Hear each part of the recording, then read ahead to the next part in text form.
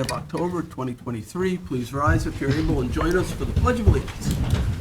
I pledge allegiance to the flag of the United States of America and to the republic for which it stands, one nation, under God, indivisible, with liberty and justice for all.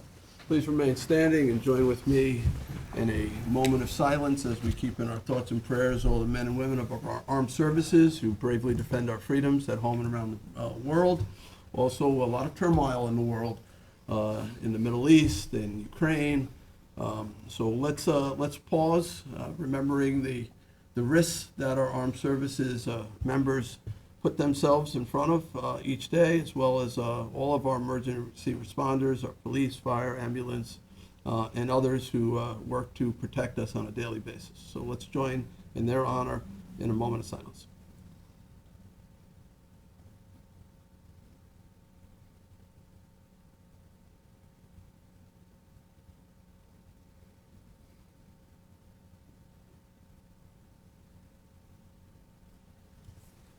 Thank you. Please be seated. Madam Clerk, would you kindly call the roll?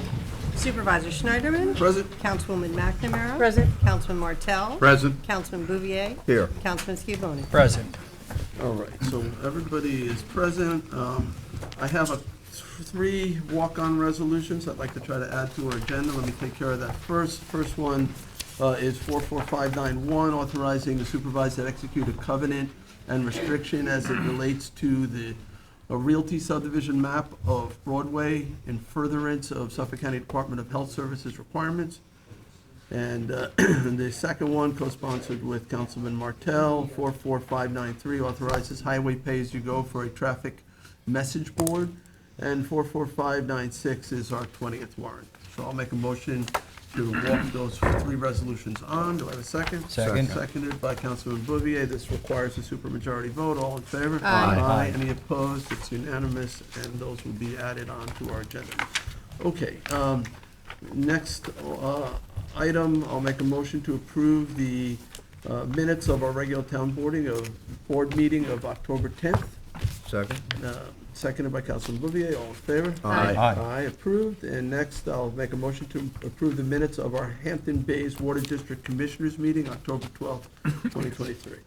Second. Seconded by Councilman Martell. All in favor? Aye. Aye, approved. Okay, next item is communication. Madam Clerk, would you please read the communications? The following communications have been received in the office of the town clerk. We have received public notices from the town of Riverhead, the Village of West Hampton Beach Zoning Board of Appeals, applications for Library Avenue and 482 Dune Road in West Hampton Beach, New York State Liquor Authority 30-day advance notice to local municipality for new application at 119 West Montauk Highway in Hampton Bays. From the New York State Office of Cannabis Management, notification to municipality, retail dispensary premises, one at 111-117 Main Street, Southampton, and another address to be determined. Financial disclosure statement filing from the listed individual. We have received emails and letters, correspondence regarding the following: battery energy storage system, best zoning, building department fee schedule, Bridgehampton Beach Erosion Control District, historical concepts presentation at the October 12th work session, proposed affordable housing plan for U.S. Coast Guard housing in West Hampton, proposed Bridgehampton Main Street Historic District, proposed cell tower at 333 Beach Road, Hampton Bays, purchase of Spring Farm property, and renewable energy option for CCA. The following bid and request for proposals were received on October 11th for a bid for a Sierra 1500 four-wheel drive for the Hampton Bays Water District, and October 18th, a bid for Ford Police Interceptor utility vehicle for the police department. And that concludes the communications for this meeting's agenda. Well, thank you, Cindy. Okay, we're going to move on to public hearings. I see we have a number of elected officials here as well, at least 5 of you out there. The first public hearing, well, let me say this before we get started. If you want to speak at a public hearing, if you could fill out a yellow card, it's helpful. There's a hybrid meeting, so we're going to take those here at Town Hall first, and then we will take people who are attending the meeting remotely, online from home or office or other remote location. So each speaker will be afforded 3 minutes to make their comments known. The clerk will let you know when you're down to your last 3 minutes. Last 30 seconds, I'm sorry. So, Cindy, would you read the first public hearing notice? Certainly. Public hearing number 1 for the 2024 preliminary budget. All right, so this is the opportunity for the public. We have 2 such hearings to, if people have questions or concerns or looking for changes to the budget, this is the time to make those known to the town board. So we're going to start with our highway superintendent, Charlie McCardle.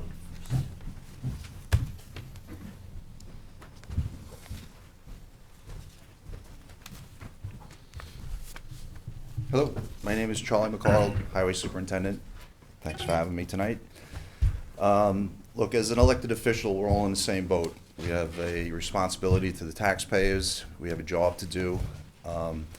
So I'm in my second year at the Highway Department, and I take great pains into submitting my proposed budget to the town board to get the job done. Everyone on the town board has areas that they are liaisons to that hear many of the complaints or requests for either sidewalks or drainage or roads they need done, and then they get referred to me. So I'm asking the town board to relook at the budget, and I'll show you some of the shortfalls that we have. We have annual capital projects, and the annual capital projects refer to like bulkhead, very expensive to redo the bulkheads, and clearly we have miles and miles of bulkhead. We have townwide drainage. Anybody in the last few months saw how much water we got, some of the biggest complaints with the flooding and maintaining the drains, new drains, et cetera. There is some monies through CPF, but it's something that we're looking into now. We also have townwide sidewalks. Some of the biggest complaints we have is getting around the town, to include bike lanes. So in our annual capital projects, we requested monies for the bulkhead, and we were short about $475,000. For townwide drainage, in the current budget, we're short $950,000 from what we asked. Sidewalks, $200,000 short. And in equipment, clearly the equipment in the highway department is probably the most expensive thing. What we requested, we come in short about $1 million. Then we have capital projects that we want to do, and one of them, I'm pretty sure Tommy John would say is pretty important, is to redo Nyack Road to include drainage, sidewalks, etc. We requested monies for that, we received $0. We requested the Jobs Lane Bridge, which, if anybody's familiar with it, we redid Dune Road in Bridgehampton. The bridge only takes a certain amount of weight. We had to rent a bridge to bring in to get our trucks over there to get the project done, which we did. So on that project, we're short $750,000. Anybody from West Hampton that lives near Baycrest, the bulkhead is gone. The trustees did a fabulous job at the end, but the highway department owns a long stretch of it. We had to close it off because it's a danger. We requested monies for that. We were short about $2 million on that project. It's a lot of money. I get it. And a lot of it's borrowed. I understand it. But if the town board needs these things done, the highway department needs to be funded correctly. And like I said, I'm in my second year. I have a pretty good knowledge of what we need. The equipment's expensive. There is some house cleaning positions that we asked for, some promotions, some raises, some extra people. I understand that would be on the bottom of the list. But what I mentioned up top, you're going to get complaints. If you want us to get the job done, we need to be funded correctly. Thank you. Thank you. Thanks, Charlie.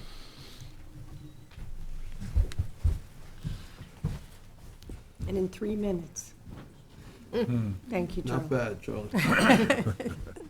All right, so I have a card with 1, 2, 3, 4 names on it, all elected officials. The trustees are appearing as one. Do you want to, Scott, do you want to speak on behalf? I don't know what to do with your 3 minutes. We'll handle it. We'll take it from here. Thank you. We'll give you 3 minutes and see how it goes. Well, I'll take 3, they'll take 3. I'll probably take a minute and a half, but Mr. Supervisor, members of the board, thank you very much for hearing us and It's no secret we're very concerned about the preliminary budget. As you're aware, we're a little bit different.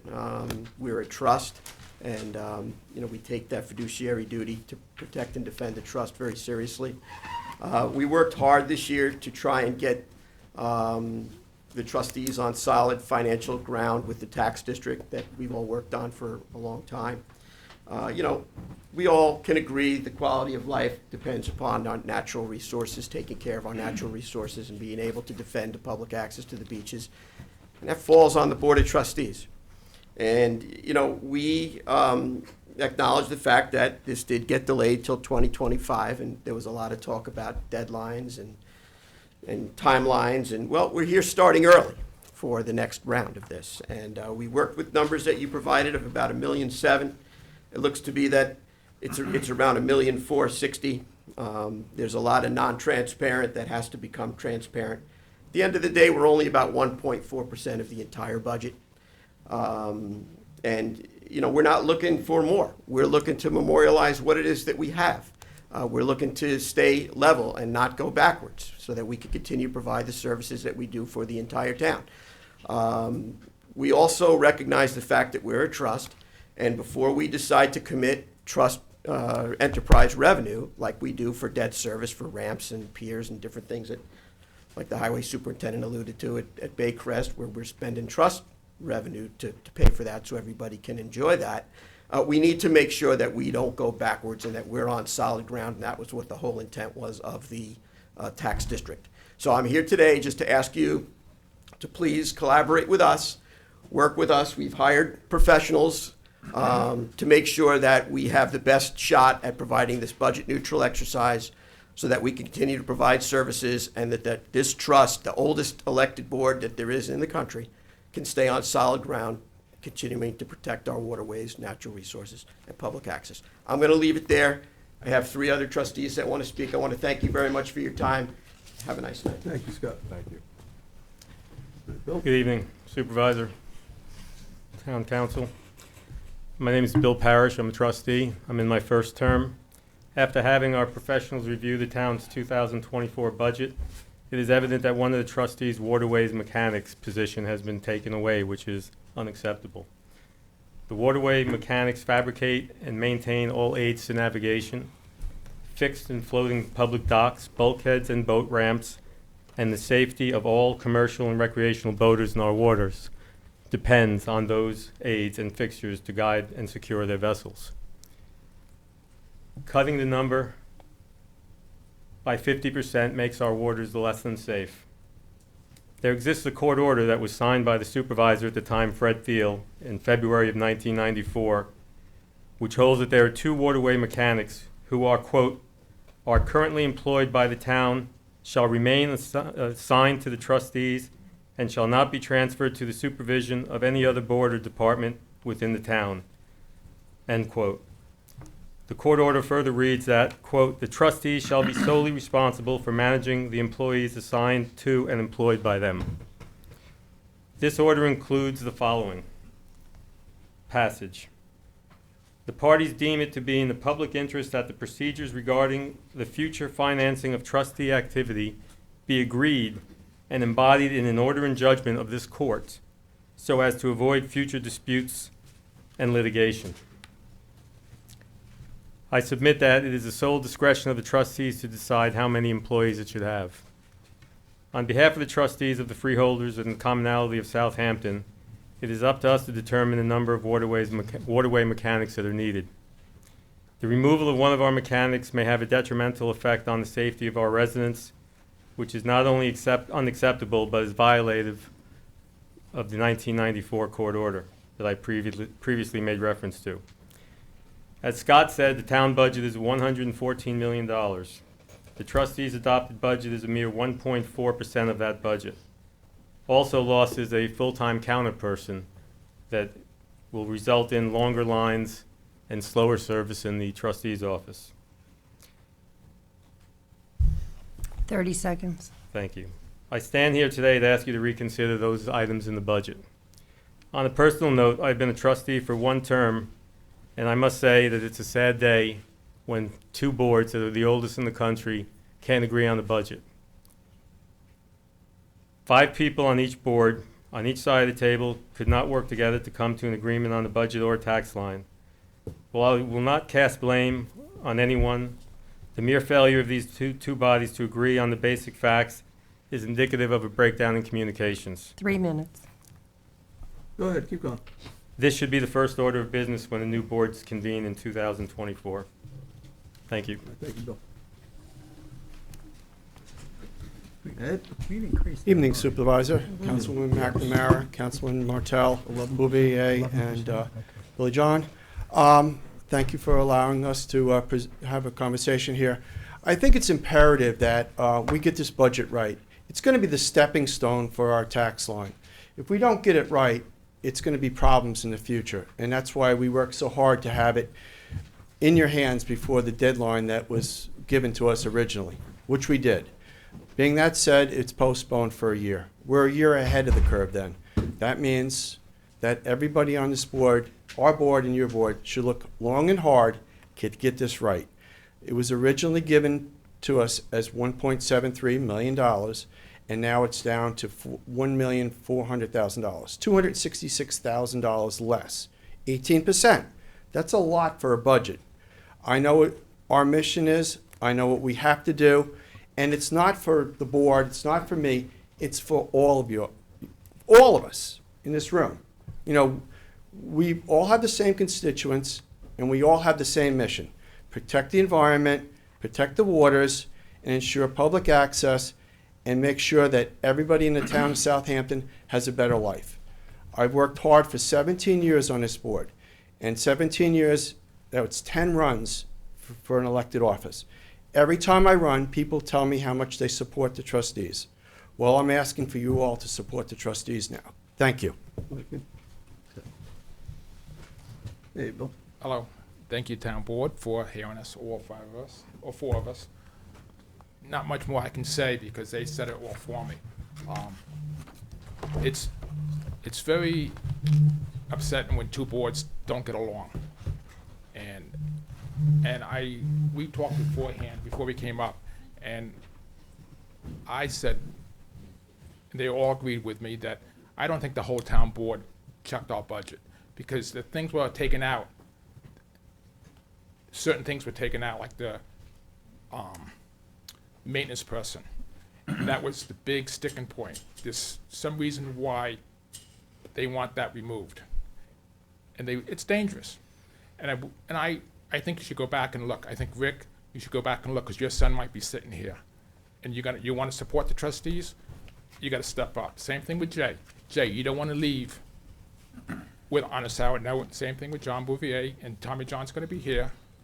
And you all have to step up and support the trustees. You don't want to go out fighting and say, oh, my last year we fought with the trustees, because it's not a good thing. Because we want to get along. Thank you. So please reconsider. Okay, thank you, Bill. All right. That's it for Do we the want the trustees? controller to come up? I'd like to know what the I trustee have a- budget was last year and this All year. right, Tommy Just- John has a question. Dorothy? Can we, Good evening.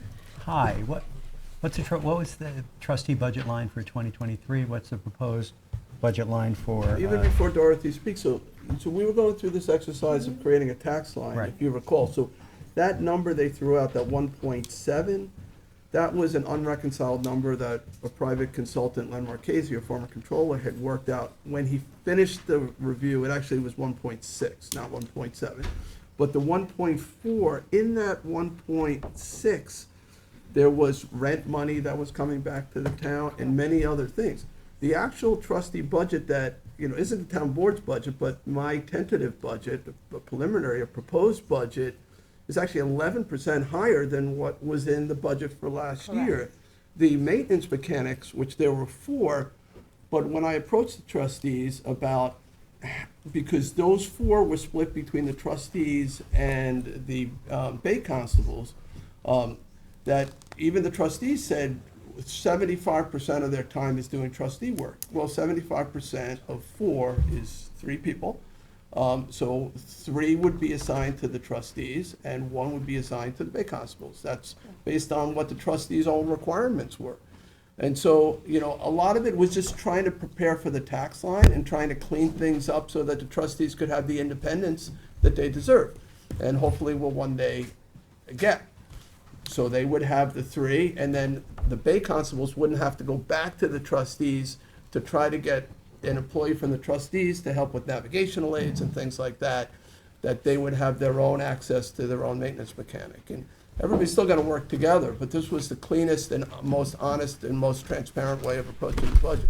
What- And it did not short the trustees anything, in fact, 11% more in Correct, the funding. tax levy. And an extra employee. We Office added right, we an office added assistant. Office assistant, we also, the building inspector, that last year, 2023 was funded at $20,000, we increased to $45,500.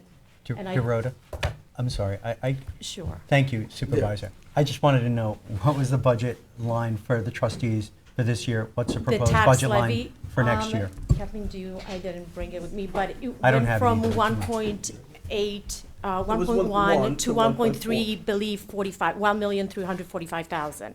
I believe is the 2023 tax levy. Okay. But I have to So check it. 11 Thank you, I don't have appreciate it. the detail that you all Right, but we have gone didn't into really this. decrease anything. Right. Yes, we moved one maintenance mechanic, but they also, like I said, we created office assistant.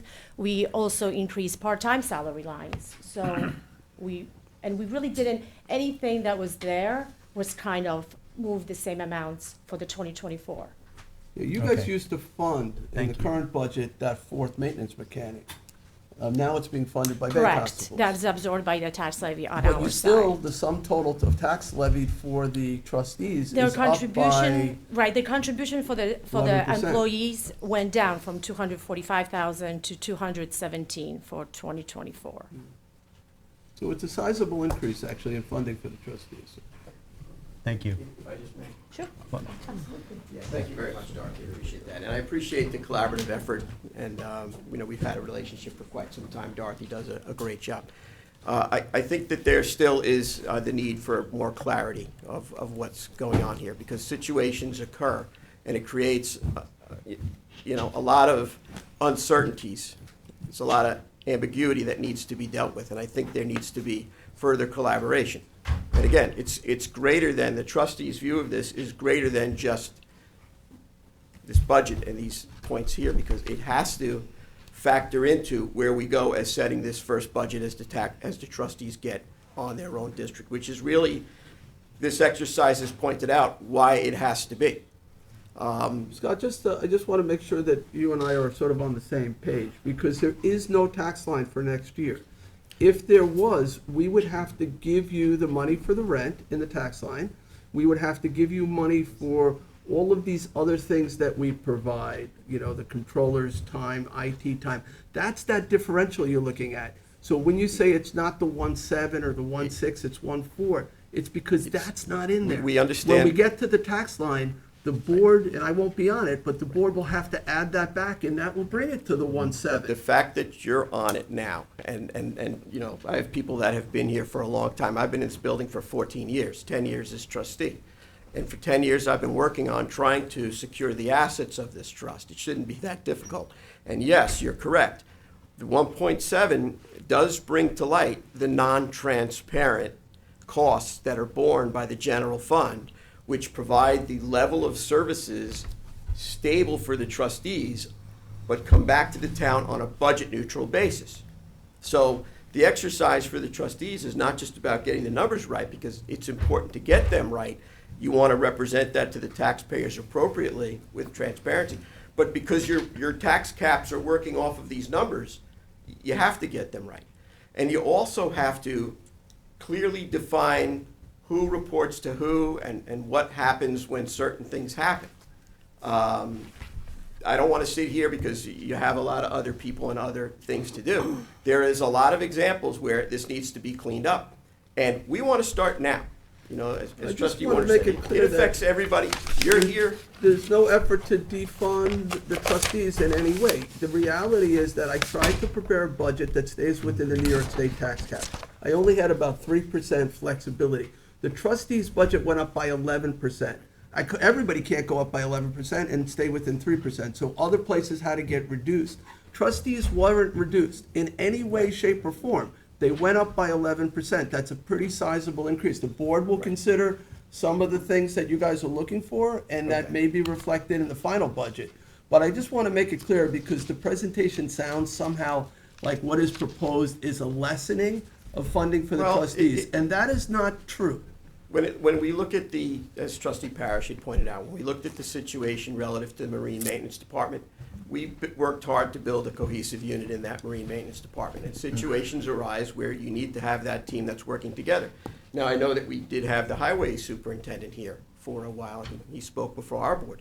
And you're aware that it's been a longstanding problem for people in the town that these roads that are quote-unquote trustee roads are still a major drain on the trust. And at the end of the day, there are some we're not totally convinced that we own. And because of the fact that public safety is always paramount to the Board of Trustees, we have been plowing and sanding and maintaining and working on drainage for these roads. But there's no secret shortcuts in the town anymore, and there are inhabitants on all of these roads. There are substantial homes paying substantial taxes, but the trustees are getting no benefit of that, but yet we're bearing the depreciation on our vehicles, the use of employees that we're cost sharing on. It goes on and on. So we have issues of public safety that need to be dealt with between these two boards. I've been here for 10 years trying to resolve the issues. And because of the fact that, right now I have an experienced board, we have an experienced board, that's why we were pushing so hard to try and resolve some of these. So the delay in some aspects, okay, could be good, and in other aspects are not good. But the conversation really has to start today. And I'm not here, in my view, this is not a trustees against the town board. This is nothing like that. This is about how do we communicate and collaborate and work together to do the best job that we can for the constituents, public safety, protection of the environment, and public access to beaches. In my tenure here, those threats to everything that I have listed have been real. They have been real. And all I was wanting to do was work with you, with my board, to resolve the issues. What, in my opinion, would be good to come out of this is perhaps just not today, you have enough to do, but further conversation so we can make some tweaks and just get it right. That's all we're asking for, and I don't think it's unreasonable. All right, thank you, Scott. Okay? Thank you. Appreciate it. Okay, let's move on. Pamela Harwood, you're up next, followed by Timothy McCulley. I got you on. You can pass. Oh, you're number 3. Gotcha. Okay. Hi, I'm Pamela Harwood. I'm president of the Bridgehampton Civic Association. Wasn't really prepared to talk about this issue this evening, but during the weekend, I was reading this week's edition of the Southampton Press, and I noticed all the way in the back in the public notices section that 2 tax districts for Bridgehampton had been reduced in the budget. One was the Parks District, and another was the Parking District. There may have been at least one other. And I was mystified by it because I know that there has been a lot of building in Bridgehampton, so that would mean increased taxed revenue for the town from Bridgehampton. And so I was wondering, in such a scenario, why our budgets for maintenance of the parks within the hamlet and for the parking lots within the hamlet, why the budget would get reduced. And I was hoping you could help me out with that. I'll allow our controller, Dorothy Thank you. Luski, to attempt to answer that one. We did not, whatever was submitted to Kristen as a budget request for the parking district and parks district, we didn't reduce anything. So all the requests that were submitted are in the budget. So it's I'm not- possible that they requested less than they had That's last year? possible, correct. But whatever was submitted and Kristen entered as a requested budget, she's the park director, it's there. Is it So- possible that there's a reserve in that account that maybe they didn't We- need because they let had me just see. leftover money I mean, to tax as much? Kristen is really, the parks director is in charge Right. of managing parking in park districts, so I really don't know. Or it could have been a whatever higher was tax in the asked- past because there was a special project going on that is completed. She gets requests from different civic associations, so, and that is entered in the budget. So whatever was requested was entered and it wasn't reduced. Okay. It's showing a reduction on I mean, our public it might hearing, be because which I was happy I about. mean, When you see reduction in Look tax into why it levy, was that less, doesn't but- mean that it's less of a request. That may be because there's an interest rate that, then that's gonna Yeah. offset the tax levy. It's different factors, or, there's maybe pilot payments additional that gonna be getting. So it all depends. I mean, budget is balanced, but we didn't reduce any kind of requests for parking in park districts. Right, there may have been in the past, one year, there was a special project where they're redoing the parking area, and I mean, the I can levy look- had to be And, increased in that you know- district, and then the following year, you can lower it. Correct. because the I project can is look finished. into it, but like I said, we didn't reduce anything on purpose. Right. And Whatever Pam, was I requested. will look into this with Dorota here and So get back to Councilman you. Scavoni's gonna look into it, and And, you know, guys we'll get can answers, confer, and we'll try to get you I some just- answers. I'm liaison to parks on capital projects, and I specifically asked Ms. Doulos that question. Not relative to that report, but how, if she had questions on her budget. She was happy, had nothing to say that, and I agree with our controller that the requests that were made were included in the budget. So she seemed fine with that. But I know Tommy John will speak with her, and I'll certainly speak with her, but So I guess the operative question for me is, Pam, I'm sorry, if you're gonna speak, we won't be able to record you. So I'm gonna invite you back up to the podium. oh, thank you. So I guess what the proper thing I should do is I will liaise with Tommy John Scavone. And also I'd like to know what was requested, because I understand what was requested was given, but we don't know what was requested, as Right. opposed to what was requested last year. And we do know there are a few items that we would like improved. We haven't had that conversation yet, and that's our, fault, but. Understand this too with the parks, you're talking about the park district. Both the parks and parking. So Okay. we've got several parking lots in Bridgehampton, and they're owned by the town, and Bridgehampton taxpayers pay for those on our tax bill as a special parking district. Right. And it's a challenge to have those kept clean. We sometimes have to get in touch with the highway department and ask for them to be cleaned up. It's done, but we have to keep on top of it. And as far as the Parks District, we've got the community house, we've got the Triangle Commons. We make inspections of those, make sure there's no litter, there's always litter. And also what's included, I believe, is the beach. Scott Cameron, I think, is in, and we have actually some discussions we'd like to have about Scott Cameron. And the beaches are included in that too, so I can't imagine that there would be a reduction in expenses, but there might be an explanation, so I will discuss it with Yeah, some of those Councilman things are Scavone. eligible for town-wide funding. So some areas don't have parks districts at all and have municipal lots that you're paying for. So it's Right. possible that it's being funded in other ways. So Possible? let's just try to get the answers. Okay, for very you. good, thank you very much. Okay. All right, thank you, Pamela. All right, so that's it for public hearing number one. Is anyone else who wanted to speak just on public hearing one on the budget? Seeing no one, Charlie, we're gonna go online. If somebody is watching this from home, office, other remote location, and want to be heard at the budget hearing, the first public hearing, you should click the raise hand icon normally found on the bottom of your screen, and we will then bring you in. No hands. Okay, so, this is gonna be continued, so we're not gonna close this. Sunday, when is it being adjourned to? I've been informed by Janice, November 14th. All right, so I will make, November 14th? All right, I will make a motion to adjourn the, public hearing on the 24 preliminary budget to November 14th. Second? Seconded by Councilman Scavone, all in favor? Aye. Aye.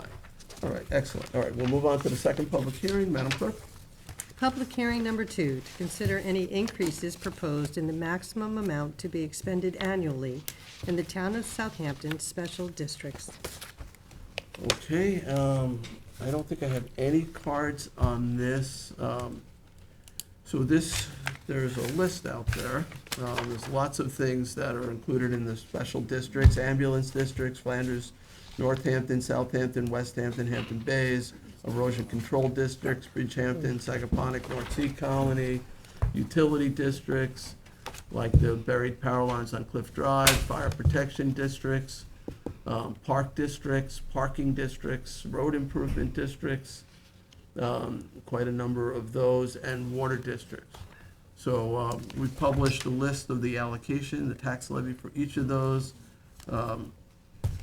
whether it's an increase or a decrease.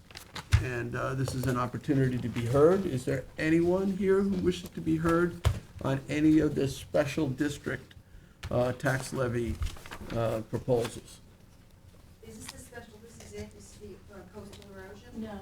No, there's a separate hearing. That's the last two. 8 and 9. So you're gonna call that, that would be called? Let me see if it's related. We're on public hearing 2 right now, and 8 and 9 are the erosion control districts. There, These are special districts. the erosion control districts are in here, Bridgehampton, Sagaponic, and North Sea Beach Colony. Do you want to speak to that? Sure. So, I think there are about 30 good districts. afternoon again. So this is a public hearing just to show the changes in tax levy for special districts. So maybe that's what, one of the, she was talking about the decreases, but that's just decreasing tax levy. I don't believe That that, has nothing to do with funding. this is for next year. I believe what you're going to speak on later Right, will have that's to for do with the following year. Yes, so we prepare this, because That that project, shows the the changes, but that have to be first approved by the residents to Right. see if it's gonna go. so this is just based on the current project that was done and the monitoring and those things. So this is, The current project on Dune Road? this is the current project on Dune, not the extension of it that is being proposed in Well, I have the, something to say about the current project, because I live there. all right, well, you're welcome to I speak. wasn't prepared to speak on So this is money that had been borrowed, and it's just a change of, No, this is, remember, we didn't want it to decrease the, no, but that comes, this is still Correct. part of that first 10-year project. Is Kathleen here? no, this would be, Maureen? we did this, and then it may change if the erosion control districts don't approve this, But- beach nourishment. But this is the continuation of the debt service on the original No, project, no? Or the not? 10th year ended this year. Oh, okay. So this So- does include it? Does include, correct. If they vote not to, do those projects, then we're gonna have to amend the capital budget, and that will change. And we'll amend it, okay, Correct. okay. So you're welcome to speak now. But there's gonna be another public hearing, like I said, I think number 8 and 9, to see if there When is are, that? today. Today. Tonight. This is the second public hearing, and those are public hearings 8 and 9. I can't tell you exactly the time. Yes, Got it, so we have Okay. to stay in category. correct. And that's gonna be voting on Yeah, I- the proposed, But I'm gonna talk about, because I live at 139 Dune Road, and I'm gonna talk about the paving that was done. I have questions. Whoa, about- this has nothing to do with this. Well, yes, it does, because it's coastal erosion, and he said that they did the bridge on Job's Lane and that entire road, and that throughout the town, attention has been given to sidewalks and walking due to complaints by the residents, and that is actually not Okay, the true. paving on Dune Road Is an abomination. It's not paved, it's not one of the special districts, so that's a town-wide. Okay, Public well, portion. you need to know So that that's where- it's that's not done by appropriate. We're in the- 1950 we're- standards, that road. It's blacktop and not I graded, don't and wanna, there's no margin. ma'am, Yeah. I don't Okay. wanna cut you off, but we're in the middle of a very specific Okay. public hearing. Then why was I called up? Because I thought you were speaking on this public hearing, which you're not. So you're gonna Okay. speak later?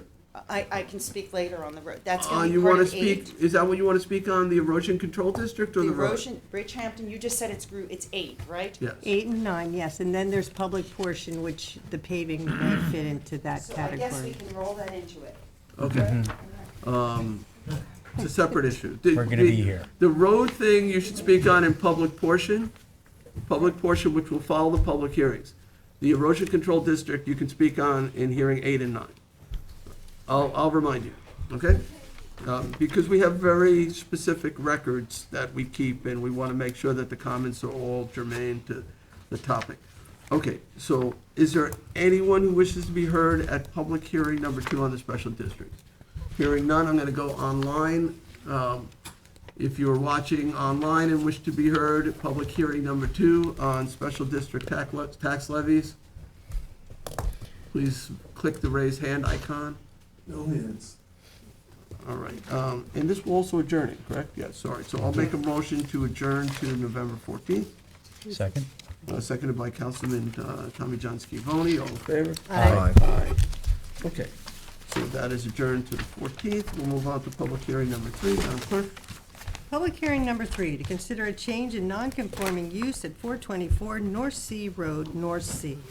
All right, Janice Shearer, our Town Planning and Development Administrator, will introduce this. Thank you, Mr. Supervisor. Good evening, members Took of me the only, board. what, 8 years to learn how Yeah. to say that? I'm just here to introduce this project. Here is the map. This is an R20 zoning district.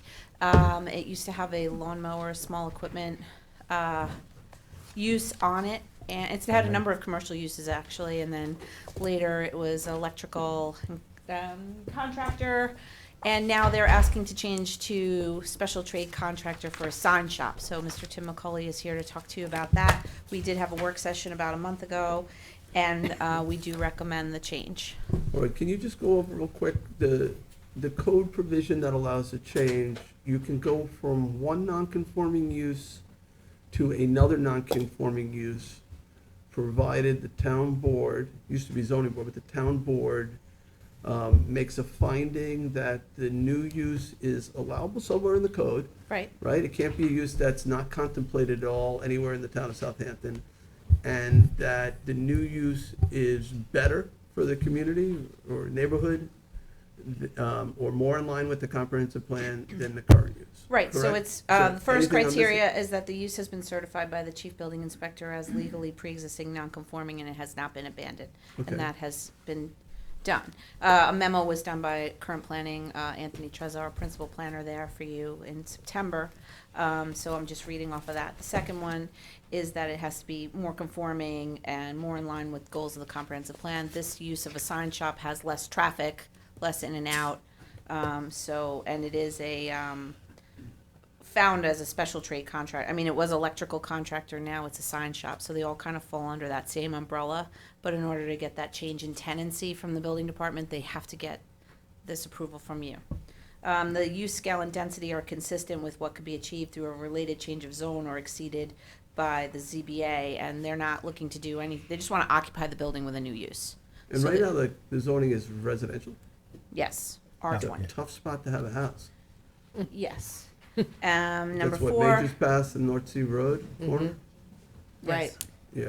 Number four, that they have to, meet all the standards, which we mentioned they do, and any non-conforming use, basically can't be enlarged or expanded unless they go back to the ZBA. So they're saying, even if you do change it, they can't enlarge or expand it.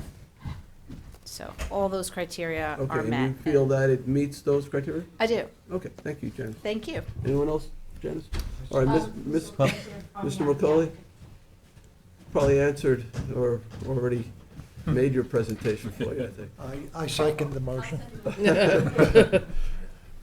For the record, Timothy S. McCully, of council to Burke and Sullivan, 41 Meeting House Lane in Southampton. You have my affidavit of posting, and I gave him the affidavit of mailing last week. So I guess we're in order? You are in order. Okay. Okay, you may So, begin. as Janice indicated, the property at 424 North Sea Road is this little triangle right here in blue.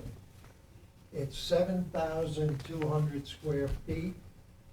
It's got 188 feet on North Sea Road, 203 on Major's Path. This property has it's R20, as you indicated, Mr. Supervisor, but it's never been a residence, ever. From prior to the 57 zoning, it was occupied by a beverage company, Home Distributors, which then became Peconic Beverage. The people at Peconic Beverage owned the property, but they were moving over to County Road 39. So they made an application. It then was approved by the zoning board for a mower repair shop called Tuckahoe Mower. That stayed in existence for approximately, I think, around 20 years or so. After that, it became Nappy Plumbing and Electrical, and that was approved by the Zoning Board of Appeals as well. There was a site plan for the special contractor, which the sign company, Hampton Signs, fits within special contractor 50, it's 5099 of the SIC code. So as I say, now the surrounding neighborhood, there's one house here across the street, most impacted by the use of this as commercial, but that was built after this property was already commercially used. You have the old Canada Dry building, the little white building up there. This whole area is a mixed use. There's residences, Wilshire Boulevard, or Wilshire Street rather. And after that, you have the fire department owns this big property. I think someday they hope to put the fire station up there, but it's sort of in limbo. There's a takeout restaurant, there's a gas station, and so forth. Then there's a large landscaping, I think it's Warren's Nursery up there. And that's pretty much the area. However, most importantly, there's a house back here next to this, and it has a home office. And I'm gonna give you a copy of this aerial. Tim, I'm just concerned that with you standing there, that we may not get the Oh, full okay, sorry. recording. If you could just point while you're at the Yep, microphone. I can reach it. So up here, there's a home office in the back. It's residential, but it's a home office. It has 12 parking spaces back there. I don't know what it's used for, but I want this for the record. Who gets it? Oh, I go to get the it, clerk. over here. Yeah, Clerk. anything you give us, we're gonna send down there. So- And we had a work session on this. Yeah. Right. We did, so we Yeah. had a work session to Thank you. determine whether we wanted to have a Mhm. public Yes. hearing. Yes, I know. And I do have one card, somebody who does wish to speak on this, so. I have one question, Okay, Before- Councilman if you're Scarone, done. question for Mr. McCully? if you're done with your presentation. Well, pretty much. Janice did most of it, but. Right, she did. Oh, go ahead, She Tom, John. did. ask So your question. currently, the business that, we're changing the zone from one non-conforming, not changing the zone, going Right. from one non-conforming use to the other, is currently in the building, right? Yep. And how long have they been there? What's that? How long have they been there? The sign. I mean, the plumbing and so The sign forth, I think business. was The plumbing business? 2015, The sign 2019. business. The was sign approved. business. Sign business, are they there yet? Huh? The sign business. Sign business is already operating there? Yes. Oh, okay. Well, for How the long have they record, been operating? I submitted this application in May.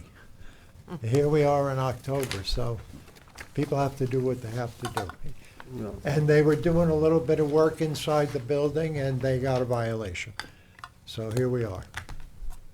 Okay. So you're going from Do you one. know, excuse me, do you know how long they were there? That's what I was asking. Who's that? The sign company. It's okay if you don't know. It's fine. Well, I They're doing made it. the application in May, so I'm Okay. assuming that at least May. Okay. Thank you. So it's I like this, by the way. So it's a change from one non-conforming to another, but it's really the same Yeah. use category. Yes, it's staying in the same building, and I have to tell you, for the record, I worked at Home Distributors when I was in high school, and that building has not changed. Up till In a today. way, it's like a change of tenancy, Mm-hmm. which is pretty routine. It is. I mean, at some point, they should really just come in for a change of zone. Yeah. You know, Yeah. some Well, zoning category that would if- allow these. Okay, types we of- can look into a change of zone, but in time frame, Yeah. it's not practical. I understand. But for now, we're not gonna say that we're not foreclosing our right to do that. Yeah.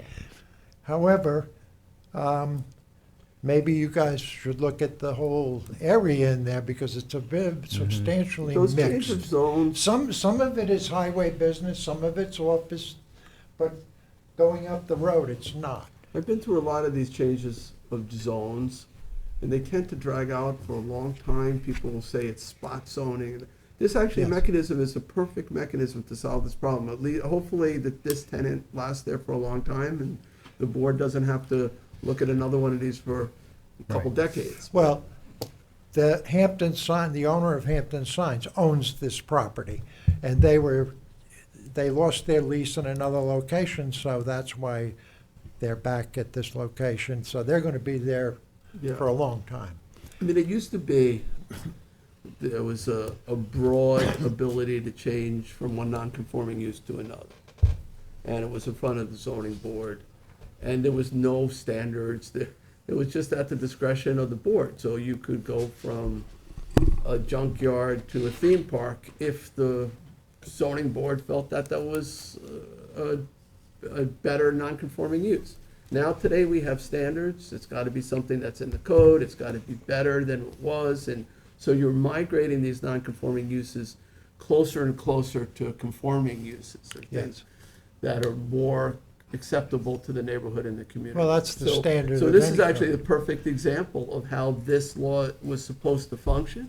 I mean, we might have some opposition, I know there's one person who's gonna speak, so we'll consider that as well, but this certainly, when we passed the regulation, was the type of thing the type of problem we hope to solve, Yes. so, all right. No, I understand you want control of your code and you want to move towards conforming. That's the whole purpose of the code, is to get non-conforming uses into compliance. And But this typically, yeah, is not possible on this piece of property. Mhm. yeah.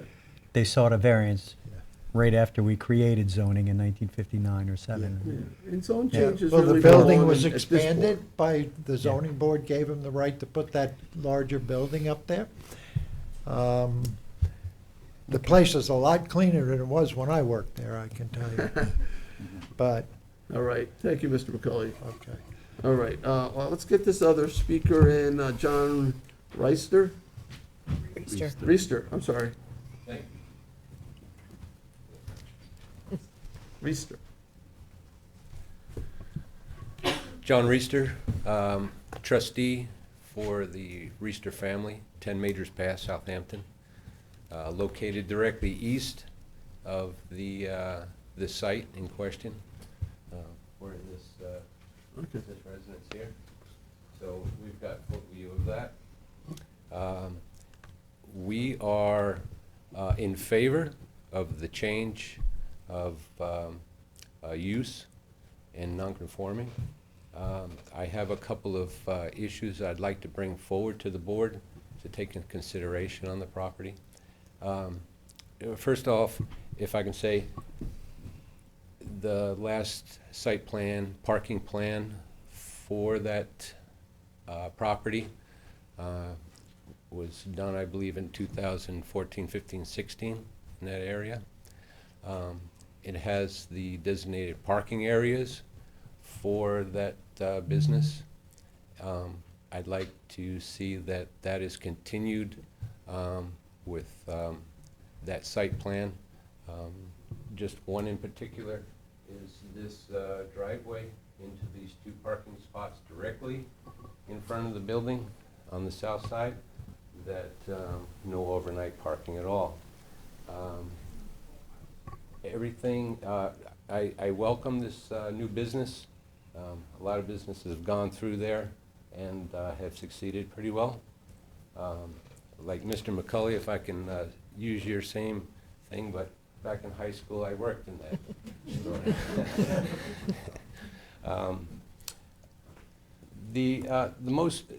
The biggest concern that I have is southbound traffic on Majors Path, making an entrance onto North Sea Road. We have a stop sign right here, and immediately to the right, we have a no parking zone. With the new business, what we have noticed, they've been there for 6 months plus. They do a lot of sign business, so we've got a lot of cargo vans, box trucks, and such, on an intermittent basis, that block the view when they're parked along North Sea Road, perpendicular to the curb. As you come to this stop, it cuts down on the view up North Sea Road. I know it's 30 miles an hour through this area, but everybody's doing 45 in both directions, in most cases. 30 seconds. So the site view on that rectangle, I'm a little bit concerned about that. Cars come up pretty fast, elderly and such. I'm sure the Department of Transportation's got that figured out. That's my biggest concern, maybe even extending that no parking a little bit farther up to the entrance to the building. Might be something a little bit better. Additional parking might be better off in a parallel to the curb instead of perpendicular, if you want to keep that length, but that's not up to me. But that's my safety concern, is the view entering onto North Sea Road. Mr. Reister, I have a question for you. Do you live across the street there? No, sir, I'm actually at 93 Majors Path, directly across Okay. from Warren's Nursery.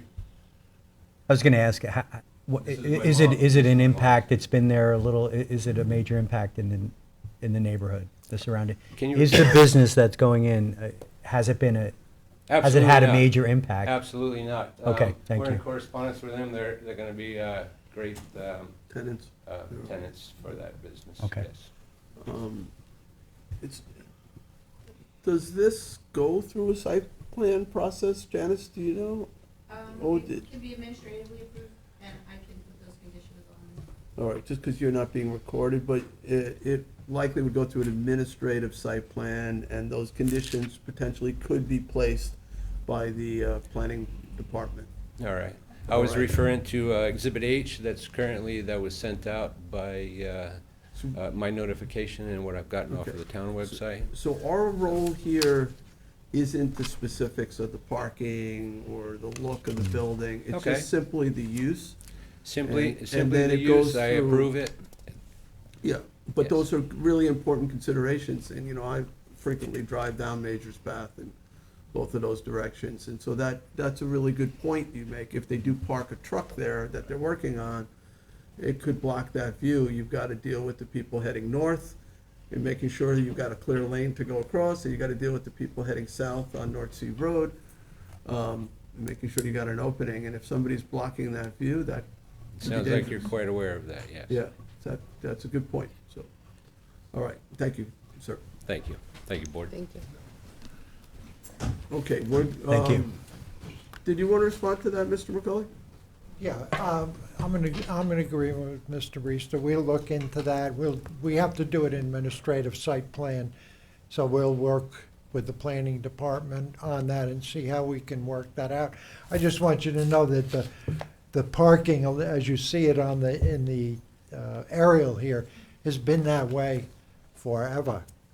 So, but I understand the concern. There is traffic coming out, and when you pull out, you need to look down North Sea Road to see if there's any. I think the view or the sight line for the traffic coming down, that road is so wide in this area that I think you can see pretty well, but we'll work that out. All right. It's not a problem. We have to work out the safety issues in any event. Thank you, sir. We're going to go online, make sure Okay. there's no one, or if there is someone who wishes to be heard. So we're going to go to our online audience. Is there anyone wishing to be heard at public hearing, what is it, number three? Number 3, related to 424 North Sea Road, change from one non-conforming use to another. If you wish to be heard at this public hearing, please click the raise hand icon and we'll bring you on.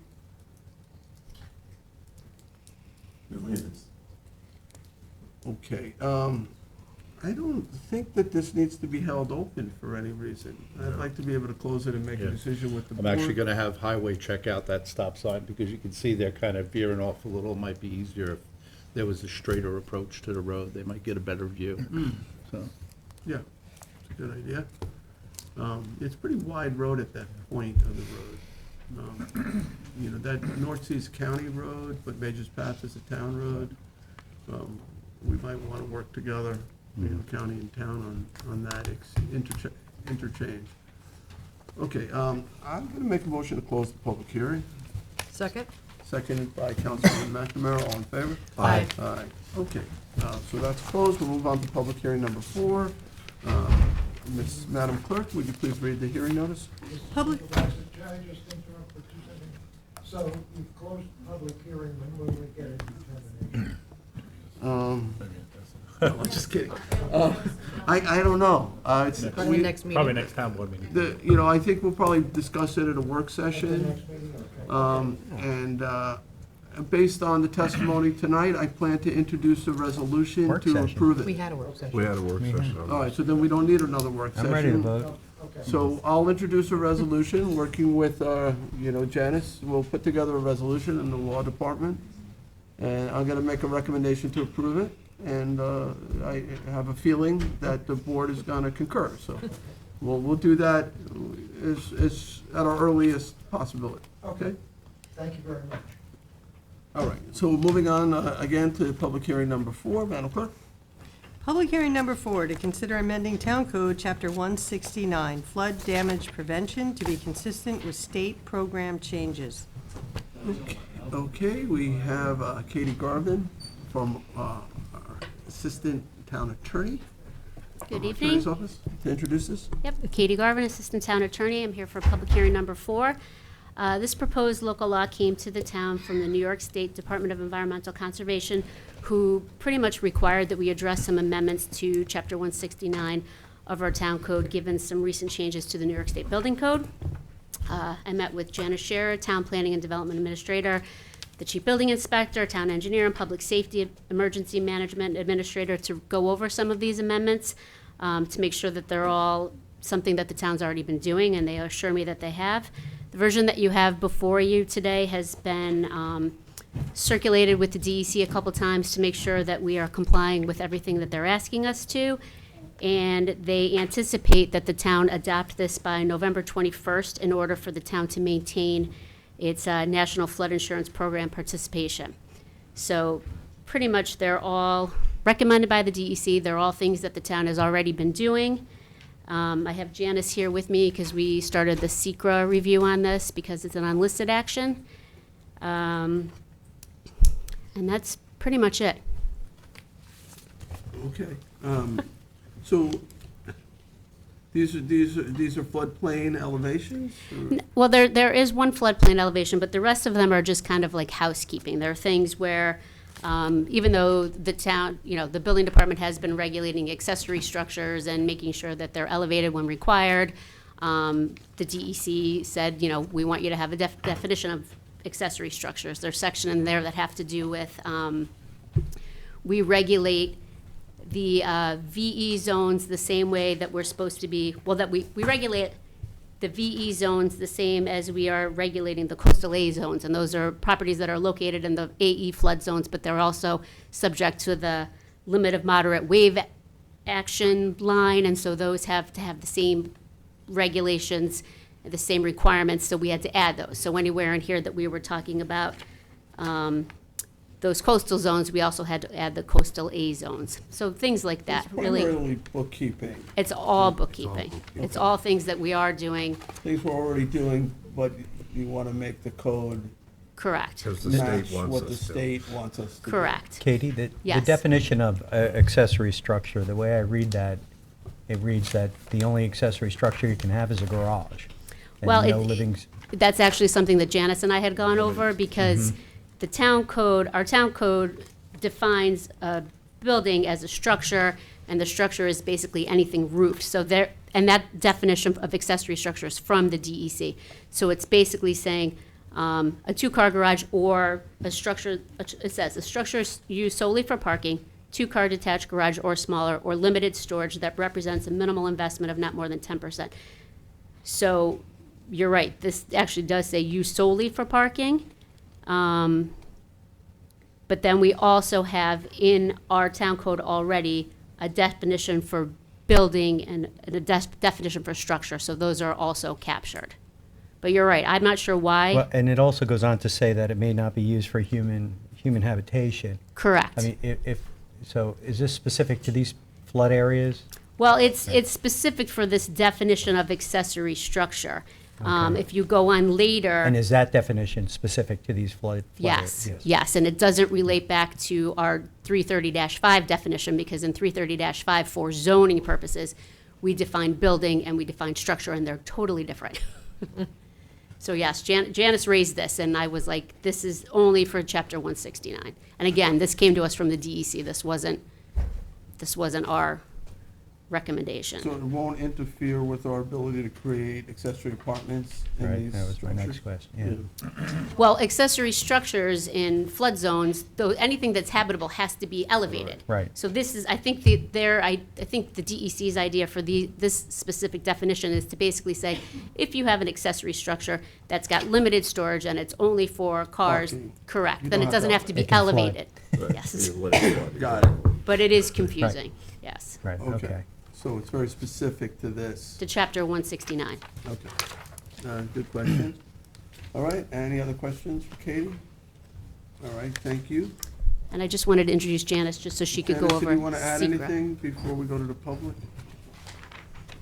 Just that, in terms of SECRA, this is an unlisted action, and that it's a small impact in the EAF. It's consistent with the state's program, and what everything that Katie was just saying is basically, all of this is to be consistent with our flood damage protection.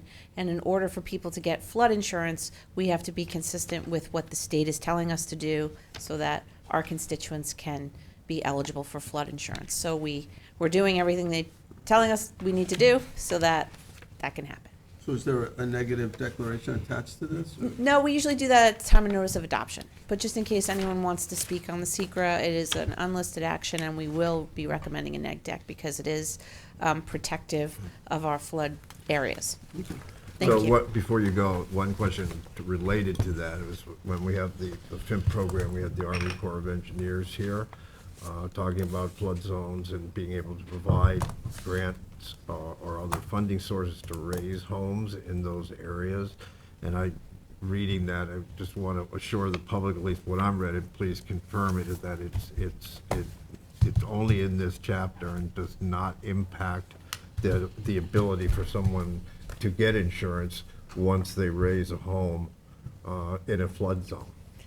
No, I mean, that's the name of the game. Yeah, Is okay. to elevate Yep. and be able to withstand a rising, area where there's Before we go to the floodwaters. public, does this have to be open for agency comments at all, or no? Is it all good? We had to include DEC as an involved agency, I think. Oh, we didn't. Planning Then board, no? It's- No, okay. no, Chapter 169 doesn't have those requirements, or a county referral either, so you're Okay, free to act at the, next hearing. Our deadline is November 21st for the state. Okay. Can I ask you, like, on the other one that dealt with the one non-conforming use to another, I know zone changes, you do have to go to Suffolk County Planning Commission on a zone change.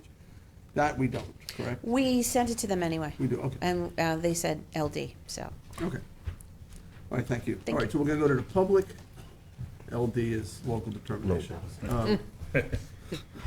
Is there anyone, I don't have any cards on this one.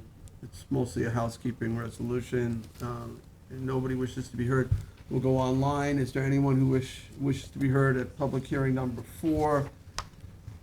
Amending Town Code Chapter 169 on flood damage prevention? Just please click the raise hand icon.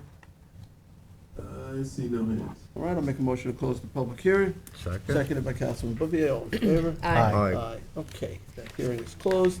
We'll move on to public hearing number 5. Madam Clerk, would you please read the notice? Public hearing number 5 regarding the lease of town land for the purpose of the design, construction, and management of a wireless communications structure.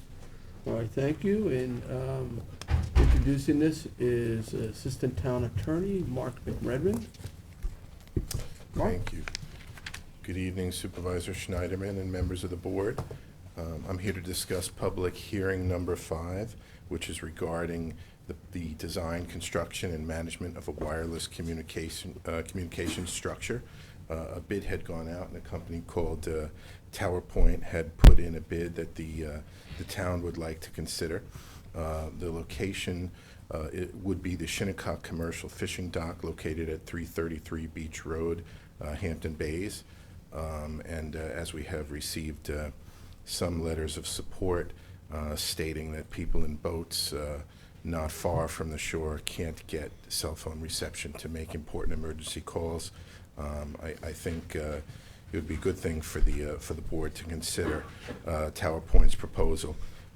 We do have a draft lease, which would give 50% of all of the lease revenues to the town that Tower Point receives from their sublessees. It would be a 10-year lease with 4 5-year renewal periods, and also would include a one-time $150,000 capital contribution made by Tower Point to the town. And if the board has any questions about Are the those lease. revenues, are we reserving them for the maintenance of this property, or they're just general fund revenues? You're speaking of the $150,000 capital contribution, or the 50% Both rent? that and the yearly, isn't like 100,000 or something that we get a year, or 60,000, something in that range, 60,000? Well, it could be. It could be, all right, but it's right. unencumbered? Right, All right. as far as I know, the lease does not encumber it. Because I know we've been putting a lot of money into this commercial fishing operation here. This is a property that used to belong to the county. And fairly recently, we were able to get the county to give it to the town. Now we're on the hook for all of the capital. We get some slip revenues, but they don't come close to the cost of maintaining this facility. So some additional revenue generation would be, I think, very helpful. believe so. But we've done this because we want to support our commercial fishermen and women. So we, it's a tough business, challenging times, and we've been able to maintain this facility at a very low cost to those who use it. So, all right, I don't have any other questions, but I'm very familiar with the location. I just had one statement, because there were letters of support, but there was also one letter that expressed concern for the commercial fishing fleet. And we did, actually, the supervisor and I met with members of the fleet, and they are aware of this. They know the height. There's no, that the fall radius takes into account the fishing fleet and where it's located and doesn't pose any threat to it. So they were part of this discussion. Just wanted to make Yeah, that and there clear. was also a letter, I don't know if the board saw it today, from a captain who. Captain Al Lorenzetti. Yeah. Yes. And he made some really strong points, I thought, and was very much in support of it. He did. He was also in favor of the cell tower as a site marker from the water, especially if it's So somewhat foggy. it's worth noting here, too, that the plan is to put emergency communications at the top of this, and that's been requested by, I think, our fire departments, including Southampton, right? Southampton Fire Department would benefit by having their communications at the top of this tower. That's correct. And, yeah, so it's needed by emergency services, but there'd be other cell phone carriers as well. This is a proposed monopole, and so with the exception of, I think, those emergency communications, everything is internal. So it just looks like a white flagpole, That's right. A big flagpole. a big white flagpole, 100-foot tall white flagpole. Yeah. But they're, and I think it's typically they're painted white or gray or sky blue or something like that, so it's it looks like this gentleman, Keith, right? That's Mr. Keith over at Tower Point. I don't know what color it'll You be can painted. tell us more about it in a minute, so, okay. All right, any other questions for Mark? No? All right, Thank you. thank you. Thank you, Mark. Thank you. All right, and before we go to the public on this, Landon, is there anything you want to say? You've been working. Okay. I don't know if I have any cards. Keith, did you want to speak? I'm good unless. Unless there's questions. So can I just bring you up for a second? I just want to make sure what I'm saying is factually correct. So it's approximately 100-foot height, tall? Yes, and that's not including the fire department's antennas at our top. They're usually 5 to 8 feet. And They're just for the extremely record, thin, your though. name is Keith Kehoe? That's correct, Keith And- Keto, the Tower Point. Keto, and you are with Tower Point? That's correct. Okay, and it's what, 4 foot in diameter? What's roughly? Yes, this is actually at the top. I believe it's going to be 36 inches in diameter at the top. So 3 feet at Yes, the top and and that's 4 gonna- feet at the yeah. base? Final design, et cetera, yeah. Okay. And, in terms of if it fell, it wouldn't touch any of the boats, but don't they collapse on themselves? Yeah, so it's actually 2 parts. This is where all the carriers go, right here. It's split there. So at failure, all you gotta do is get off the wind load, so it kinks at that point. So it does not fall over. They're engineered just to kink, to get the wind load off. Okay. being that the fire department's gonna jump on, it's a Tower Class 3, which can withstand up to 150 mile per hour winds, Okay. so. And the color of it? It's white, it's sky blue, that can be discussed with planning as well, what they would prefer. We'd prefer a white, a sky blue. The really white sort blend of in. disappears into the Exactly. sky, yeah. What else was I gonna ask? And you said everything's internal except for the fire department stuff? Exactly. So everything is internal, except for the whip antennas at the top, and that's Okay, for and, public and down at communications. the end, that's the ground-based equipment? Yes, that is. Transformers or whatever, yeah. So 4 carriers, AT&T, Verizon, T-Mobile, and Dish. And then we have the space reserved for the emergency services. And there's more room there if they need to, have a bigger space, so. Okay. All right. Any other questions for Keith? Nope, covered it. All right, thank you, sir. Thank you. All right, I don't have any cards, but I did see somebody may have wanted to speak. Pam, did you want to speak at this? I just wanted to say, Just wait till you get to the podium. I think we have Just the same introduce thing in yourself. We know who you are, but yeah, for our records. Pamela Harwood. I think we have the same thing in Bridgehampton, don't we already? So Behind if the train anybody wants to station. know what it looks like, it's Behind the train probably on station. Butter Lane in the light industrial district. Yes. You can see it from the Candy Kitchen, can see it from pretty far away, but no one seems to have objected to it. Yeah, I think, Alright. I don't know the height of that one, but I think it's very similar. Pretty tall. It's very Alright, similar, thanks. near the train station. So that's a privately owned one, but the town, this would be on a town property. So, all right, anyone else who wishes to be heard? We'll go to our online audience. We're at the public hearing to consider the lease of town land for the purpose of design, construction, and management of a cell tower on Dune Road in Hampton Bays. If you wish to be heard at this public hearing, please click the raise hand icon. No hands. Board, what's your pleasure? Do you feel like we need to leave this open, or do you want to go ahead and close it? Let's close it. Close? I think we can close it, Close? yeah. Okay. Community's aware of this? Yeah. Okay. All right, I'll make a motion to close the public hearing. Second. Seconded by Councilman Martell, all in favor? Aye. Aye. Okay, Madam Clerk, would you read the 6th public hearing notice? Public hearing number 6 for the proposed recipients of the 2024 Community Development Block Grant Program. All right, Kara Back, our Director of Housing and Community Development, will introduce us. Good evening, Mr. Supervisor and Town Board members. HUD's Community Development Block Grant Program, otherwise known as CDBG, provides federal funds to state and local governments for the development and expansion of opportunities in low and moderate income communities. Suffolk County administers the grant funds annually to the town of Southampton through the Suffolk County Consortium. The purpose of this public hearing is to receive community comments and recommendations to the proposed spending of the Community Block Grant for 2024. The town is requesting $212,000 from the county, but the final budget is subject to change after Congress approves the final budget, federal budget. A public notice for this hearing was published according to HUD guidelines. For your consideration, the project proposals for 2024 include upgrades to the outdoor space located at the Flanders Community Center that serves the town's seniors and youth. This is the only community center in the town where there is the ability to expand the use of outdoor space. The proposed upgrades include the addition of some gaming tables where the seniors can play chess, checkers, and dominoes, a small patio area with benches, and a bocce court. I posted a rendering of the plan in the back for the public.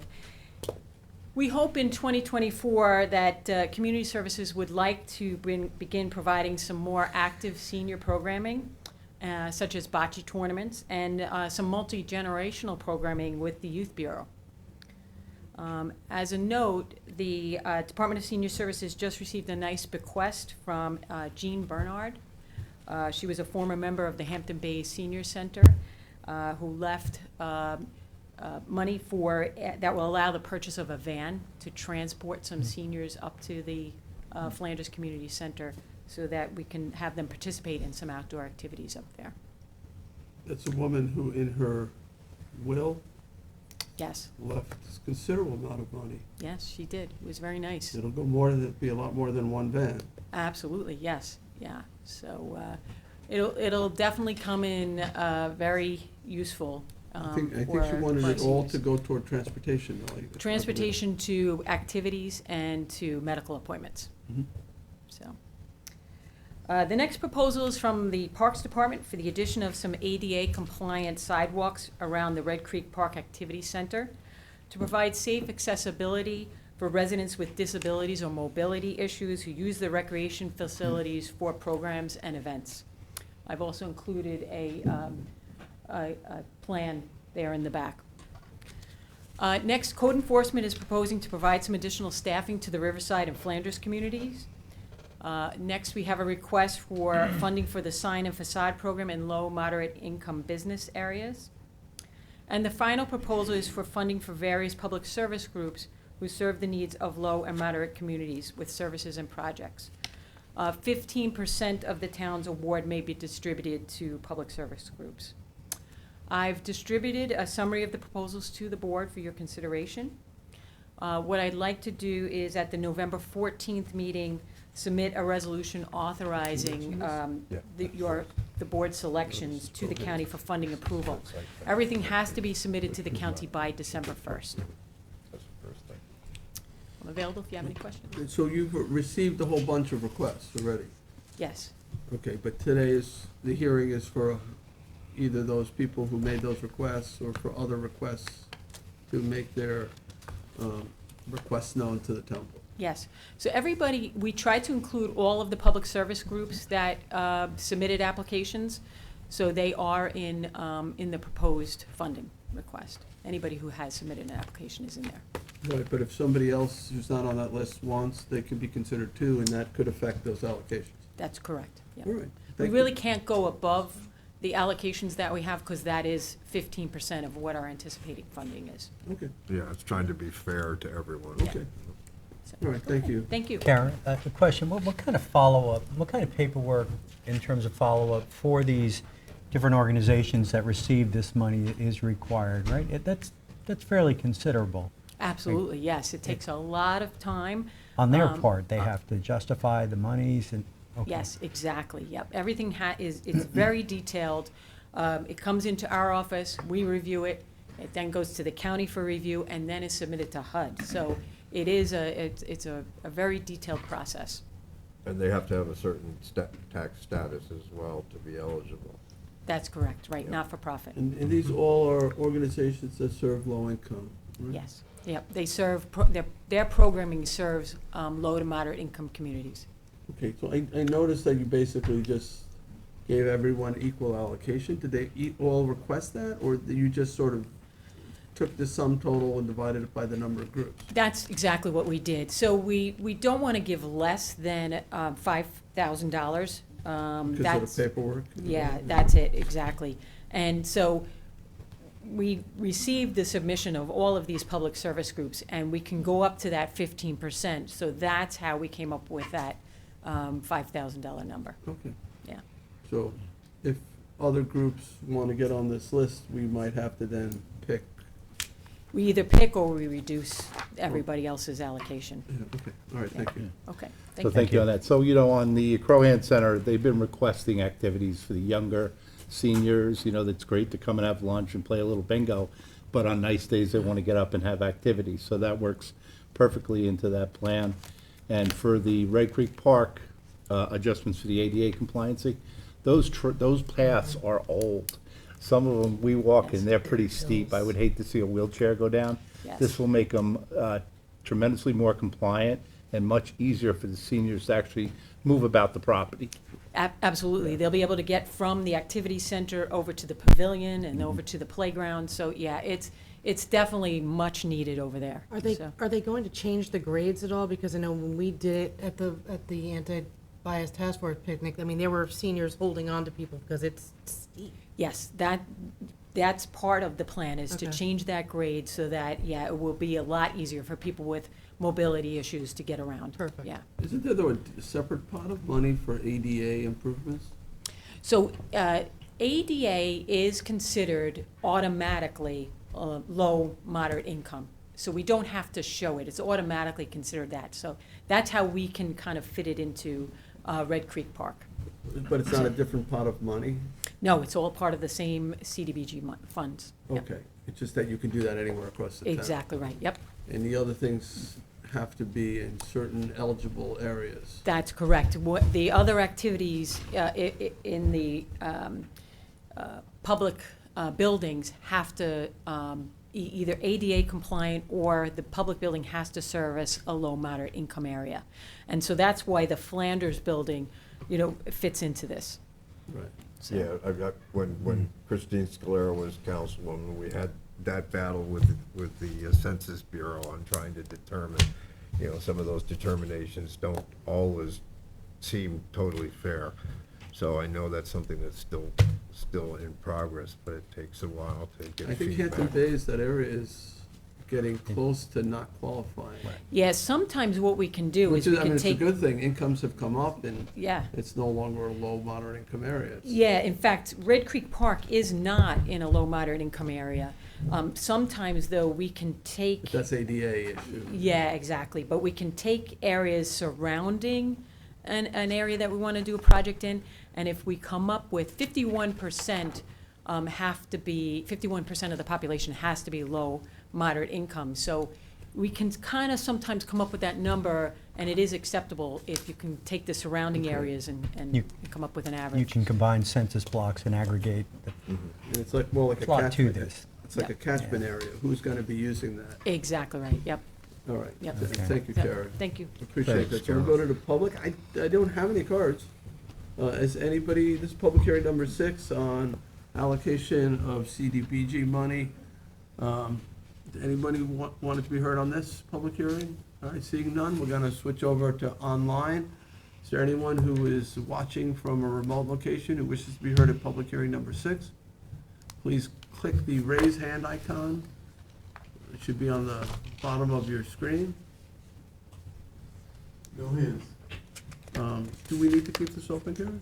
No, actually, if you can close it, I would Close it. prefer that, December only 2nd. because we need to be able to put an authorizing resolution on for November 14th, your next meeting.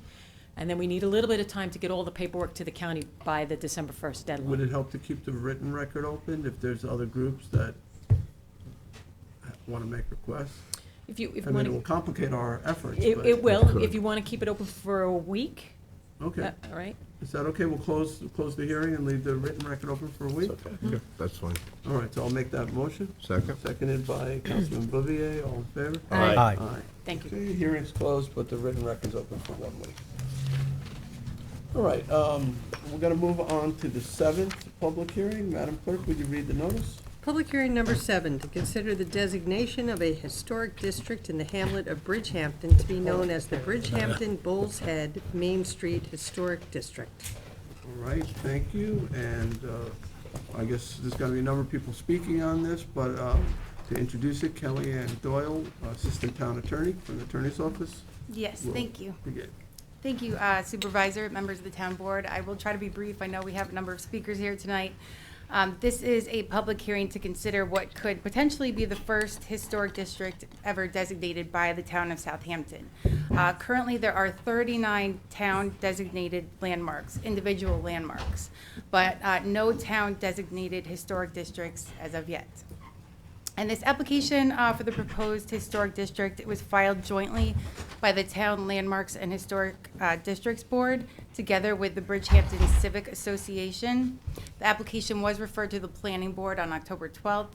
Planning Board indicated full support of the application. The section of the town code that gives this board authority to designate a group of properties as an historic district is section 330-321. And after a public hearing, this board could designate an historic district if it finds that a group of properties meet one or more of the criteria for designation as an individual landmark. And by reason of possessing such qualities, it constitutes a distinct section of the town of Southampton. So I believe Julie Green, our town historian, is going to speak tonight, I believe. But she's Is here. there Good. gonna be a map placed, so anyone? Yes, or Landmarks and Historic Districts Board Chairman Ed Wisnowski. I believe he has a PowerPoint as well and the map. Oh, okay, so there'll be a PowerPoint, that's fine. Yeah. So they are going to come up. They both put in a lot of hard work. Julie Green, our town historian, and Ed Wisnowski, chairman of the Landmarks and Historic Districts Board. So they will give you all the details of the proposed historic district. All right, so who's gonna? Kelly, okay, one question for you. Do you have a breakdown of the number of properties zoned specific ways? Do you happen to have that? I don't have them, excuse me, specifically by each zone, but I do know that there are only 7 that are in the R20 zone, and the rest are all either village business, Hamlet office, Hamlet commercial, or office business. Okay, thank you. So, and Kelly, Right, so we'll- before we bring in either, I don't know who's speaking next, whether it's Ed or Julie Green, I first want to thank Councilman Scavone. I know you've been working on this. Well, more them. And certainly Julie Green, our town historian, and Ed Wisnowski and the Landmark Committee. You know, this is something I also have been working on over the 8 years that I've been here. You know, there's been a concern about downtown Bridgehampton losing the historic essence of that area that I think is a draw to not just tourists, but homeowners, people who choose to live in this area or vacation or second home. It's one of the oldest settlements in this country, yet it doesn't have any rules that keep it that way. I think we have something very precious in downtown Bridgehampton that is vulnerable. And I think that committees have done a pretty good job trying to influence new construction in there. But without those guidelines, it remains vulnerable.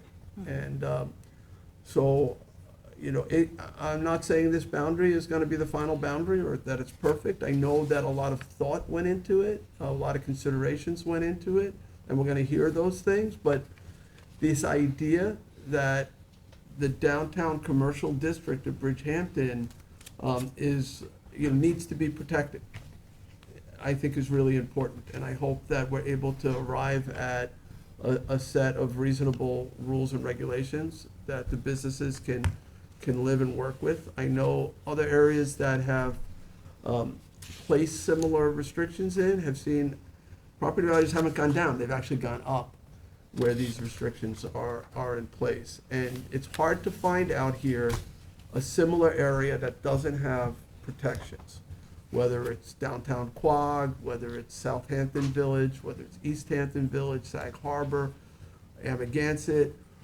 they all have it. The one glaring omission is Bridgehampton, and the time has come. So hopefully that, you know, we'll listen to the public, we'll listen to the concerns of property owners, but I hope that while I'm still town supervisor, we're able to put some basic protections in place. But with that, who is next? Ed Wisnowski, Chair of our Landmarks Committee. Ed Wisnowski, Landmarks and Historic Districts Board. I sympathize with you for having 9 public hearings and don't want to take much from the rest of your time tonight. Don't worry about it. This is Okay. important. Take your time. The map you see here is duplicated as well on the display screens. And Supervisor, you're right about the absence of protection in one of the oldest communities, the second oldest community in Southampton town. Basically, it has been kind of in a sleepy mode. But you mentioned there are historic districts. We have multiple historic districts in other portions of the town of Southampton that have been created by the incorporated villages of Quogue, Southampton, Sag Harbor, and Sagaponack, multiple districts. And even some of the oldest districts, those villages have expanded them in a second phase of development as they sought to protect the wider scope of their communities. I won't go through the dates on them. The proposed name for the district is Bull's Head, Main Street, Bridgehampton. Where does Bull's Head come from? It's the ancient name of the intersection of what we now recognize as Montauk Highway and what we call Sag Harbor Turnpike. It originally was the road that was put up as a toll road by the Bull's Head Sag Harbor Corporation that started about 1830 and basically went out of business around 1902, 1903 or so, when the town required the removal of the toll booth on the turnpike. It was not being cared for very well by the corporate entity that was there. And that reflection of Bull's Head is found in many of the deeds that go from the earliest time in the history of Southampton town up until about 1900, when the term began to kind of evaporate in people's minds and in their memories. Some of it might have been associated with the loss of the Bull's Head Sag Harbor Turnpike. Some of it was probably also associated with the Prohibition campaign of the late 1880s and 1890s that overtook most of Southampton town. And there was much propaganda against the memory of the Bull's Head Tavern on the corner of Montauk Highway and the Bull's Head Sag Harbor Turnpike. I won't get into any kind of detail, but it is a fascinating little piece of Bridgehampton's history. To just give you a sense of the density of the historic aspects of Bridgehampton, there is, let me just try to blow this up.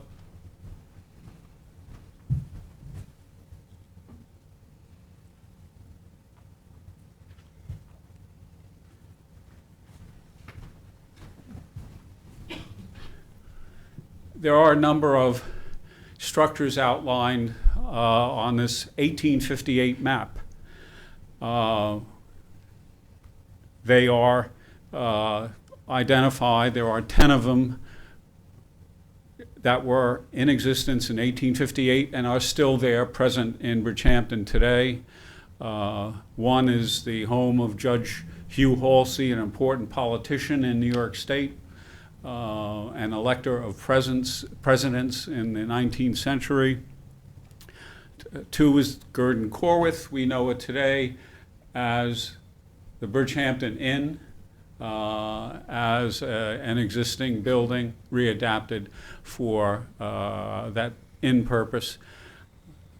Number three is the William Corwith House, which is occupied by the Bridgehampton Museum as still a house in a farm setting, which was basically most of the character of Bridgehampton at one time, including in my lifetime.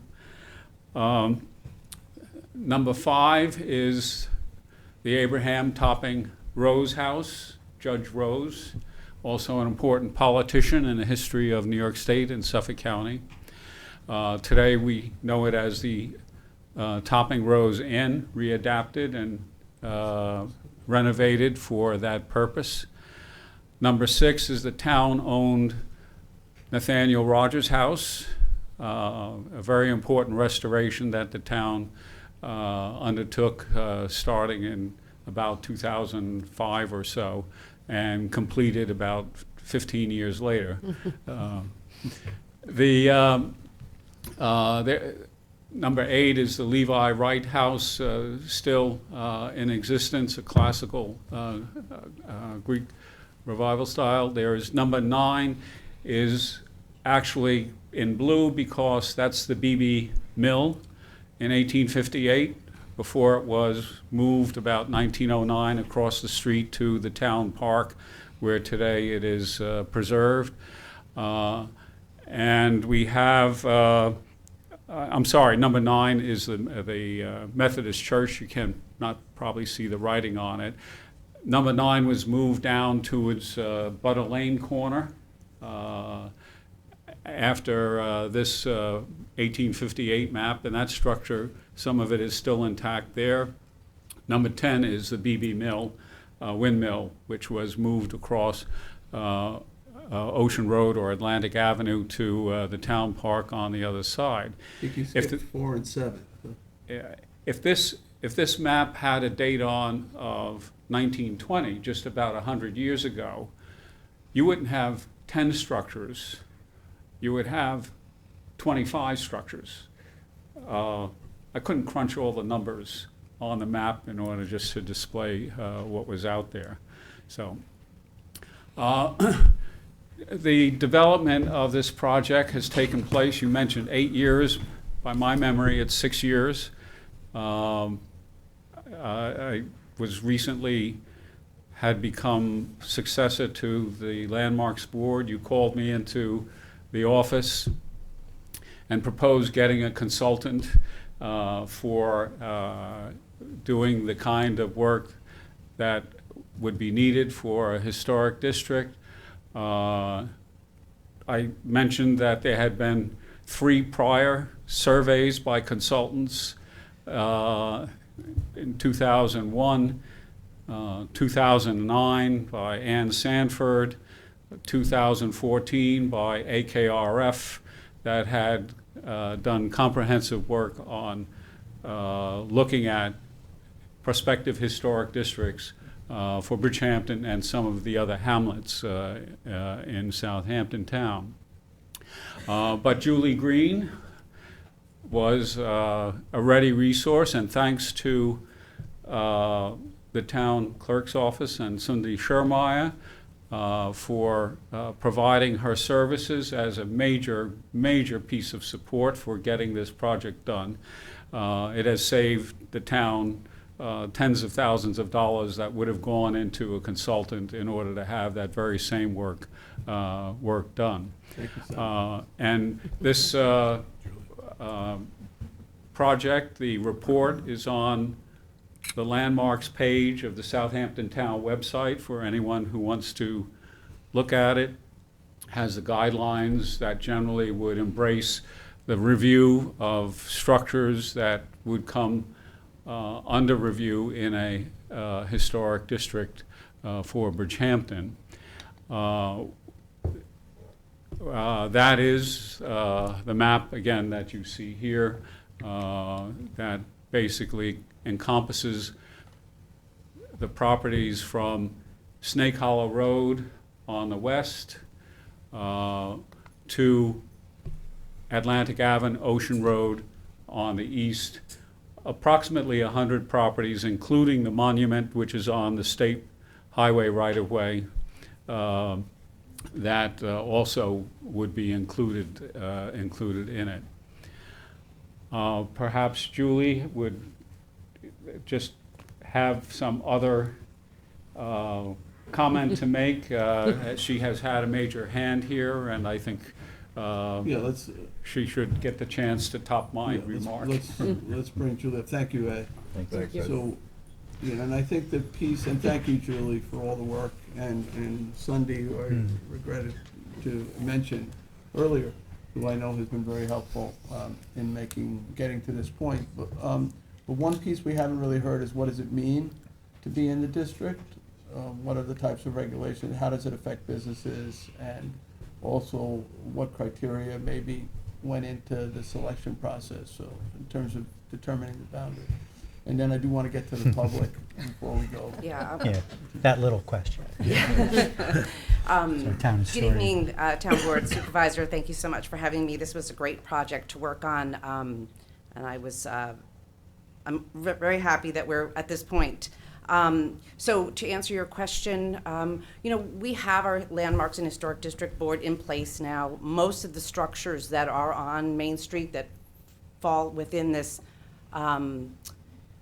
map overlay in this district would all require some sort of protection already. They would require the owners for any type of alteration or work being done on any of these properties to go before the Landmarks and Historic District Board.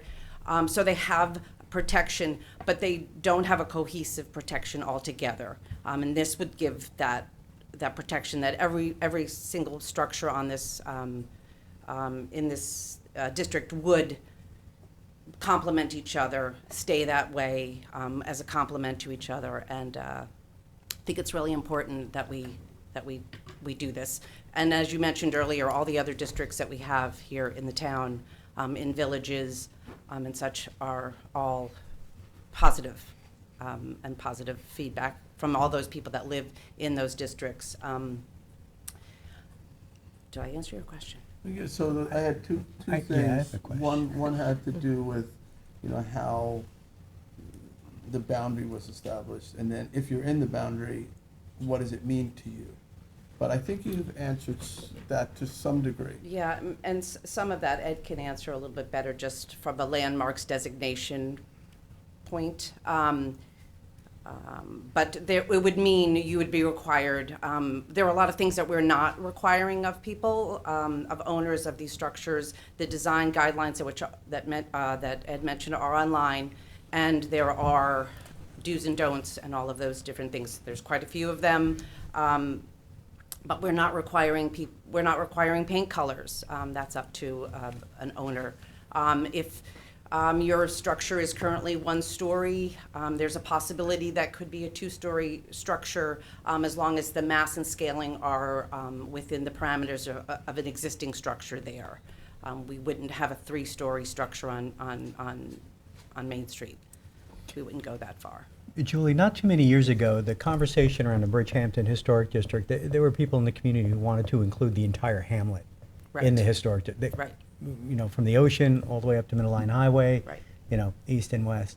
And, but we scaled it back to a Main Street historic district. Right. Is that part of the reason why we didn't go up Corwith and Lumber and then down School Street and Ocean as well, which? Yeah, That might be an originally Ed it was question. much larger, and Ed could speak to this because it was his.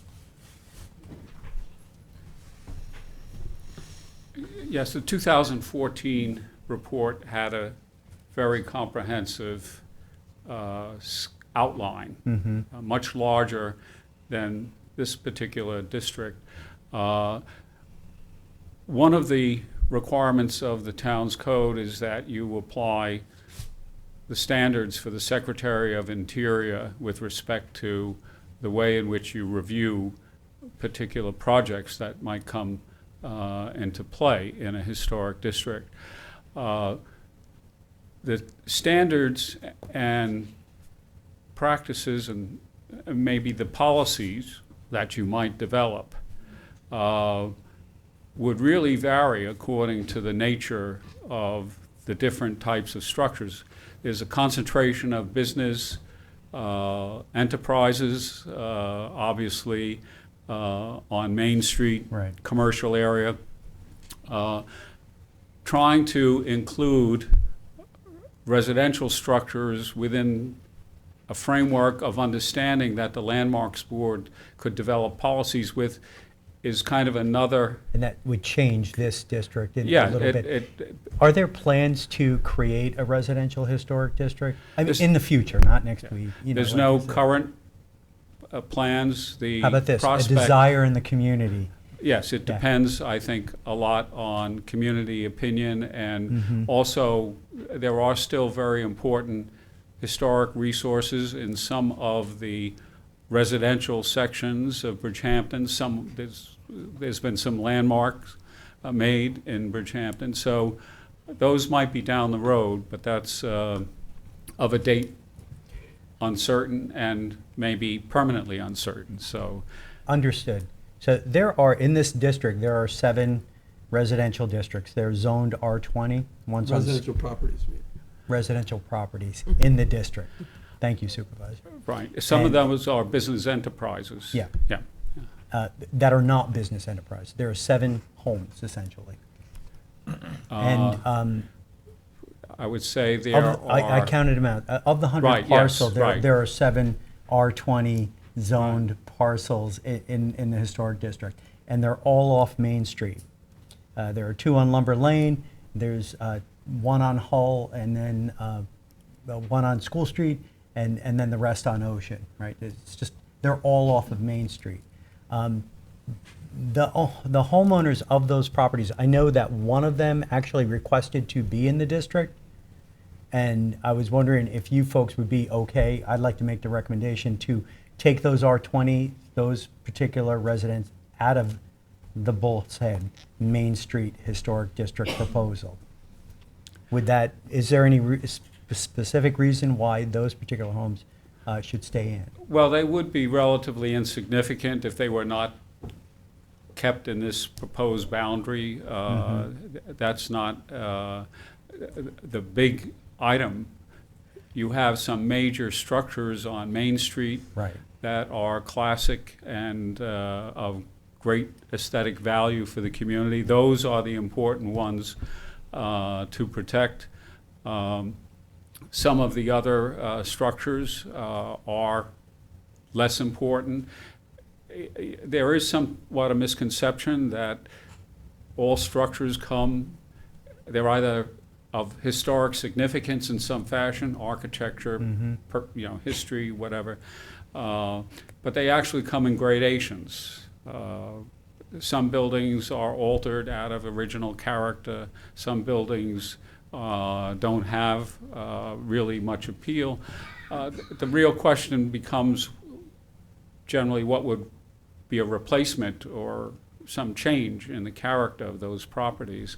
But with respect to the Ocean Road properties, they're not particularly historically important or have a lot of integrity to them, so they're kind of lower grade than, say, the Nathaniel Rogers house across the street, which is a prime historic object. Anchors for the community. entire Main Street, Yeah. right.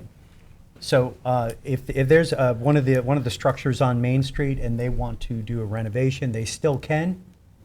What they need to do, in addition to the permitting of Southampton Town, they need a certificate of appropriateness from the Landmarks Board. Yeah. Okay. Yeah. And we have reviewed dozens of building applications along Main Street.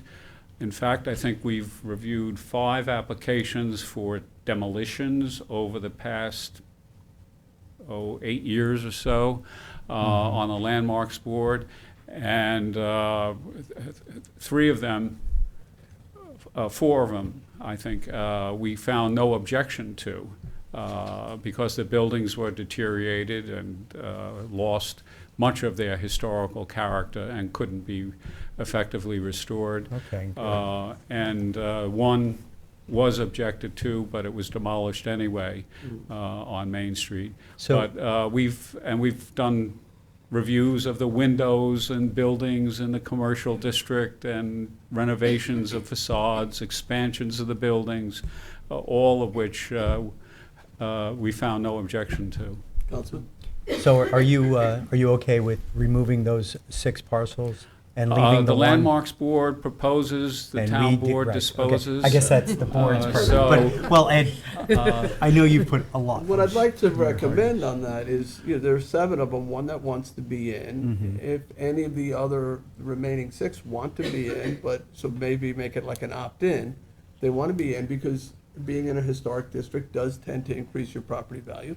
But if they're concerned about how these regulations may affect their ability to renovate or change their properties in the future, I have no objection to leaving them out unless they want to be in. Yeah, there are potential benefits too to be in a historic district or considered important in a historic district because it makes the possibility for acquisition of historic easement for facades as one possibility.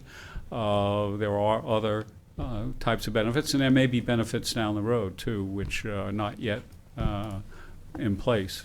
But there may be individual situations where someone may not want to be in the district. It's not on Main Street, it's not part of that. I think that's certainly something, there's no rule based on that, it's considered on its merit, but in some cases, I think it might make sense to do that. We know that with CPF, though, sometimes it has to be a contributing building within a historic district. No, I mean to get not to be access in the funds. district. Yeah. Yeah, that's what I'm So, saying. but it's fine, I think if those residential owners don't want to be in it, I don't have a problem. Yeah, I just want to clarify that. That's fine, but really the intention here was a commercial historic district, so. I think Julie wanted to make a comment. I think, I just wanted to just say, and not to, this had caused some sort of hardship for the R20 properties, is just that they were,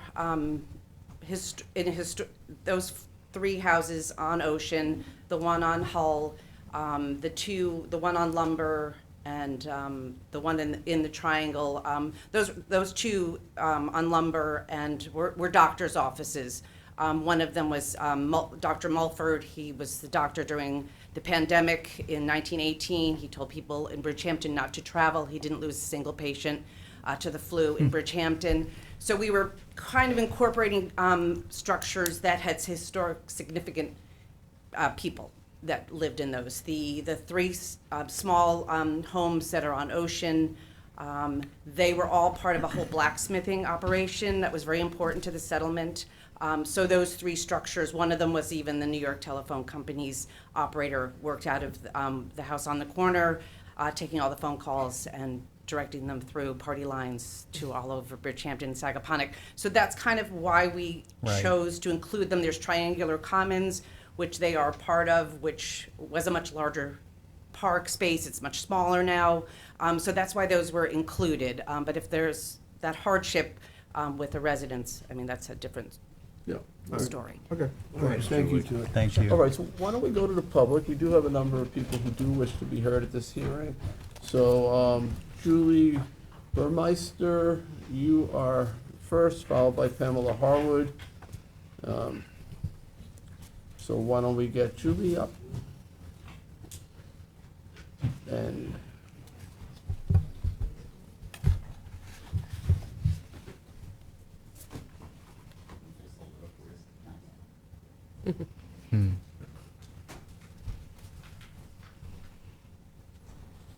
I live just south of the, Julie Burmeister, 148 Ocean Road. I'm just south of number 8 on that map that Ed showed you. School, that's what we were. Anyway, although our house is not included in the Bridgehampton Main Street Historic District, I want to address 2 major reasons why people reject historic districts. One is a decrease in financial value, and the other is a loss of control over changes. Years ago, when there had been a large increase in my tax assessment, I went to the tax assessor's office to investigate. And what I found out was that about 1/3 of the total tax was due to the house, and the rest of it was the land. So I realized that any changes that I was going to make to the house wouldn't receive a particularly large tax increase, and that's what happened. Matter of fact, the inspector came and said, "Is this all you're going to do?" And anyway. The second, so it's because the financial value is mainly in the land and not the house. That's certainly the case in my case. There are many more options of what you can do to your buildings than there are restrictions. Let me give you a boring description of the changes that our house has endured without diminishing its historic value. Built in 1748 as a New Light Church in Hayground, it remained a church for 50 years. Sometime in the 1800s, the building was moved to its current site on Ocean Road and was operated as a school, and that's up there just below number 8 says school. That's us. Sometime in the late 1800s, it became the residence of one of the Rogers families. A daughter married Richard Hendrickson, whose son, Dick Hendrickson, the weatherman, gave us a picture of the house dated 1895. So, in 1914, this is what we bought.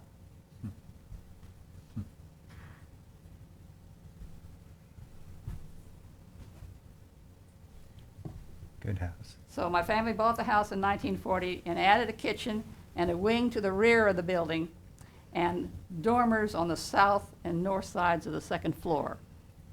In 1965, my parents gutted the interior part of the original downstairs and added a dining alcove to the rear of the kitchen. In 1991, my parents moved the whole house about 100 feet back away from the road and onto a new foundation. The old one was falling apart, and a full basement. In 2005, I added to the rear of the house a winterized sun porch and a covered entranceway for the driveway. Now, that's a lot of additions and reconstructions, but the house remains historic and the value of the land continues to increase. So I'm not sure that the idea that if you're historic, you have to have a decreased value of your land. I want to close with a short anecdote. Last summer, escaping from the Texas searing heat, my daughter visited with her 2 children. I volunteered to meet them at the jitney and asked them to call me when they reached Watermill. No call came, and suddenly they were at my door. They had walked home dragging their suitcases because the children wanted to see if Bridgehampton Main Street remained the same. Part of our history is displayed in our architecture. Even children recognize the importance of preserving it. Julie, just to be clear, you're supporting the historic district, yes? Yeah, I should say. I didn't think I had to say it. Okay, appreciate it. And is your property in it? Your home is outside? No, of the district? I would love it to be. No, I'm just south of the, well, if you look at number 8 up there, I believe it's number 8. It says school, and that's. So you're just below the historic district? Yeah, Okay. well, quite a bit below, Yeah. but, yeah. Okay, thank you. Thank you. All right, so we're gonna get Pamela Harwood, and then Peter Fetter will follow. Hi, Pamela Harwood, President of the Bridgehampton Civic Association, and we're co-sponsoring this proposal. And just a little background about myself. My house is not in the historic district, but it is in, I guess these days, an oldish community. My husband and I have been in Bridgehampton, and we're homeowners for 32 years. We purchased what was an affordable home north of the highway. That was back in the day when people used to ask, are you north or south of the highway? They don't ask that anymore. It's all too expensive. In a community of neighbors who were born and raised in the area, attended the local schools, and volunteered for the fire department. One was a former fire chief in the community, and one of my neighbors is currently the assistant chief. They all probably have, I would guess, most of their savings in their homes. So their homes mean a lot to them. And yet, during COVID, when we were all walking around the neighborhood because no one had anything else to do, so we were running around the subdivisions, everybody was so shocked to see the out-of-scale and out-of-place brand-new homes that were going up where these modest homes used to be a year ago when they first walked by that neighborhood.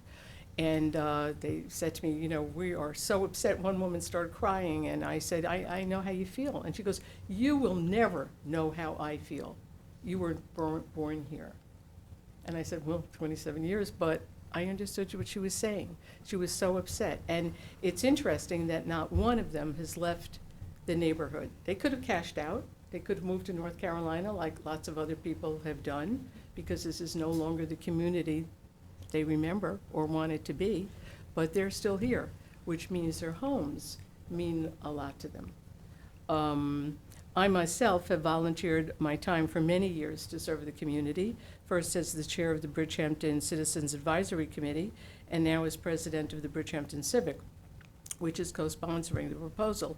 Although we value the increased prosperity of the community over the years, I know many people told me years ago how poor they were here before things got developed more, there were more jobs, things are more prosperous for people, so they're happy about that.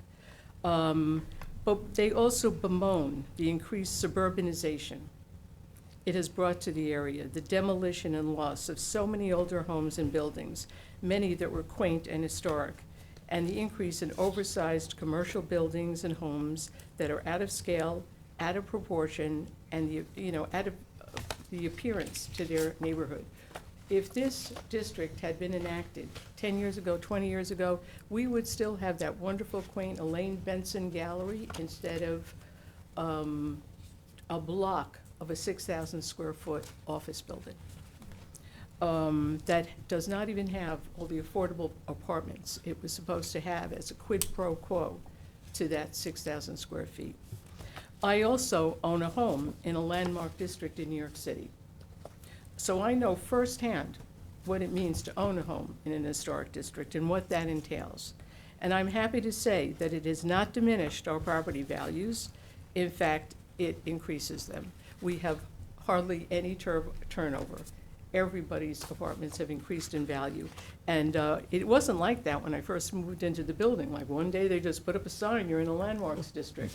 We had no say, there was no vote. I don't remember a public hearing. There it was. And you know what? We're fine with it. It's inconvenienced us very little. Pre-war buildings are highly prized over cookie-cutter buildings, and major modernizations and restorations of the interiors are plentiful and allowed. It is my hope that the town board will vote in favor of the current proposal to maintain the scale and the character of our community, as well as the sense of history one can still feel walking down our streets. 30 seconds. I also believe that an important initiative like this cannot be done by individual property owners. One person, two people want to opt out, other people hear about it, there's your precedent. I go to tons of hearings, ZBA hearings, and all I hear is, oh wait, we've done this before, there's a precedent, oh, we've got to do it. Your precedents mean things down the road. I ask you to be very careful about that. Word gets around. Rather, this has to be done through the foresight and vision of our elected leaders, and that's you. I also ask your indulgence. As you know, we do have one member who is the one person who volunteered to have his home in the district. He had to make an unexpected visit to Switzerland, I assume to collect chocolates, I don't know, for all of us. But he asked me to read something for him. It's going to take 30 seconds. You're out of time, but if you want to submit that letter, Okay, in writing, then I will. that would be fine. Okay, Yeah. thank you very much for listening. Thank you. All right, if you could submit it to the clerk, we could take it And here. we'll get copies. She'll make copies for us, man. Right. Okay, all right, so Peter, Better, you're next. That's the only other card I have, and then we'll go online. For the Bridgehampton Historic District? Okay. All right, I'll certainly hear you, yeah. Thank you, Jay. I just have a brief statement, and I want to read in support of the historic district. When my wife and I moved to Bridgehampton in 1991, we fell in love with the unique character of the village, its historic homes, its quaint shops along Main Street, its rural character. 30 years later, we're seeing all these unique qualities that made us fall in love with Bridgehampton rapidly disappearing. Art galleries, antique shops, historic homes have been replaced by 6,000 square foot soulless office buildings which add nothing to the character of our hamlet. I strongly urge the town board to adopt this resolution creating a historic district for downtown Bridgehampton before everything that makes our home special is lost forever. Thank you. Thank you. Thank you. And you must be Jessica, right? I did find your card. Jessica Chervin.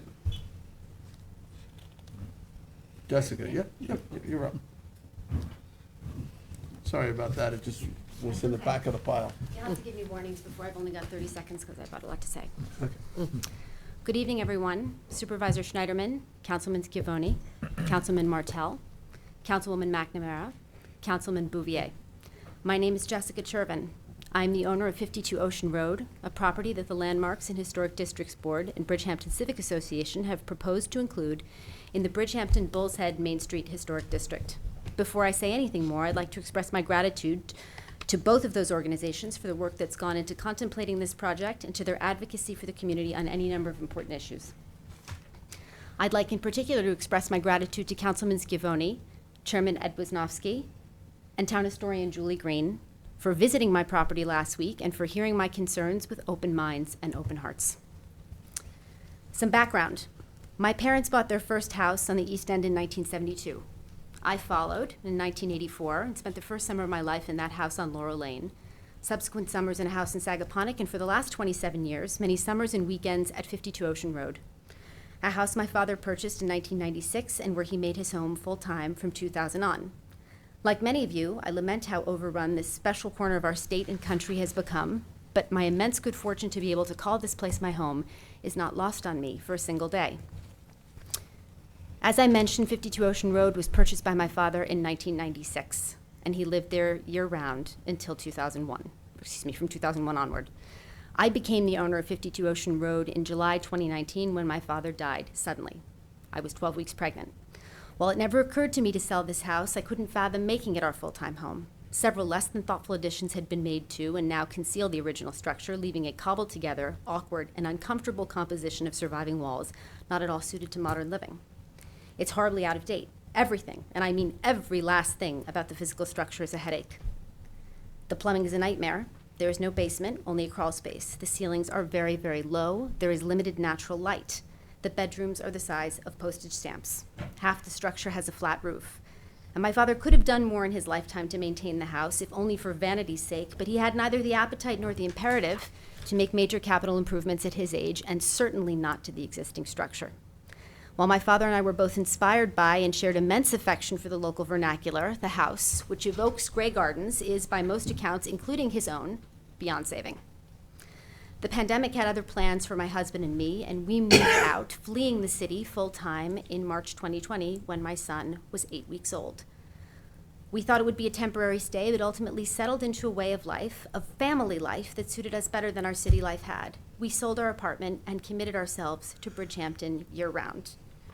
My husband has joined the Bridgehampton Volunteer Fire Department, and while I hope none of you has had the occasion to see him or any of his colleagues at your home, each of you can rest easier knowing that because of where we live, he is often among the first to the firehouse on School Street when the signal goes out. I'd been eager to renovate this property from the moment it became our full-time home, but the pandemic was not an ideal time to do it for reasons everyone here understands. Still, I started my research. I even considered trying to lift this structure up to save it, to put in a basement playroom for my son, but backed off the idea when a structural engineer looked at me like I had lost touch with reality.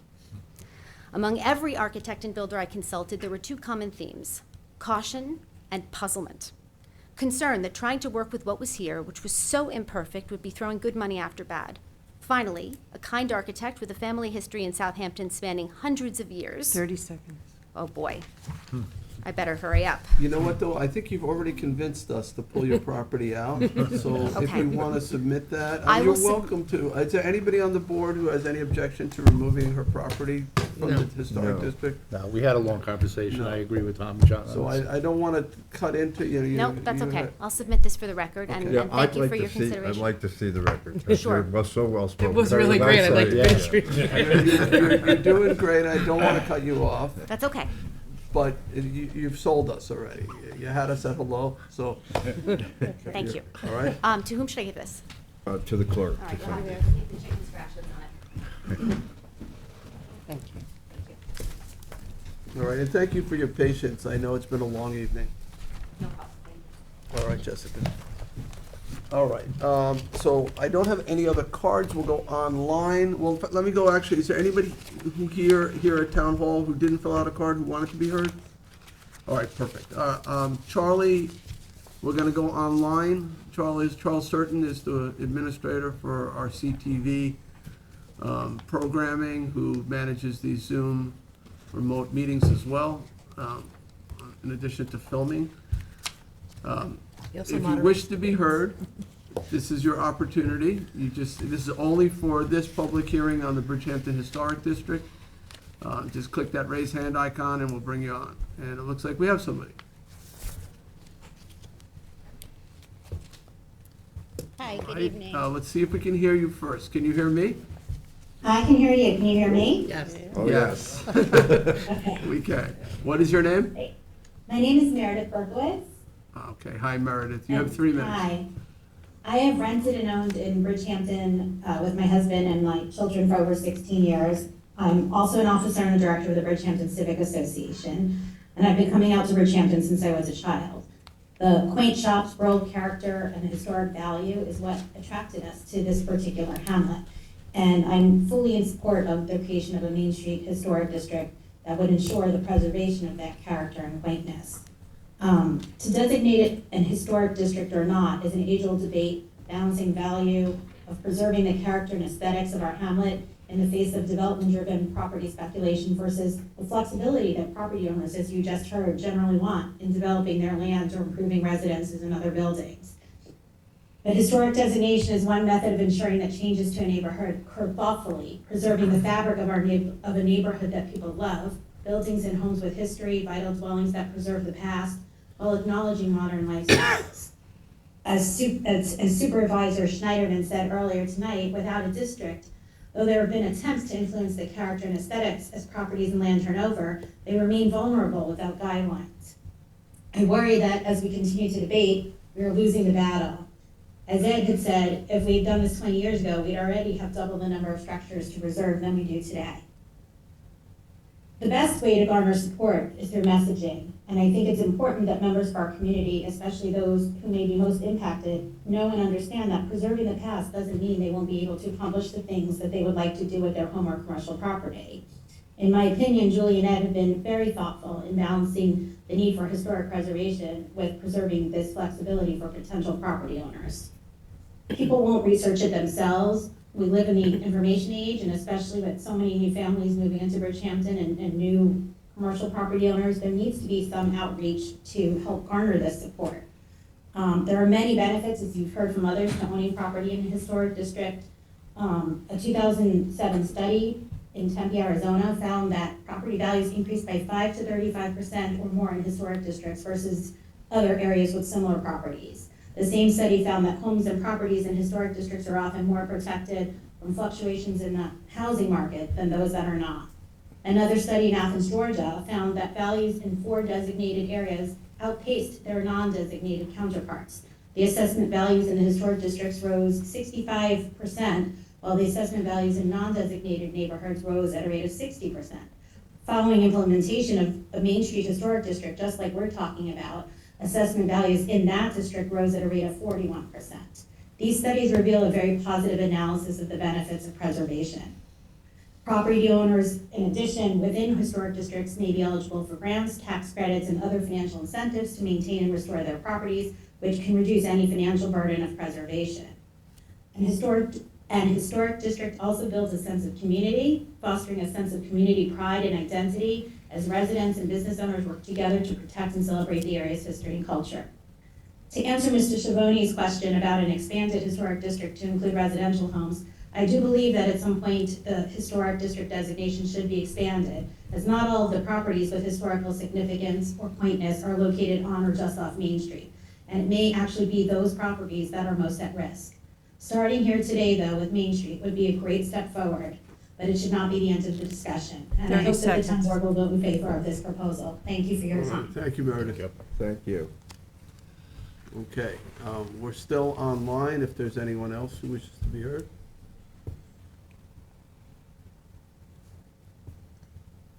Charles, are you seeing any other anybody else clicking the raised hand? No hands. No more hands? Nope. Okay, thank you. All right, back here, as the board decides what to do. Just, can I ask a question? Maybe it's, I'm not sure, to Ed or Julie. Did we reach out to the businesses? Was there, I remember there was a meeting held, we distributed some kind of letter. So I just want to make sure, since nobody from any of the businesses has spoken to the contrary, but I just want to make sure that we made a good faith effort to let them know. Yes, we've had actually several reach outs over this period of 6 years. Starting in 2018, we held a meeting in Bridgehampton. We wrote a letter to the property owners, held a meeting in Bridgehampton at the Archives building. And then more recently, prior to the public notice for a public hearing, we did a mailing to the property owners outlined here on that, with the information as to what was involved, what kind of review takes place, a whole 9 yards of explanatory material. And that also was posted to the website back late August, I think, for the information of owners. Certainly sounds like a good faith effort to notify. Have any of them reached out to you? Have any? Not until the public notice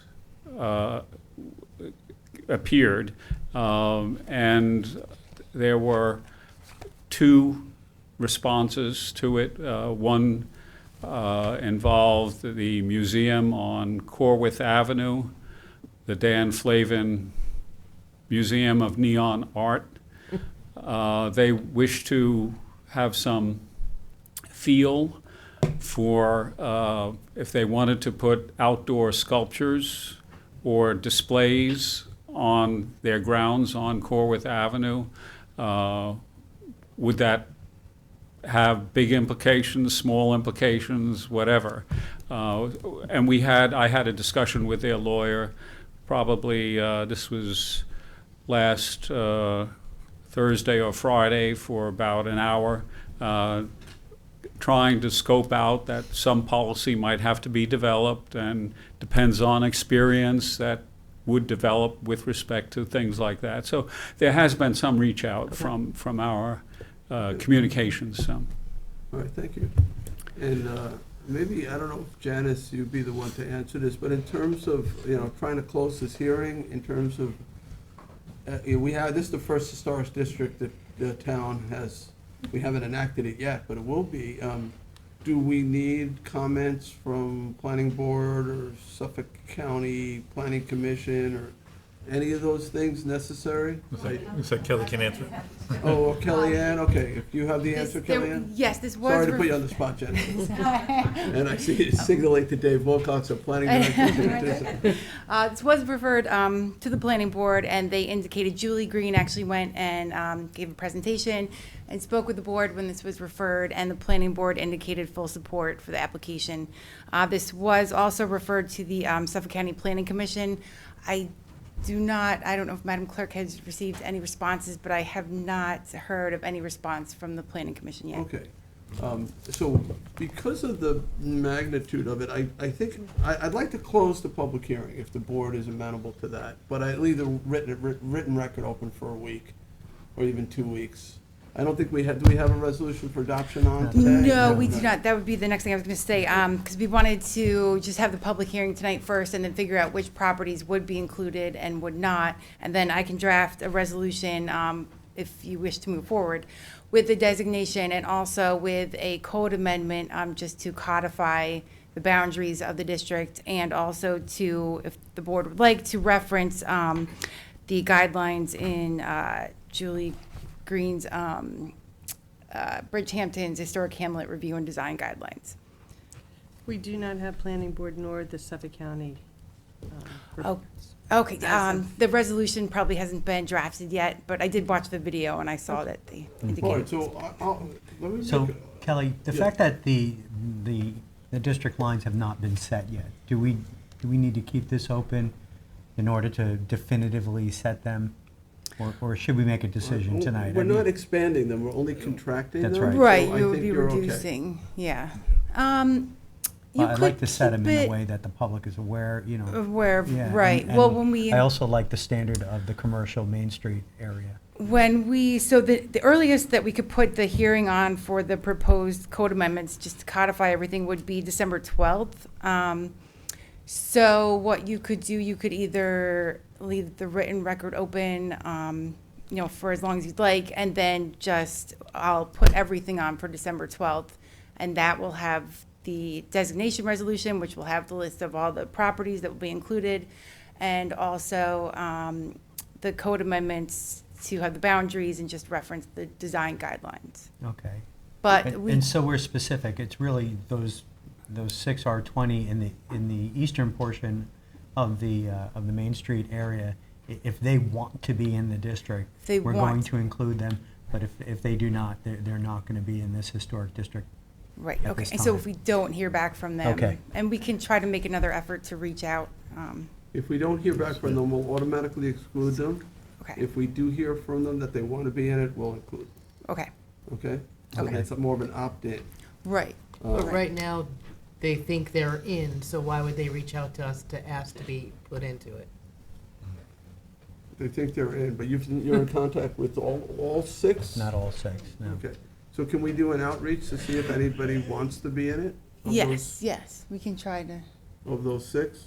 And if they want to be in, we'll include them. If they don't, or if they don't comment, I mean, we'll, I feel like they've all been noticed that they're in it, so if they don't want to be out of it, if they want to be out of it, we would have heard from them by now. We notified them all they're in it. Yeah, I would If still they're not follow, in yeah. it, it doesn't affect them. No. And if they want to adhere to historic guidelines, and, God bless them, and I mean, I thank you. don't care either way you But- do it, I just, we're I we're get what you're certainly saying. Yes. removing Jessica's, Yes. right? So, but,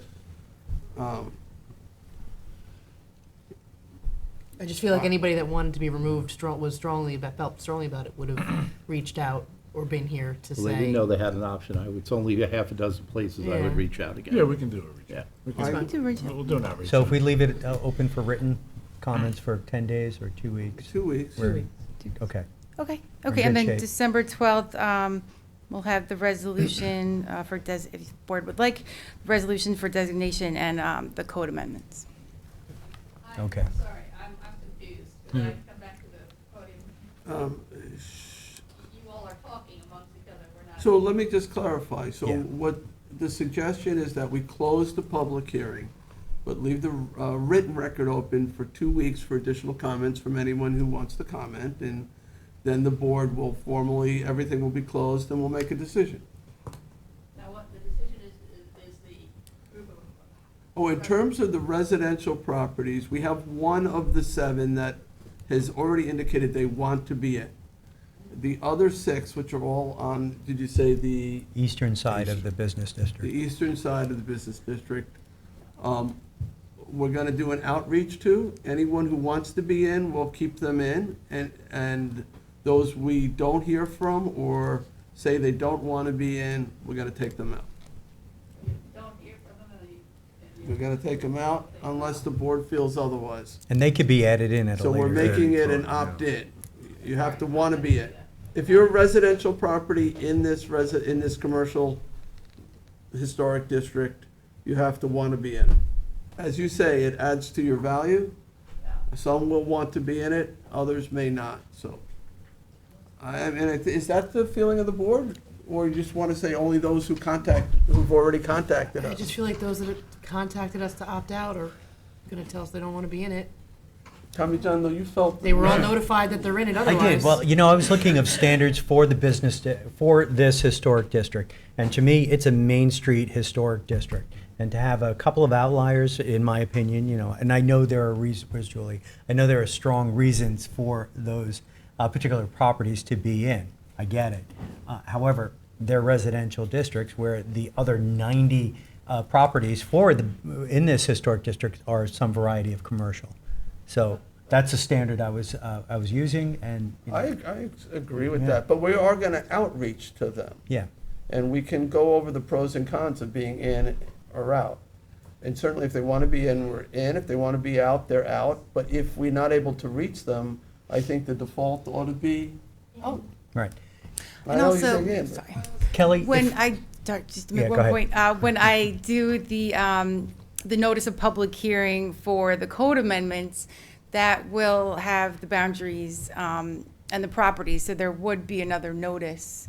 And we could also send that to these property, like specifically to these 6 property owners. Okay. So the code amendment, the adoption of the code is going to actually formally establish what specific properties are right. Well, there's actually going to be 2 so there'll be, right. Well, first, there's going to be a resolution to actually designate the historic district, and then there will be a separate resolution to actually codify that, put it into the code. It doesn't have to be in the code, but I think it's helpful to have it in the code, and have the boundaries in the All right, so code. we're still on this question of the 5 properties, because it's 5. 'Cause there's 7, 1 has said they want to be in, 1 who said they didn't want to be in. So there's 5 remaining 5, yeah. properties. what do we do? Do we take them out? Do we Just say you already notified them they're all in. default them so- in? Pam, you wanted to speak on this issue? I don't normally do this. I'll give you 30 I agree with seconds. Cindy that you've notified all of them and they have not expressed any desire not to be in it except for one person. So you have, I would assume that we would have heard from them if they did not or felt strongly about it. But having said that, I wonder, do we know yet what the financial relief might be? In New York City, there were tax abatements if you renovated. There was a J51 tax abatement, which was very significant. Do we know, in other words, can we extend a carrot to these properties by saying that we know that there will be tax relief or other financial help if you have to do certain restorations to the exterior, that we dictate what those would look like? I mean, it improves their ability to access CPF dollars for historic preservation, but Jim, you're sort of the expert on these tax Pam, certiorari types of things. Jay, if I could, this freezes the assessments for 5 years. If you renovate your home, and then it amortizes for another 5 years, 20%.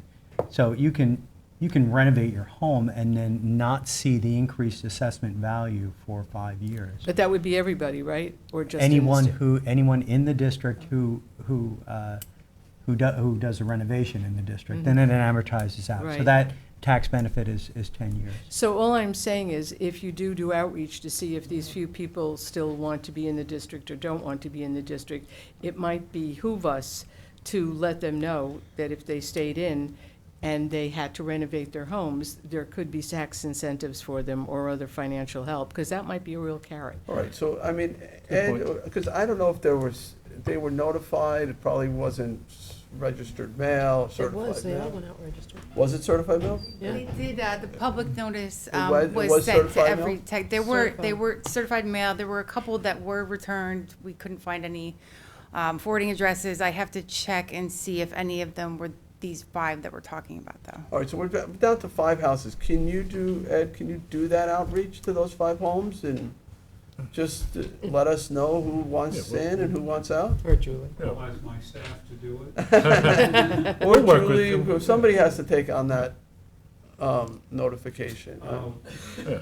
We'll work with land management to get it Right. done. Okay, and so then why don't we think Dave do over there what volunteering. we'll make Yeah, that I will help determination. you We too. know that Jessica's property's out, we know that one guy is in, and the status of the 5, let's leave open for now, and let's see what kind of information, intel we get after the outreach. So Now- 2 weeks is enough time? Sure, yeah. Yeah, All I right, see that. so I'm gonna make a motion to close the hearing, but leave the written record open for 2 weeks. Okay? Second. Seconded by Councilman. I'm sorry? Said thank you. Oh, no, my pleasure. So, seconded by Councilman Scavone, all in favor? Aye. Aye, okay. So, we're gonna move on now to. Thank you, Kelly. We're gonna move on to public hearing number 8. Our clerk, Cindy Schermeyer, will read the notice. Public hearing number 8, as it relates to an improvement to the And 9. Bridgehampton Beach Erosion Control District pursuant to Town Law 202-B. Kathleen, are you looking for both of these to be read and take comments on both of them together? Yes? Yes, please. All right, so Cindy, would you also read public hearing number 9? We'll combine them. Will be my pleasure. Public hearing number 9, as it relates to an improvement to the Sagaponic Beach Erosion Control District pursuant to Town Law Section 202-B.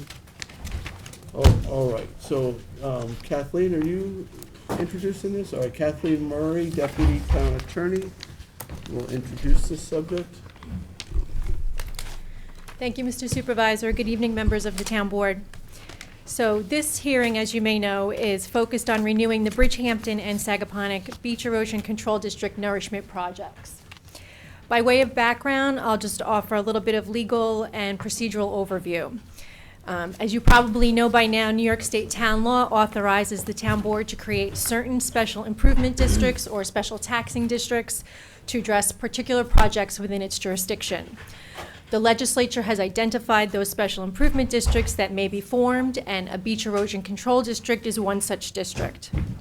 Specifically, the law allows the town board to create a beach erosion control district so that it may arrest erosion and prevent or alleviate damage from such erosion within the boundaries of the district. With this purpose in mind, and at the request of district property owners, the town board created the Bridgehampton and Sagaponack Beach Erosion Control Districts in 2013, which were devoted to placing approximately 2 million cubic yards of sand, or 1 million cubic yards per district, along roughly 6 miles of contiguous ECD shoreline. Generally speaking, the boundary of the Bridgehampton district includes those oceanfront homes from its western boundary of Flying Point Road to its eastern boundary of Sag Main Beach. The boundary of the Sagaponack ECD, which is within the village of Sagaponack, includes those oceanfront homes from its western boundary of Sag Main Beach to its eastern boundary of Town Line Road. There are approximately 79 taxable parcels in the Bridgehampton ECD and approximately 53 taxable parcels in the Sagaponack ECD. As authorized in 2013, the total cost of the renourishment project for the Bridgehampton ECD was $13,143,350. Of that cost, roughly $12,543,000 was financed through the issuance of bonds, with $600,000 devoted to monitoring and surveying requirements, financed directly through the levying of taxes against the district. Similarly, the total cost of renourishment project for Sagaponack ECD in 2013 was $13,364,500. And of that cost, roughly $12,764,000 was financed through bonding, and again, $600,000 devoted to monitoring and surveying costs, which were financed directly through the levying of taxes.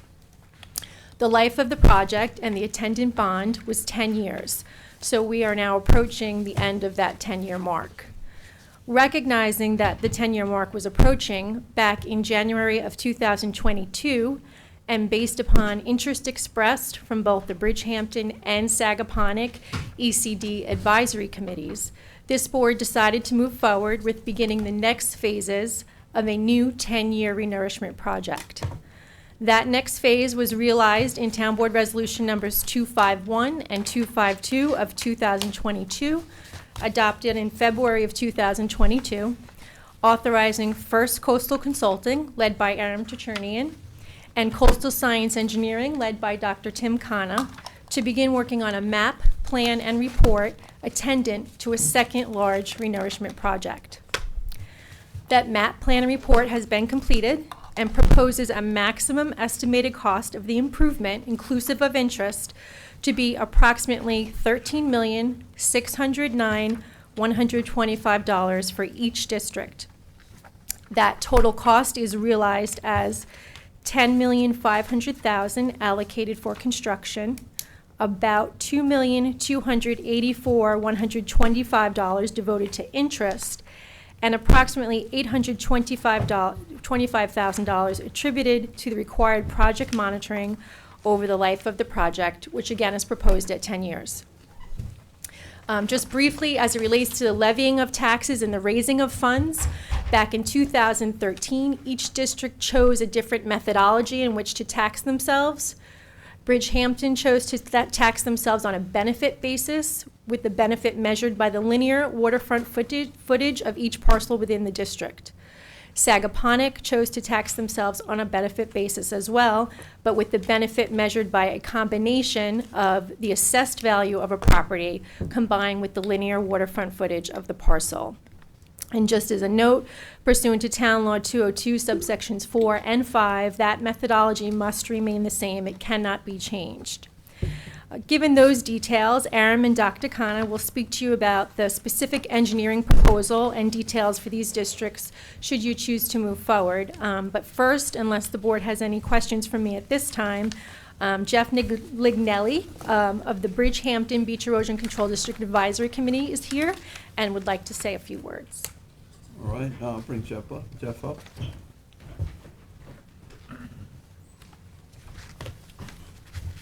Hi, everyone. I'm Jeff Flignelli. I'm one of the founders of the Bridgehampton Erosion Control District. I'm also joined here by David Letterman, Dan Breen, and Marilyn Kirkbright, who are also on our original committee from whenever it was started in 2012.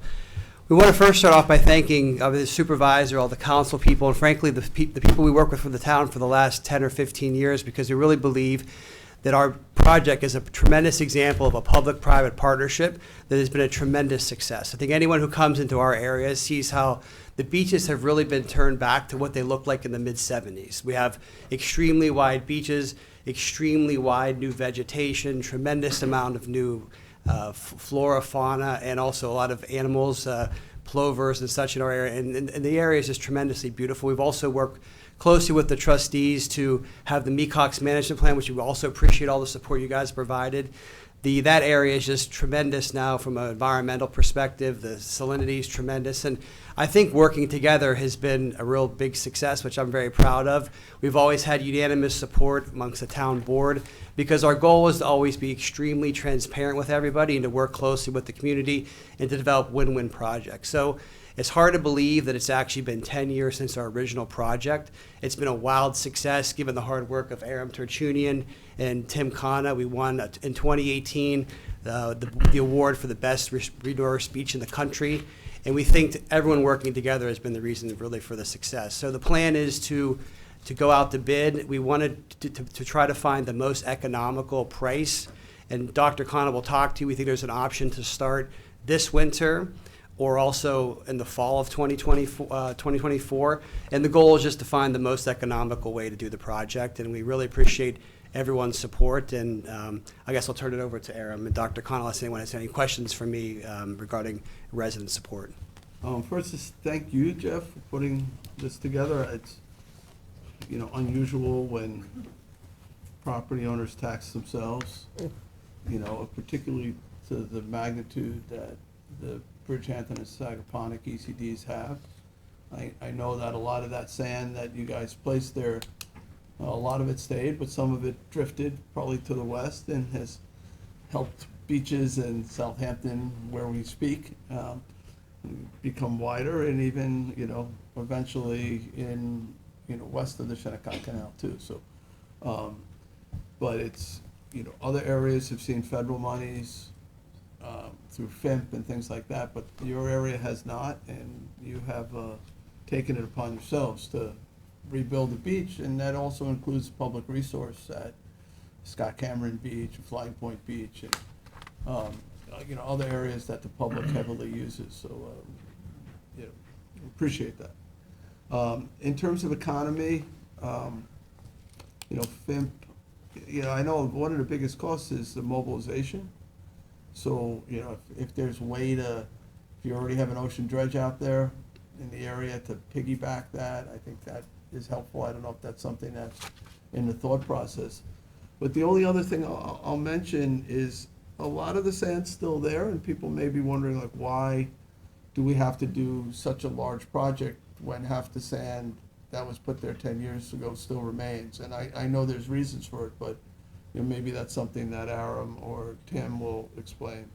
Sure, they'll be able to explain it. And to your point of the mobilization is extremely important. That's why we want to go out to the dredgers with a number of options to see what matches up with their schedules to get the best economic price for all the residents. We've always been very judicious in making sure we get the best deal. Second is the goal is to have FEMA insurance for our area. We're very proud that we just recently had a few large hurricanes in the region. We've also had some nor'easters, and our beaches have held up beautifully. There's really been almost no damage at all. And what we're really important is that to have the FEMA insurance, you need to keep the design standard over time. And we obviously did a 10-year project. We've always had plans to come back after 10 years to maintain the project. So whenever we do get the next Hurricane Sandy, our region will be able to get significant funding to repair the beaches. And our view as homeowners is we wanted to pay because we believe that environmental preservation of our beautiful area is the most important thing. We all elected to live in this area given the beauty of the environment. We think preserving the environment for future generations is extremely important, and we believe we've accomplished that goal in our area. All right, thank you, Jeff. Any other questions for Jeff? No. All right, thank you. Thank you. Thank you. All right, Dr. Khan? Yes, good evening, Mr. Chairman and ladies and gentlemen. I haven't met all of you before, but it's always a great pleasure to be up here because this project has been one of the best projects that we've ever built to restore a beach. We've done about 55 in the last 30 years or so. Could you just state your name and? Yes, I'm sorry. For For the record, my name is Tim Khanna. I'm former president of Coastal Science and Engineering. I'm now referred to as the principal emeritus. I've turned over the presidency to one of my rising stars, and I have my second rising star with me today that I want to introduce to you, Dr. Patrick Barano.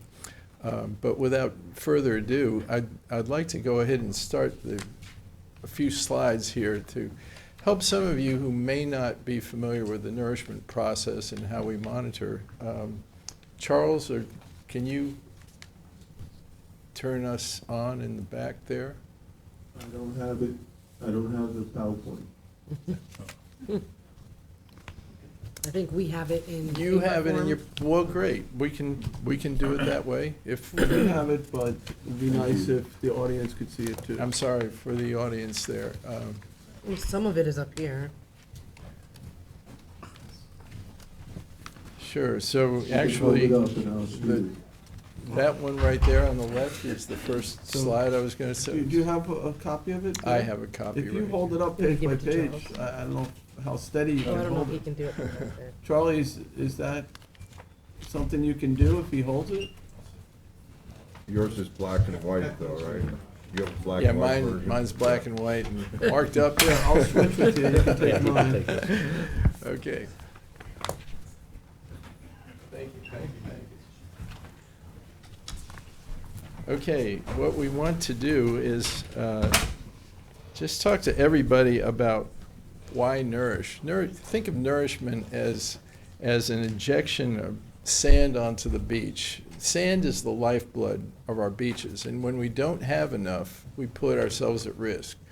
Not enough sand on the beach profile extending out into the water means that our dunes are vulnerable to erosion, our houses and property are vulnerable.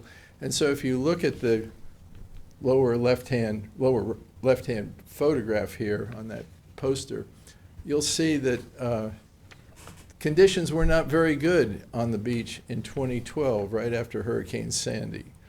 And, you know, not every part of the beach is eroding like that, but the point is, if there are any places that are eroding like that, it means problems for everybody. Having access to the beach, it lowers your property values and so forth. So when we place more sand on the beach, what we're trying to do is infuse inject that sand, add to the sand budget of the beach. Think of the sand of the beach and your sand budget like your accounting. When your account is depleted, you need to add more money to your account. So the first purpose of the nourishment project was simply to add that supply of sand on the beach and get it up to a level where it could withstand storms.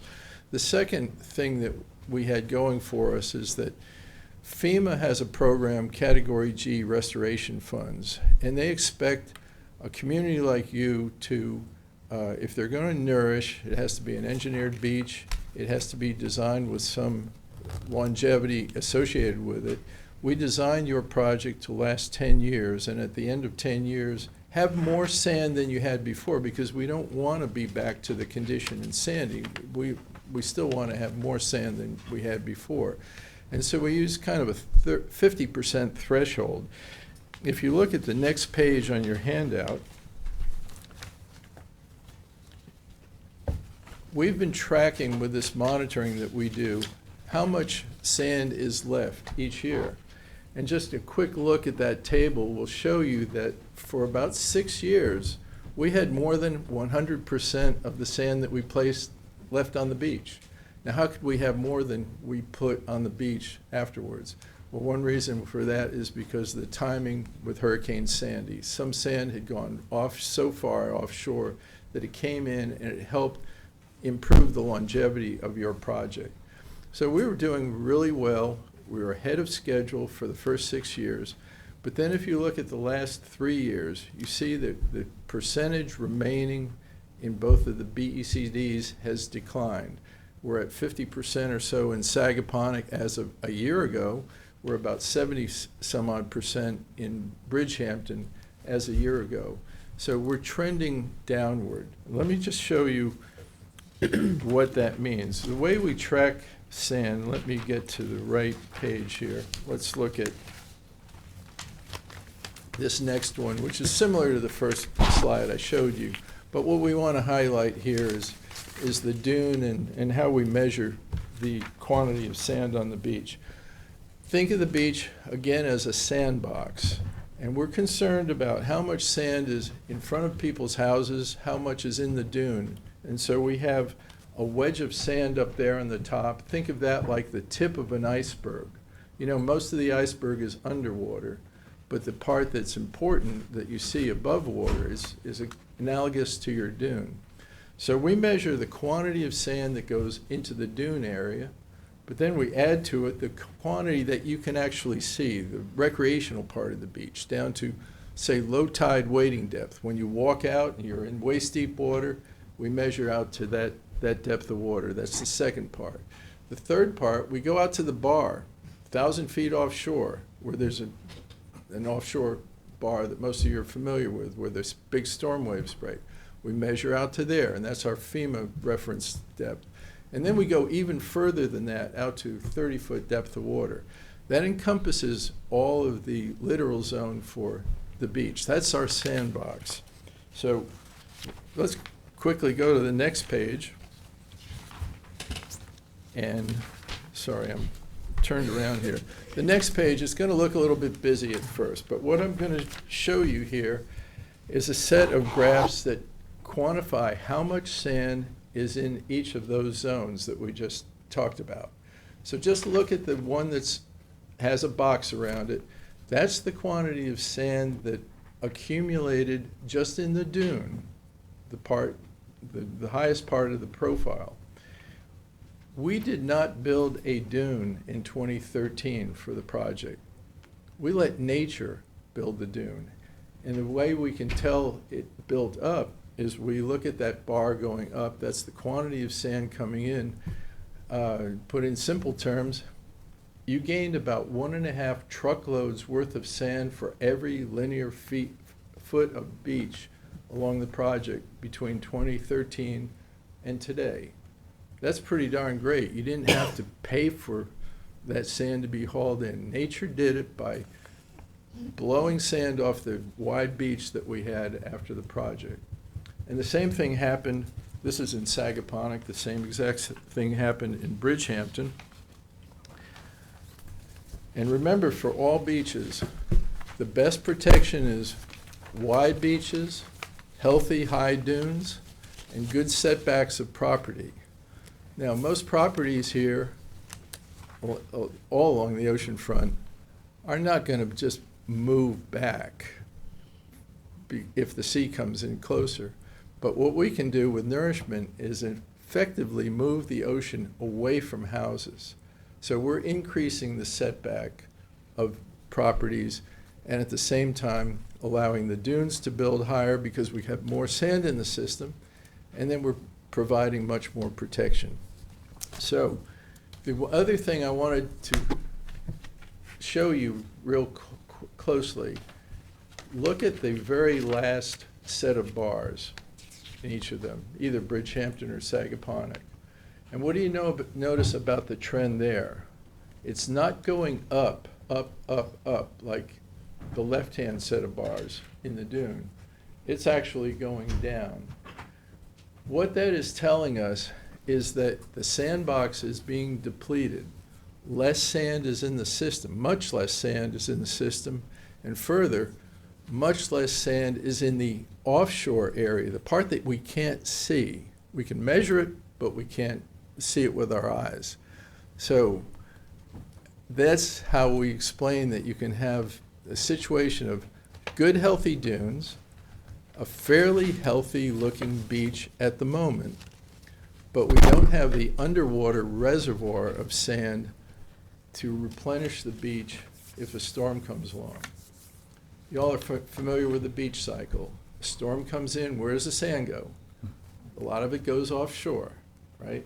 Some of it washes over the dune and the dune road, but most of it goes offshore. And it's that offshore sand that is so important to restore the profile afterwards. And what these surveys have been showing us the last 2 years is that the quantity of sand that we have immediately offshore between the low tide mark and the outer bar has diminished to the point where we just don't have that nice reservoir of sand to rebuild during a storm. So that's the concern, and that's what triggers the action that we're trying to implement. I'm sorry, when these things are printed on both sides, it messes up where I am going, so. All right, we should be on the one that looks like this. All right. It's got the mug shots of us in there. Yes, we're very proud of this project because it's performed better than we expected from the standpoint of the sand quality, the look of the beach, how long it stayed where we placed it, and so on and so forth. And it was quite a cost-effective project in the long run. So as Kathleen and Jeff said, we did manage to win one of the prestigious awards from the ASBPA. What I'd like to do now is just turn it over to Patrick to give you some other technical details of what's going on with the proposed project, where we're going to get the new sand, how we're going to go out to bids with it, and so on. So, Patrick. Thanks, Tim. Good evening, everybody. My name is Dr. Patrick Barano. I'm a vice president at Coastal Science and Engineering, and I'm serving as project manager for this effort. So moving right along from Tim's show and tell, we've got building on the success of the last project, so it performed quite well. We found that the sand quality was not only a good match for the native beach, it was pretty much a perfect match. I'm a geologist by training. I've seen a lot of sand on a lot of beaches. It was about as good as it gets, honestly, in statistical measures. That's why people couldn't tell the difference between before and after the project in terms of the sand quality, right? And we expect to use a very similar borrow area this time. I'll show you in just a second here. So we expect the same sand quality all over again. The volumes and placement scheme were adequate to hold that volume in place for at least 6 or 7 years above the 100% mark. 10 years later, we're just now starting to flirt with the 50% limit, which is when it's time to start planning for the next effort. So here we are. It actually performed just like we thought it would when we initially wrote a feasibility report 10, 15 years ago. In doing that, it's maintained a very wide protective beach, a very robust, tall, continuous dune. That's why there were multiple hurricane impacts, multiple nor'easter impacts this year, 10 years after the project, that still offered storm protection that Mr. Lignelli talked about just a moment ago. It's quite impressive for a nourishment on the North Atlantic Ocean. And in doing so, we've been able to accommodate kind of natural variations in beach width and dune height over time, which is why we were able to take multiple hits right on the nose in the past 12 months and really have no damage to report, which is pretty remarkable 10 years after a project. In doing so, it increases the property values and thus the tax base for the community, which we've documented, I believe ARM has in a report as well. So how do we do it, right, if we're going to be replicating the effort from last time? So our basic approach is to calculate the annualized erosion rates. So it's a little bit difficult to see probably on the screen, but on your slides, you see that we estimate the annualized erosion rate to be about 3 to 5 cubic yards per foot per year. To normal humans, that doesn't really mean a lot, but a cubic yard per foot equals about 1.5 feet of horizontal movement in the high water line. So if you have an addition of 1 cubic yard per foot, sea level goes out seaward about 1.5 feet horizontally. We used a number of methods to actually determine that. Since about 2012, 2013, we've been using in situ surveys annually to really measure it and nail it down, not just sort of shoreline movements over time. Once we have that annualized erosion rate, then we use a safety factor to essentially provide excess fill. So Tim was talking about your sand budget and how 3 to 5 cubic yards a foot per year, if that's your annual erosion rate, that means you can bet on that coming out of the system each year. So if you place, say, 10 cubic yards per foot per year over the course of 10 years, so 100 cubic yards per foot in one project, well, then you're gaining about 5 cubic yards per foot per year, which is exactly what we've seen here. So the next step is the sand, right? We have to go out and get the glorious sand that's offshore here. So we have 3 separate borrow areas that are laid out in the same general area of the near shore as we judged last time. These are oriented along shore, so it's a very long, skinny borrow area, and in doing that, you're never more than about a mile from the borrow area on the beach, which helps deliver cost savings whenever a dredger is looking at this for their bid package. The closer you are, the cheaper, effectively. This time around, here's a sample. You can see it in your own color packets on slide number 10. Beautiful, clean beach sand all the way to 10.5 feet below grade. We're proposing to dredge up to a depth of 10 foot. So it's going to be a great match, and that's what this graphic right here shows you. The red dashed line is a composite value of all the sand across that entire borrow area. It's like 1,200 acres. It's a massive borrow area in total that we actually surveyed, and the curves are absolutely plotted right over one another. So it's a great match. It's about as good as it gets. Before we move on from that slide, just put it back up. Yeah, sure. I don't know that Charlie had a chance to zoom in on that. Oh, no, sorry. Here you go. Charlie, can you come in on, yeah. So here we have an actual photo of a sample. It's located right there off the eastern end of Mecox. And here's the composite values of all of the samples that we collected over the native beach sand. And you can see where the curves overlap quite a bit, which indicates just statistically it's a very close match to the beach sand. Okay, I think we got it. Sure. So our project is going to run from Flying Point Road over in the west, over to Town Line Road over in the east, across Bridgehampton and Sagaponack. We have these 3 borrow areas laid out. Again, they're arranged to provide the shortest pump distance possible, just to save money, essentially. And the volumes that you see on the bottom of this slide here are the maximum permitted volumes that we've asked from the state and the Army Corps of Engineers. So drilling down a little bit further into the project specs on the next slide, our permit allowed maximum volume is about 2.3 million cubic yards. That's at the upper end of what we would expect to be able to place. After discussing with the town, the budget allowed maximum volume is what we're calling it, is about 1.5 million yards, 1,527,164 cubic yards, excuse me. The project length is the exact same as last time, 29,751 feet. And we have these 3 borrow areas. There's a lot of detail in there. Collectively, it's 800 acres. Which yields us about 12 million cubic yards of sand, which means we could build this exact same project another 3 times after this event. So that's 30 years of insurance on all those homefront or all those beachfront properties.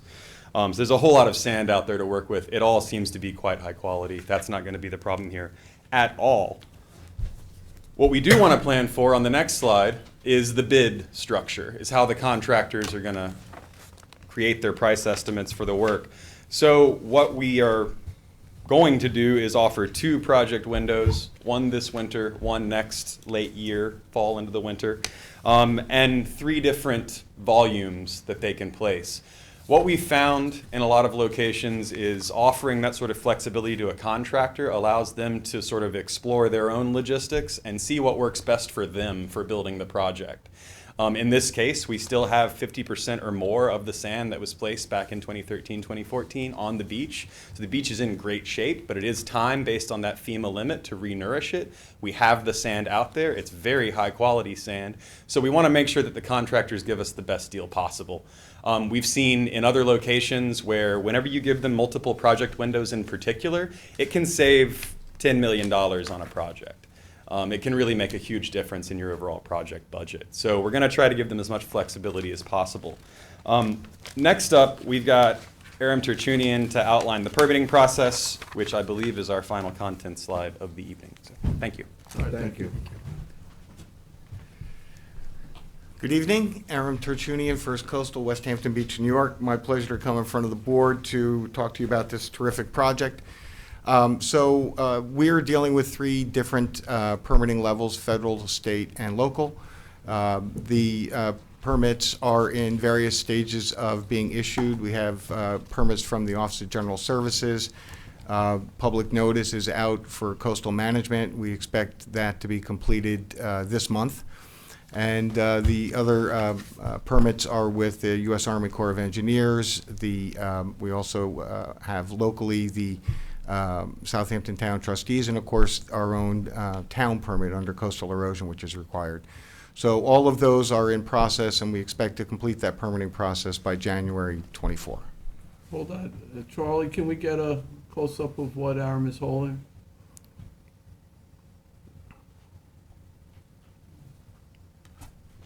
Okay,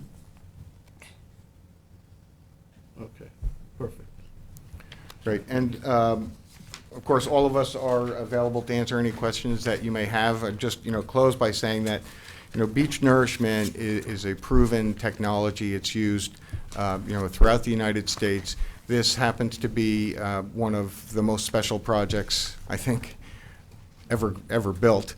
And this is, it's working simply because we follow very simple rules. We found sand that matches the native sand. We're placing it in a way on the beach that nature arranges it.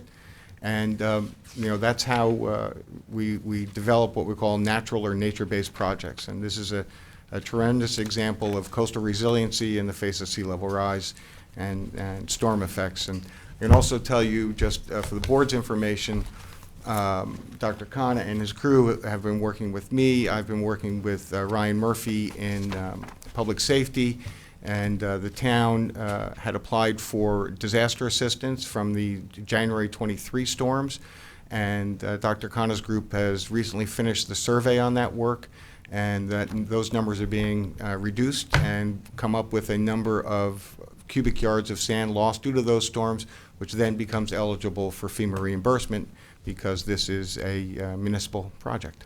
Yeah, so let me drill down a little on that too, and the cost. So your design specs are beyond the original scope that was done roughly 10 years ago, right? So now it's gonna, after this project, it'll be even bigger than it had been when the project was finished 10 years ago?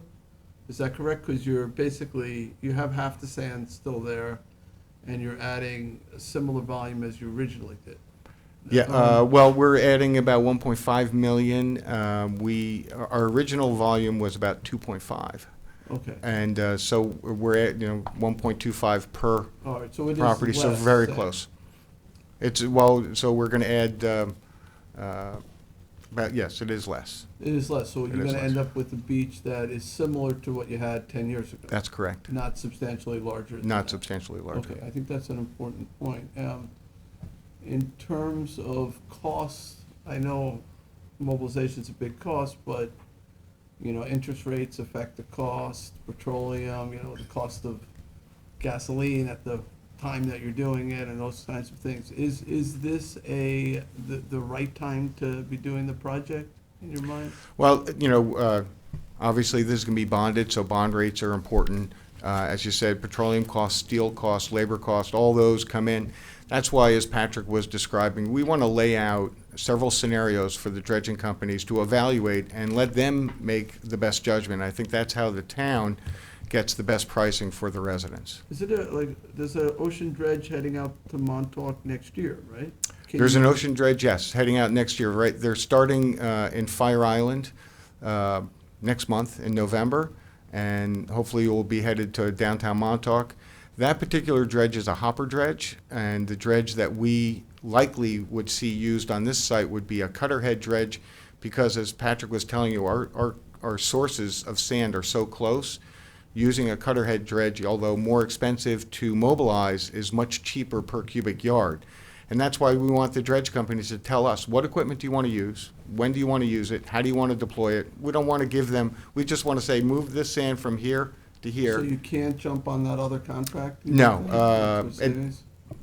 and they don't have, that company who's doing it, which is Great Lakes Dredge and Dock, has a lot of different dredges. In fact, one of their dredges just lost a contract in Fire Island Inlet, and they may decide that they want to put that dredge to work. And that's why we want to give them the flexibility to do that.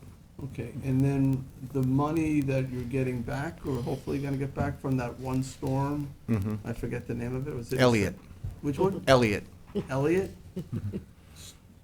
So that qualified as a federal disaster? That's correct. And so because you had engineered the beach and you had all the accurate profiles, you were able to put in for reimbursement? Are you getting that money? Well, we are eligible And now we have to prove how much sand was lost as a result of that storm. That's what Patrick is going to be doing the next 30 days, and preparing a report that will be sent through Ryan Murphy's office to New York State and FEMA for the reimbursement. So And if that money comes through, then you won't have to borrow as much for this project, correct? well, depending on what the pricing comes in when we put it to bid. Okay. know. So it's possible, but that money, if it happens, will be added to offset the costs of this project. That's correct. All right. All right.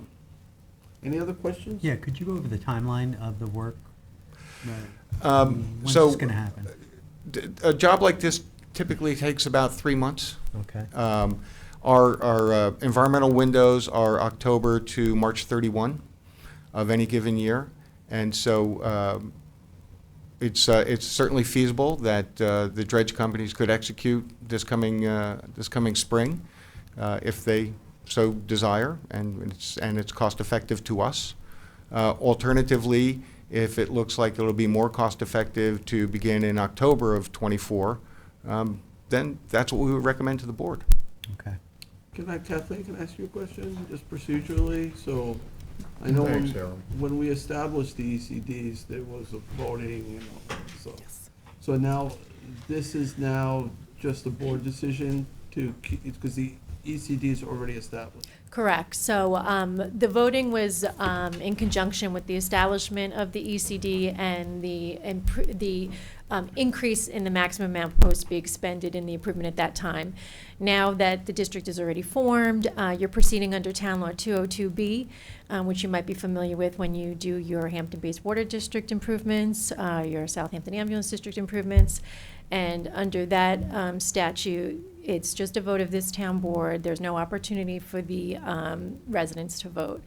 And there's no comptroller approval is not required, no referendum. Is there public notification? Yes, we did mail to every property owner within each district at the address at which they're supposed to receive their tax bill a notice of the public hearing. So In terms of tax implications, I guess we're at the last year of the 10-year, we did a 10-year bond initially? yes, And so that's done. So if this project wasn't done at this point, the taxes would go down by that point. yes, But then there'd be no money to rebuild the beach. correct. Right. So the idea here is sort of a steady state. Okay. As proposed by your advisory committees, your ECD advisory committees. Okay, and this project, in terms of the tax implication as proposed, would be relatively steady? Well, steady, yes. I mean, Sagaponic is a combination of assessed values and linear footage, so that assessed value is going to fluctuate, or could fluctuate arguably, over the course of 10 years versus Bridgehampton, where it's just linear footage, so that's going to be more of a steady cost, if that answers your The question. scale of the project is sort of in line with what they've been paying in the past? Oh, I apologize. Yes, it's a little bit more. The monitoring costs, I believe, were a little bit more. The monitoring costs were $600,000 for the first 10-year project. Now they're $825,000. And the monitoring costs cannot be part of that bond. Operation and maintenance costs cannot be bonded, so that's just assessed separately. The original ECD had a town contribution through, I think, the Parks District, which I don't think that fund has anything left. It's basically that $1.5 million that I think was applied to the original ECD. So I think the current proposal, even though the town owns quite a bit of land, I don't believe there's any town contribution toward this. Not yet, not as proposed. All right. You're correct. In 2013, the town board used your park reserve funds, which are subdivision fee monies, Park Reserve number 7 and 8, for a total of $1.5 million, which the state comptroller said we could attribute to the beach because that was deemed recreation. So that did help defray the costs. Okay. All right, thank you, Kathleen. All right, so I want to get to the public now. And I do have some cards here, and there may be some people online as well. So I want to start with Andrea O'Halloran. Thank you for your patience. I know it's been a long evening. That's okay. Tom and I live at 139 Dune Road, and I don't know if people are aware, most of the homeowners on the ocean front already contribute. I see First Coastal is here, and we put up a dune fence. Almost everyone has a dune fence, and you said dune is an important part of preservation. And so we're already contributing to that and maintaining the beaches for the public. What I'm concerned about this board, this ECP, and that the homeowners really don't have a lot of control. I don't think this should automatically renew this organization, and I want to talk about that. I also want to know who's watching the money that comes back from, can I ask that question first, from the federal government? You were asking about that, the FEMA refund. Who watches that? Is that the controller? Controller's office. Okay, yeah. excellent. So really, I think the most important thing, what I really want to talk about when I talk about the beach coastal erosion is, first I said that homeowners are, or each homeowner is already contributing. Each time we pay First Coastal $1,000 every few years, because then those fences, they sink, we're already contributing. So over a decade, you might already be spending $5,000 on dune preservation if you live on the ocean. And so I think that's important to be noted. We're already making a contribution in addition to our taxes. But I think what I really want to say, and what my husband wanted to say also, is who pays for this process? Who pays should really reflect usage, not merely adjacent ownership. All beach fronts are adjacent to public beaches. And we need to realize that beautiful beaches like Mecox and Cameron, those are public beaches, hot water, incredible facilities. You can take a warm shower. You have bathing, other facilities for your convenience. And every time you go to those beaches, those garbage pails are overflowing. What I'm saying is the public is using these beaches to an extreme. They're putting a great strain on these beaches, and they're not being charged enough. I don't see why all the homeowners should have to pick up the bill. The other thing that's a huge problem, and this would be a way to raise money, and I think Cape Cod does this, non-permanent residents pay more for beach usage.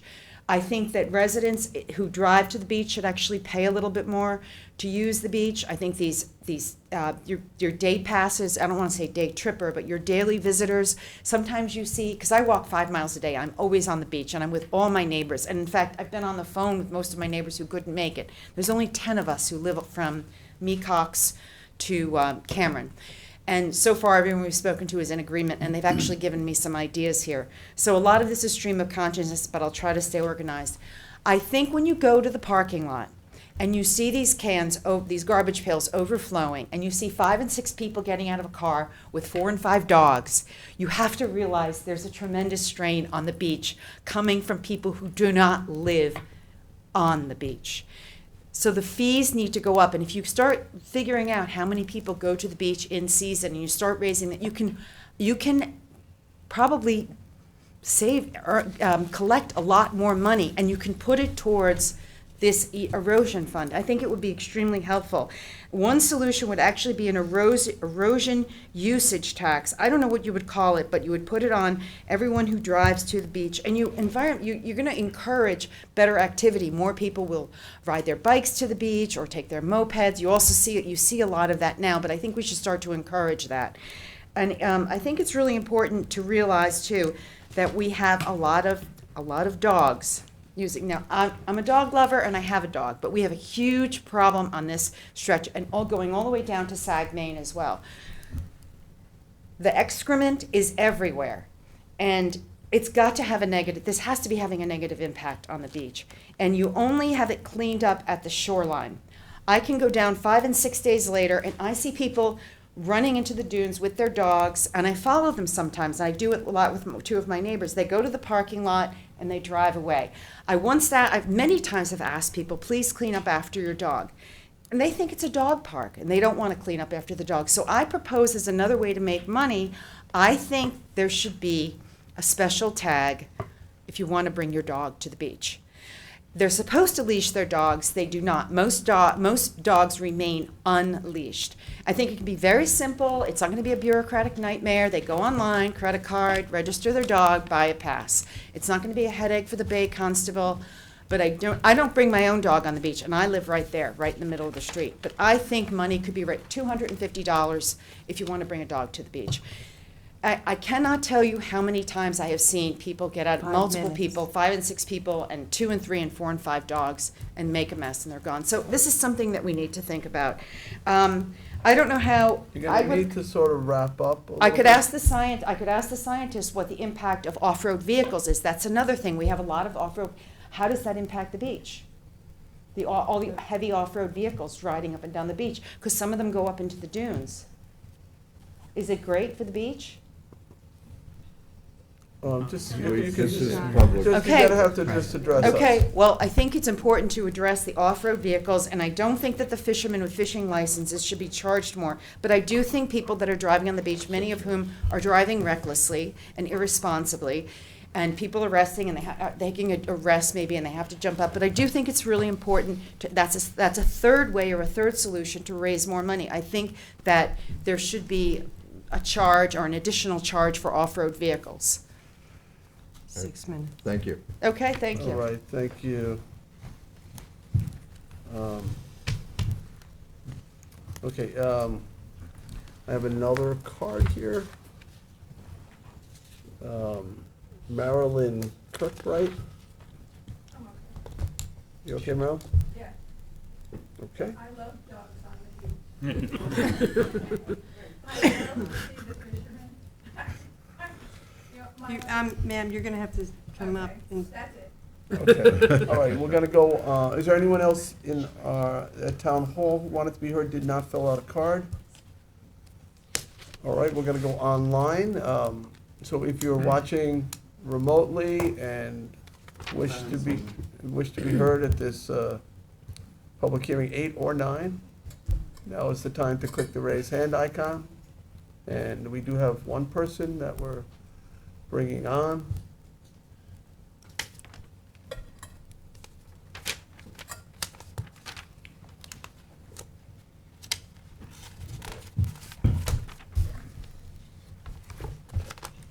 And my computer was rebooting to this mode. Am I on now? Half of you, from the nose up, yeah. You might want to adjust your camera a little bit. Yeah, there you go. I'm Lloyd Goldman. And my wife is here next to me. We have a home on Mid-Ocean. And I have a couple of comments. You know, you keep saying the life of the project is 10 years. Shouldn't it be based on the condition of the beach? So, we saw that the beach actually increased for the first 6 years. If at the end of 10 years, the condition of the beach is in good shape, why would the life of the project be over an automatic renewal? I don't understand that. Additionally, a previous owner stated we all maintain the dune. I have a specific issue about, I have maintained the dune. First Coastal knows I do the dune fencing regularly. We've done vegetation not in about 8 years because the vegetation on our dune is very healthy. But recently I replaced solar panels, and the town has told me I have to remove geotubes that were placed there 10 years ago, which would mean bringing heavy equipment onto the dune and beach to tear apart a dune that's healthy. And they listed that as a violation of me putting solar panels on, which was done properly, permitted and everything. And I know I'm not the only one who's done geotubes back then, geocubes. Another thing, if this project isn't done this year, will the charges for continuation be commenced this year? So one of the options was shown that it was being shown to the bidders to be placed this year or next year. I mean, arguably, if it's not done for a year, you shouldn't be starting the charges now. And it sounds like there's only one bidder being considered, and that's Great Lakes. Are there other bidders for this project, or are we only relying on one bidder? And then the other item, which follows up on the prior speaker, was, you know, the income that the town gets from, there's several roads that don't have parking lots, where the town must be collecting quite a bit in parking tickets. Shouldn't that be going towards the beach fees? I know at the end of Ocean Road, when I come out of mid-ocean in the summer, there are 20, 30 or more cars, and more than half of them or 3/4 have parking tickets. So, All right, Lloyd, what I'd like to do is ask the number of questions that are technical related to the project or the timing of the project. I'd like to get those questions answered for you. So one had to do with the life of the project. One has to do with when do the charges start if the project is delayed, the number of other bidders besides Great Lakes, and then I will take the beach fee question separately in terms of the parking violations. And I don't think we're gonna get into your issue with the solar panels and the GeoCubes. We'll leave that to zoning board, or others involved in enforcement. So let's, Aaron, or who wants to answer this? I'm sorry, your name again? Sure. Patrick. All right, Patrick, Doctor. Dr. Patrick. Yes. Last name? Barano. Barano, okay. Yes. So let's see if we can answer Mr. Goldman's questions. Sure, I think I can, yes. So as far as the project lifetime language, that's based on the nourishment plan that was published before the initial project. FEMA Category G funds are contingent on a community establishing certain triggers for renourishment. And in this case, the trigger for renourishment is when 50% of the project volume is no longer in place. So very, very simply put, that's why. That's why we're not waiting until we're down lower. You're there in Sagaponack, not quite at 50% in Bridgehampton. Getting there. That's right, that's correct. But it could be one storm that puts you. It could be one storm, yes. We still have to actually analyze the data that was collected 2 weeks ago as well. It may actually be pretty close to 50% at this point. We actually have to check. Okay, so that's the life of project. In terms of other bidders, Yeah, so we fully expect multiple bidders in this case. There's at least 3 or 4 different dredging contractors that are active up and down the East Coast that would be able to complete the work. okay, so in terms of and this may be a better question for the controller, for Kathleen, but in terms of if we move forward, but the work doesn't begin for a year and a half, will the tax will they start paying for it in the next tax cycle? Well, I won't answer that question, but I will answer the question. It's all predicted to happen next year in 2024.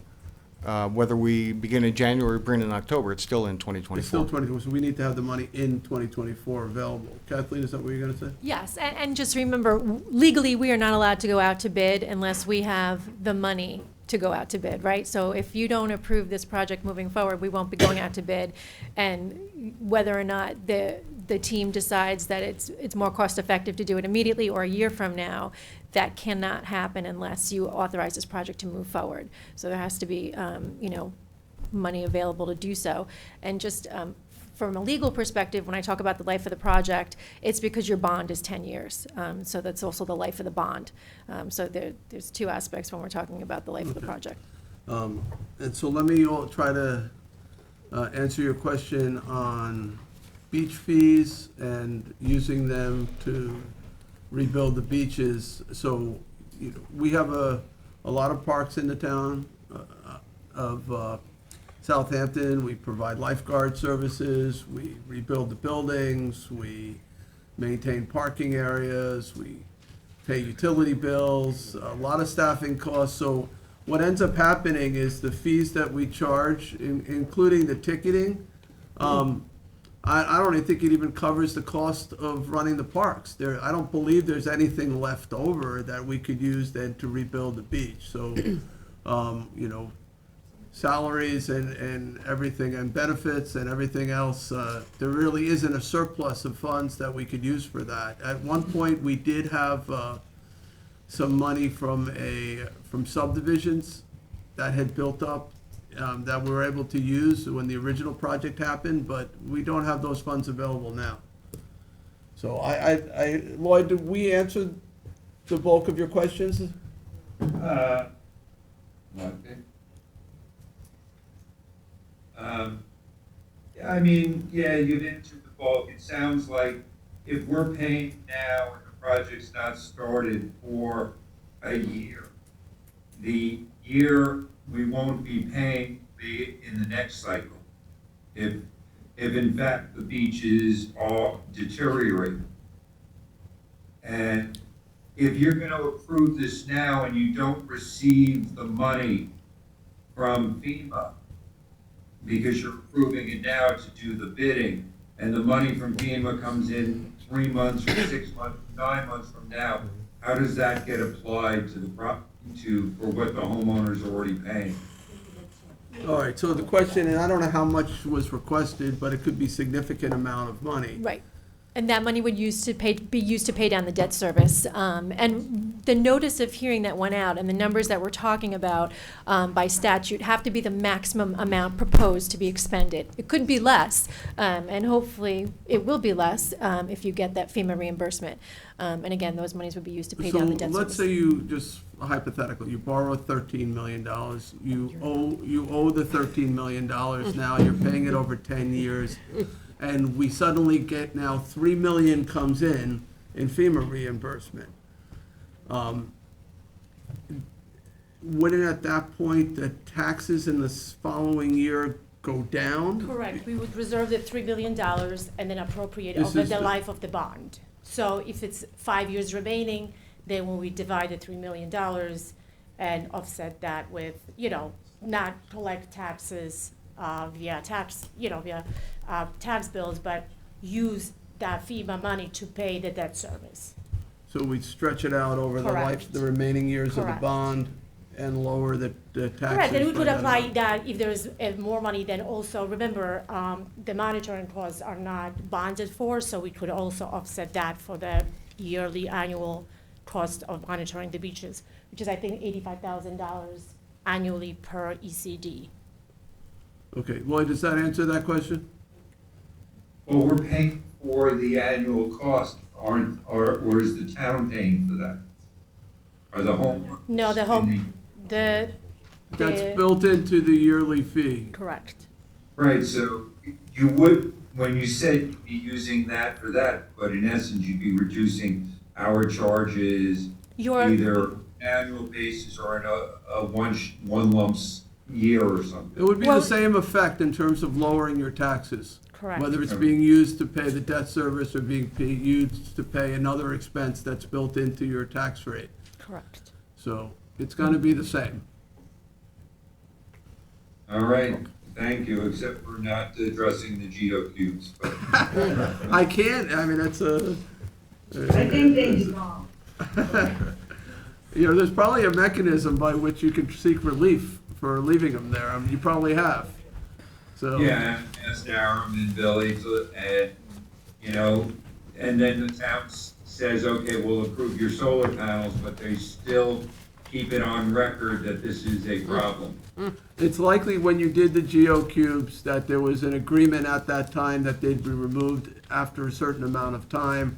And when you went in for the solar panels, they noticed that they hadn't been removed and they were just doing their job. But if there's a way to leave them there and not disturb the dune, I'm sure you've got very capable advisors.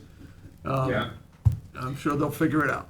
Please consult a number of our highly qualified local attorneys for questions on these matters. Yes, I have, and I have, I pay them regularly. But the town doesn't remove it from record, and no one wants these tubes removed or cubes removed because it'll destroy the dune.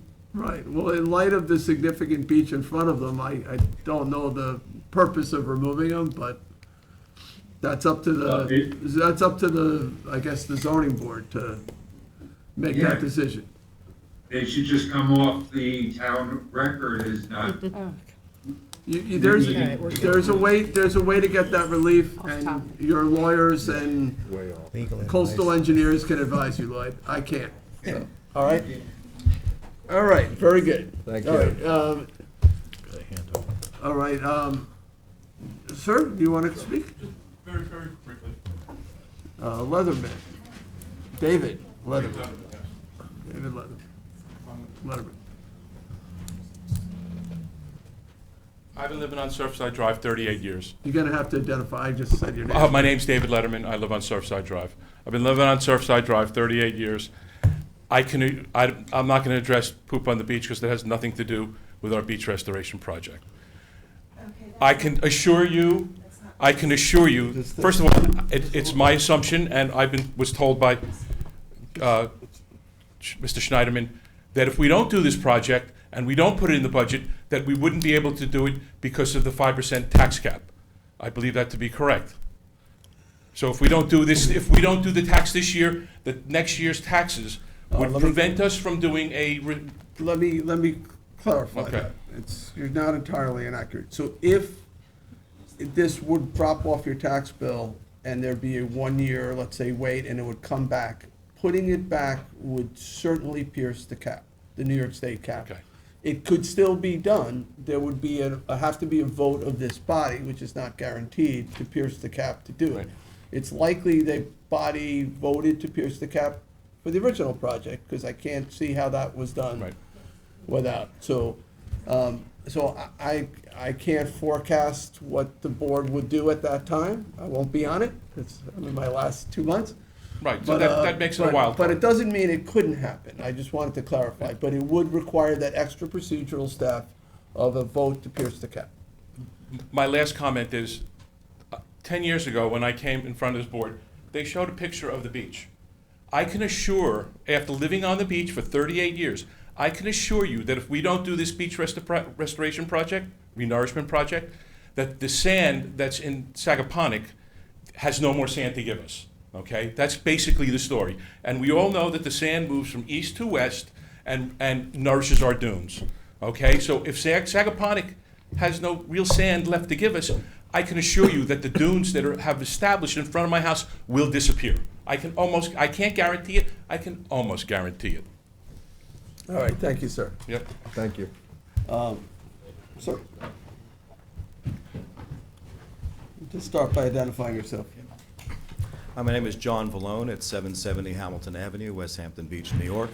To Town Councilman, Mr. Jay Snyderman, Deputy Supervisor Frank Sapone, and members of the Town Council, good evening. Tonight, just want to thank the members of the Town Council for their vote of confidence to rename and dedicate the Riverside Head Start building All right, after. hold on a second. We're still in the public hearing on the ECD. I thought Oh. that you were speaking on that. Okay. You're gonna speak in public portion, you're just gonna have to wait Okay. another You get an couple extra minutes. 20 seconds. And you can skip all the thank yous. You were doing really well until you mentioned the Head Start building. Okay, so we're still in the middle of public hearing number 8 and 9, hopefully not in the middle, hopefully at the end. Is there anyone else at Town Hall who wanted to speak? Is there anyone else online who wants to speak? No hands. All right, Kathleen, what, are we able to close this, or do we have to leave it open for any reason? You can close it. You can close it. I would recommend a written comment period. Depending on what kind of input you received tonight, I was going to recommend another public hearing, but, that's entirely up to the board, whether or not you want to have another public hearing, or whether or not you want to close it. Yeah. I would recommend closing it with a 10-day written comment period if you're inclined to do so. And then just procedurally, on November 14th, which is your next regularly scheduled town board meeting, what you would see before you is a resolution for your consideration, approving the project and finding that it's in the public interest to approve the project. And that, again, is just a simple majority of this board. And thereafter, then there would be a bond resolution if that So the resolution timing goes was, because we're, in the midst of approving the budget, and Right. the tax levy. And it Yes. affects the special districts, as It was does, mentioned and earlier. the tax So- receiver needs time. So I think that the board should make the decision before finalizing the budget, so. Yes. So I think if we close it, I think I'm okay with leaving the written record open for 2 weeks. Yes. And then in 2 weeks from now, making the final decision here. Right. Okay? And just, you'll see a resolution later today for your consideration with the town board deeming itself lead agency for secret purposes. And so then, obviously, before we take any action on the 14th, you'll also see a resolution addressing the SECRA, which will likely Okay. be a neg deck. Excellent.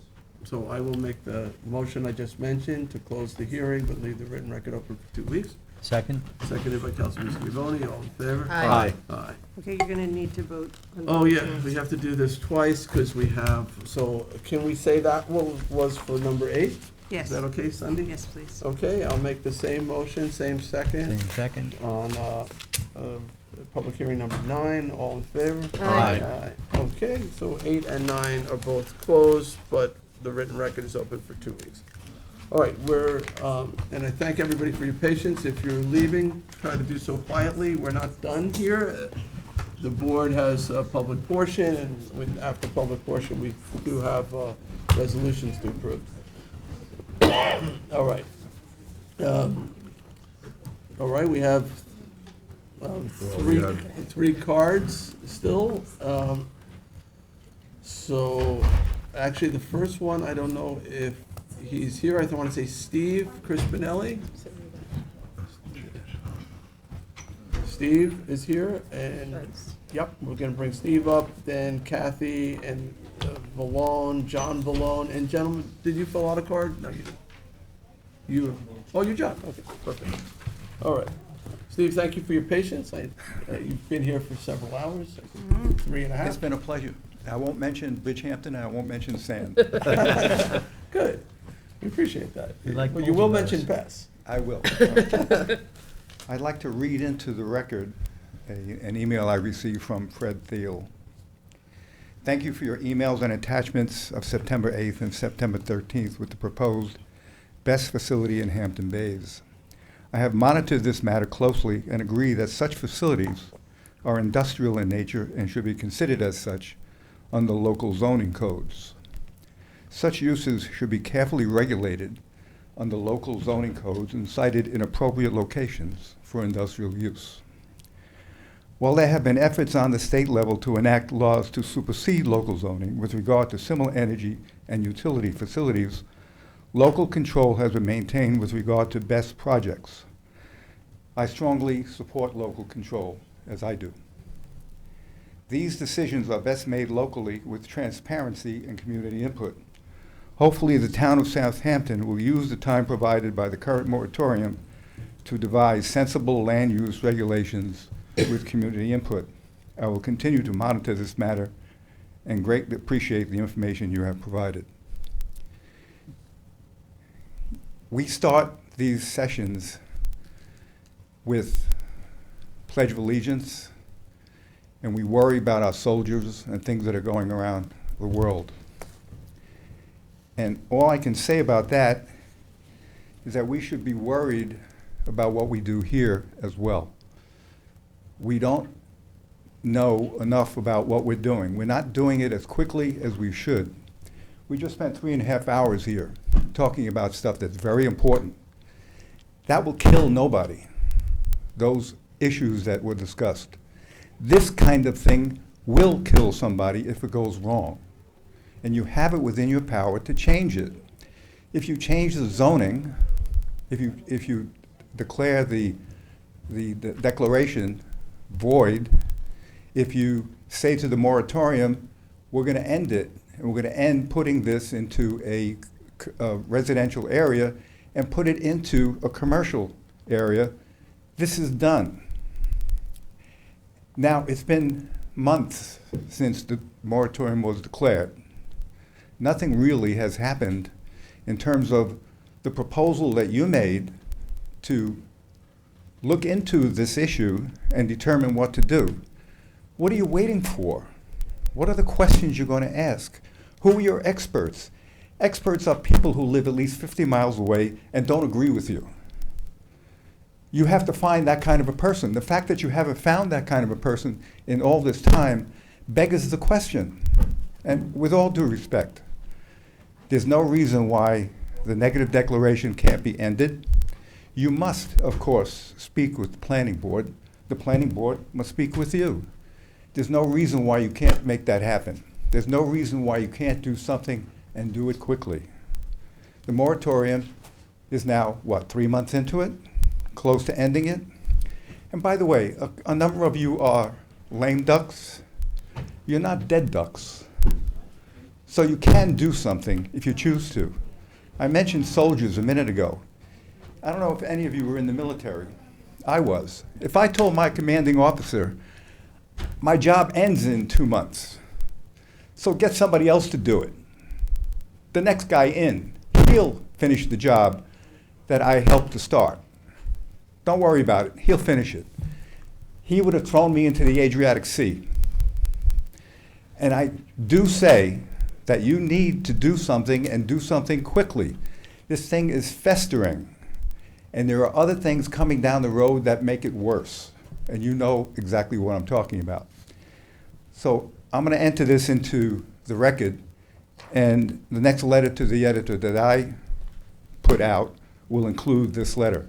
Mr. Thiel gave me permission to quote this letter completely, as long as I didn't abridge it, and I did not. Thank you. Thank you. Thank you. Thank you for listening. Thank The wait was worth it. All right, thank you. All right, next up, Kathy Vallone, or John, whoever you want to have speak first. I'm getting pushed ahead here. All right, John, and Took the then initiative Kathy. before. I apologize for that. So, good evening. You already know that my name is John Vallone. I live at 770 Hamilton Avenue, West Hampton Beach, New York. I just want to thank the members of the Town Council for their vote of confidence to rename and dedicate the Riverside Head Start building after my mother-in-law, Annie Jackson. She passed on March 28th, 2022. And over the last year and a half, we started investigating the possibility of naming that building in her honor. So we want to express our sincere gratitude that she's being honored in this honorable way. She's very special to our family, her church, the Head Start educational community, and by extension, the Southampton community. Our request began with a process well over a year ago with a very supportive Head Start administrative team in Patchogue, New York. And our request was then escalated to the Public Relations Department. Their only concern was to find out who owned the building. And it pays to have a wife who works at real property in Suffolk County Center. So, as you know, the town owns the property. I want to thank John Bouvier publicly, who returned my initial email literally within 5 minutes. I've never experienced that from any government official.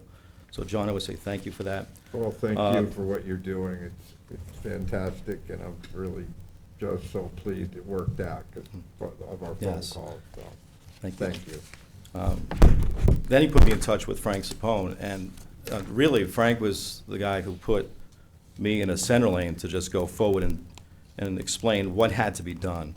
You know, in terms of getting a meeting with Fernker back in June, getting their unwavering support was critical in the going forward.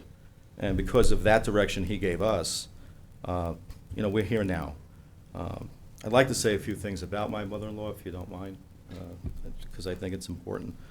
That her dedication to children and families in the Southampton East End communities was of the highest excellence, giving value to the children in her charge, whether they were in her classroom or as a director for over 4 decades. Everybody loved her. And the impact she had on the community and the lives in the children in her charge is palpable to this day. Adults still talk about Annie Jackson, not only as her son-in-law, but as an educator. I was always struck by her love for children in the church that we attended. Ms. Jackson led by example, she led by her love for her community, and she led by giving honor and dignity to all people. It's no coincidence that her email address was mshonor@aol.com. She knew the value of hardworking families and the value of community. To put it plainly, she was honorable. A friend of ours, Bonnie Cannon, who is the director over at Bridgehampton Child Care Center, wrote a letter of support, and this is what she had to say about Ms. Jackson. She was devoted to the cause of education, and her impact on our community and its young people is immeasurable. She was a mentor, a source of inspiration, and a role model to everyone who had the privilege of knowing her. I believe that by naming a building after Annie Jackson, we will not only pay homage to her extraordinary contributions, but also inspire current and future generations to strive for excellence as she did. Our sentiments, the Jackson family, are shared with Bonnie regarding future generations. So we don't see this as a one and done. The naming of the building after Annie Jackson will carry our vision, one that will raise annual scholarships to help kids at Head Start, and also the Children's Museum at the East End. We want future generations to know that Ms. Jackson's story and her love for unity, community, and education will just continue. So I want to thank the board again for entertaining us. This has been a well over a year's process, and we finally find that it's coming to a fruition. So we're very, very grateful. I think I'd be remiss not to thank publicly Lara Sweeney, co-president of the Children's Museum of the East End, Mary Ann McElroy, my mother-in-law's pastor at Friendship Baptist Church, Angela Hunold from Franca and Riverside Rediscovered, and Janice Wilson. Janice really kept me in the center lane this entire time. Great. So I just want to thank you all, because this is so special for us, and we plan on mobilizing this once we have, the timeline as far as the construction of the building is concerned, so we can work with the building department to see all this happen. So thank you very much. Thank you. Thanks for coming in. Give me. All right, Kathy, you are next. Even though he just took all of my words. I just wanted to give you a hug, because it's been your mom was so great, and I'm so glad this happened. Thanks. Thank you.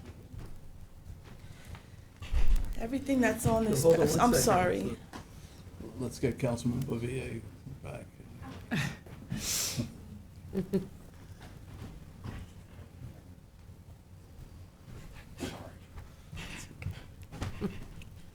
All right, go ahead, Kathy. Good evening, first of all, Chairman Snyderman, ladies and gentlemen. As I said, he gave me these to hand out, but everything that he just said is on here, so. But on a personal note,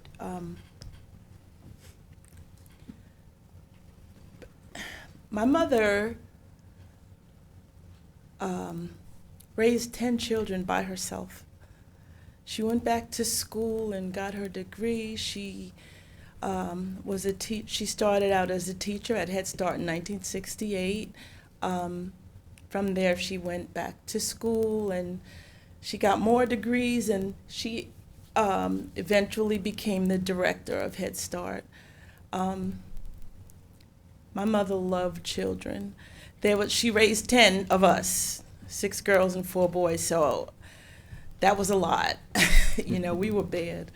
But I should say they were bad. But I just wish that I could be half the woman that she was, the person that she was. She loved everybody. She didn't meet any strangers. And when I found out that my husband was doing this, because he kept this from me for a year, it just melted my heart, because my mother is so deserving, not just because she's my mother, but because of the person she was. She was involved in the community. She was Woman of the Year in 2002. She's just done so much. And this would be a way of keeping her alive to me personally, because when she died, she took a part of me with her. So this would be a part of keeping her alive for me, and I'm sure my sisters and brothers would feel the same way. I thank you all for even just allowing me to stand before you and speak right now, and I thank you for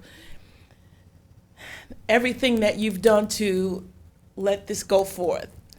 And if I can ever be of service to anybody, yes, I work in real property. I'm looking at the maps and I'm like, hey, I deal with this stuff every day. But anyway, on a serious note, I thank you all for giving me this time to speak about my mother. Like I said, it's not because she's my mother, it's because of who she was in her community, in her church, in her work environment. She just was an honorable woman. Thank you. Thank you. Thank you for sharing. All right, is there anyone else at Town Hall who wishes to be heard? You're good? I'm good. I'm Annie Jackson's granddaughter. All right, so we're gonna go online. We're still in public portion. If you are watching this online and you wish to be heard on any matter in public portion, now is the time to click the raise hand icon. There are no hands. Music to my ears. I just want to make one note that it is Head Start Awareness Month. It is. That's right, you're right. Yeah, good point. All right, so you just made us aware that it's. All right, thank you, Councilwoman. Okay, I'm gonna make a motion to close public portion. Second. Second by Councilman Bouvier, all in favor? Aye. Aye. All right, and John, is there a resolution on today in the packet? No. For the renaming, so, We still have to wait for a number of things that John had alluded to, but we got past the hard part, so. all right, I'd like to see this happen while I'm still here, so if you could, I only got 2 months in the. 66 days. And maybe 1 week. Just, but I don't know who's counting. So, let's see if we can move a resolution at some point in the next 2.5 months. We'll do our best. Okay? But we're gonna have a really great ceremony, that's the, whether I'm here or not, I'm We'll invite coming. you back. Yeah. Yeah. When the sign goes up, let Yeah. us know. Just- We can come and celebrate with you. Term It's limits. a really important thing, you know, for so many reasons, how important it is. So I'm just really, you know, when I got the call, I just, yes, there was the immediate thing in my head, John, so thank We you. have a different kind of term limit here, so then. Yeah, but well, it- because I'm talking, not him, so. But it's been really nice to hear about your mother and hear somebody say nice things about their mother-in-law. It's a nice thing, And I'm too. impressed that you kept it from her for a year. I was sworn to secrecy. So, yeah, I'd be honored to support this. So, it's nice to hear that Janice from my office and Frank from my office have been so helpful, so. All right. Excellent. All right, so we're gonna move on to 100-page agenda? our law, and John will also thank you for working on this. Sure, it wasn't work, it was joy. All right, Can so we we have a long, Kathleen's waiting for the low slap. but- we can take things out of order. It's not, no, Kathleen, It's at the end of a 100-page agenda. there's- Oh, all right. You're in it to win it. it's 10 o'clock. It's 10 o'clock. It's 10. I'll take all 7 of those out of order if you want. So you can go home. It's just No, too I'm just nice. motivated to move quickly. Yes. You sure you're an attorney? No, sorry. She's paid by the hour. It's so nice. Yeah. Uh-oh, I'm gonna get in trouble for making attorney No, jokes. not. And mother-in-law jokes. yeah. I'm in, She's salaried. I'm in trouble. Paid by the Mother-in-law hour. jokes Attorney and jokes. attorney jokes. We could start. Let's go. Yes. All right, here we Okay, go. then. All right, no jokes, said Councilman Scavone. All right, 1190. No, I said let's go. You guys are free to. Ready? Let's Figured go. out. 1194. 1194 of 2023, co-sponsored by Councilman Scavone, authorized change order for the general construction portion of the Southampton Volunteer Ambulance Facility with Stalco General Contractors. Second. Seconded by Councilman Scavone, all in favor? Aye. Aye, approved. Town Board Resolution 1195 of 2023, Authorize purchase of 2 commercial zero-turn mowers from All Island Equipment Corp. using the ISLIP contract. Second. Seconded by Councilwoman McNamara, all in favor? Aye. Approved. Town Board Resolution 1196 of 2023, authorize purchases and installation for guardrails, guide rails, furnish and install from United Fence and Guardrail Corp. using the Suffolk County contract. Second. Seconded by, who's that, Councilman Scavone, all in favor? Aye. Aye. Approved. Town Board Resolution 1197 of 2023, authorize purchases from Northeast Sweepers and Rentals Incorporated for Rabo Fayette Group sweeper parts and service using the Sourcewell contract. Second. Seconded by Councilwoman McNamara, all in favor? Aye. Aye, approved. 1198 of 23, authorize supervisor to execute the 2023 contract with Mayday Communications, Inc. for the digital voice recording system utilized in the 911 dispatch center of the police department. Second. 911 dispatch center. Seconded by co-sponsor Councilman Scavone, all in favor? Aye. Aye, approved.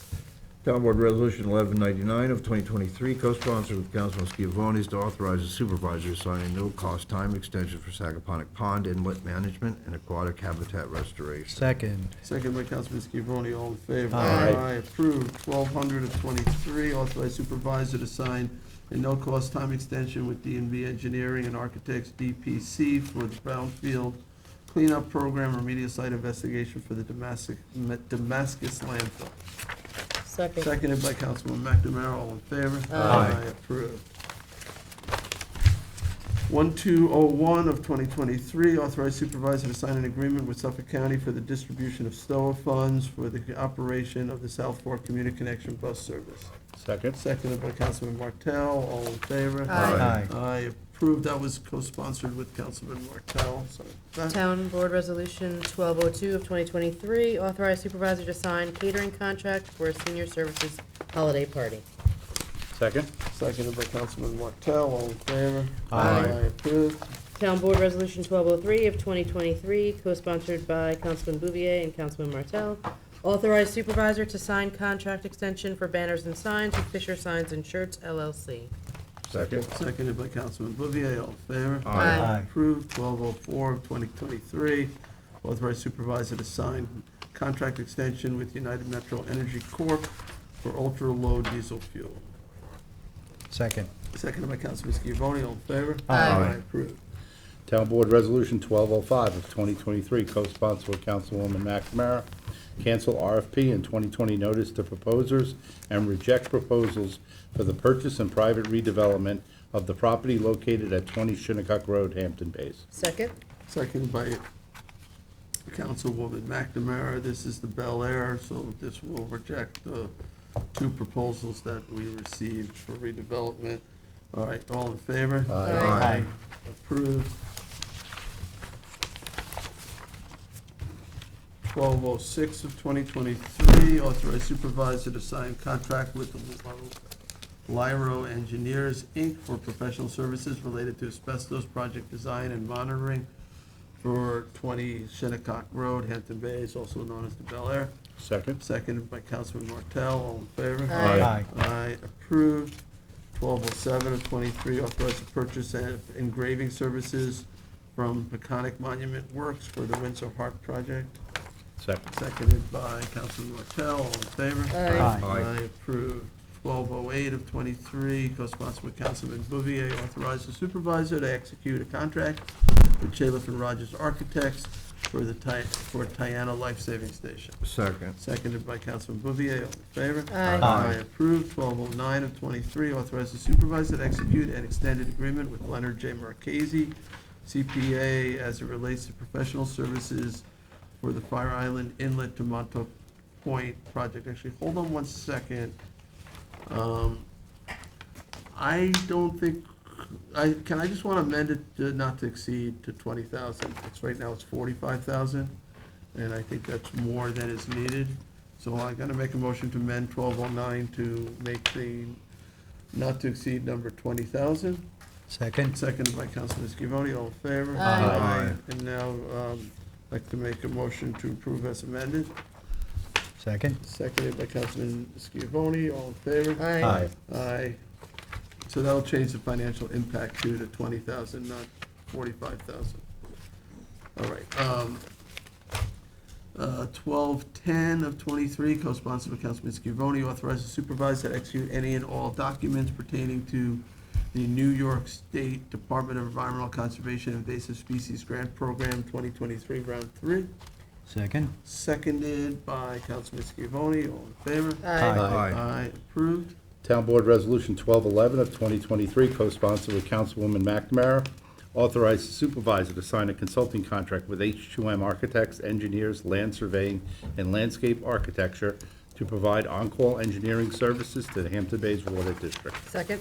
Seconded by Councilwoman McNamara, all in favor? Aye. Aye, approved. 1212 of 2023, co-sponsored with Councilman Bouvier and Councilman Martell, authorize the supervisor to sign a contract extension with DePere Enterprises, Inc., doing business as Ricky's Plumbing Supply, for the supply of plumbing supplies to the town. Second.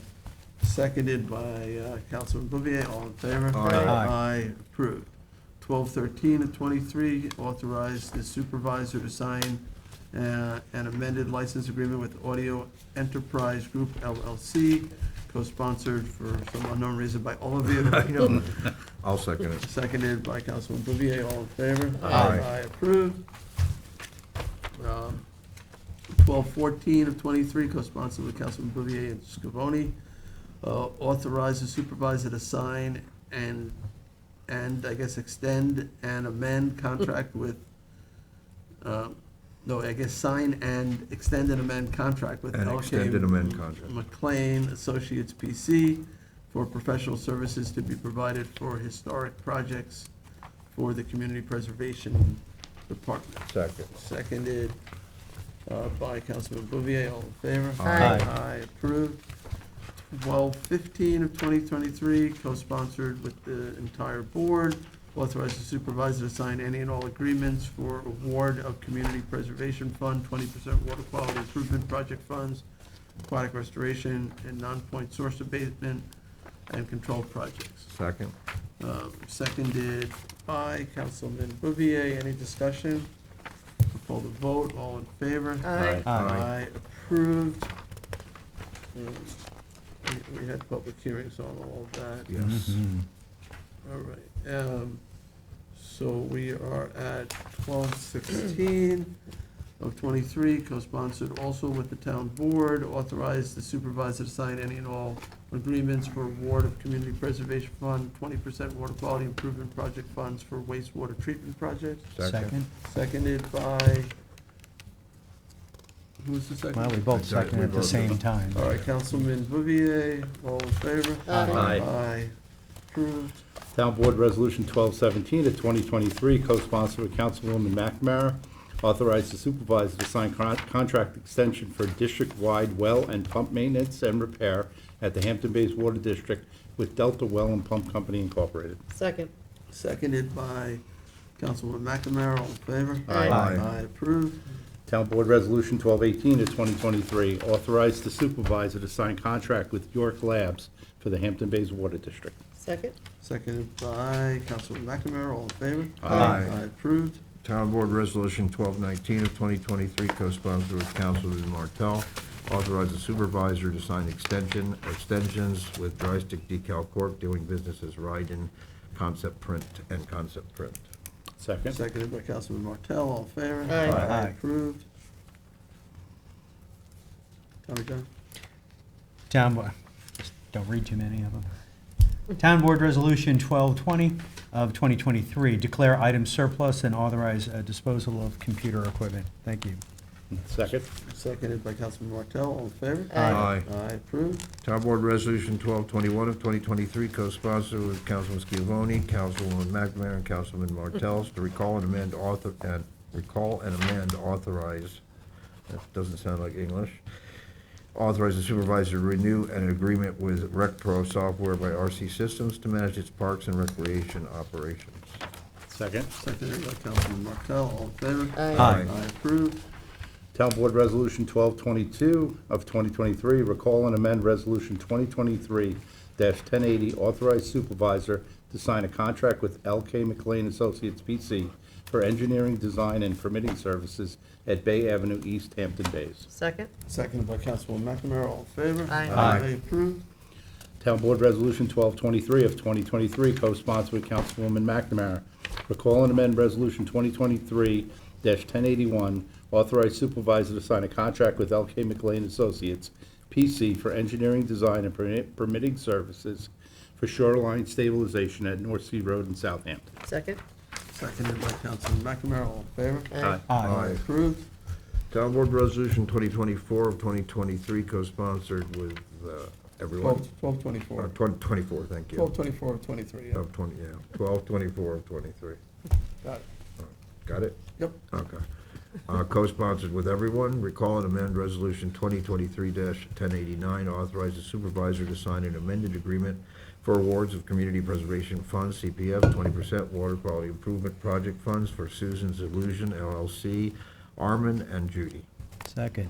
Seconded by Councilman Scrivoni, all in favor? Aye. Aye, approved. Town Board Resolution 2025 of 2023, co-sponsored with Councilwoman McNamara, is to recall and amend Resolution number 1093 of 2023, award and authorize the supervisor to sign a contract for heavy haul tractor with Trucks Incorporated doing business as Long Island Freightliner. Second? Seconded by Councilwoman McNamara, all in favor? Aye. Aye, approved. 1226 of 23, recall and amend resolution number 2023-646, authorize the supervisor to execute a 2023 service and maintenance agreement with Best Climate Control for maintenance and service on the air conditioning and/or heating equipment at Southampton Town Police Department.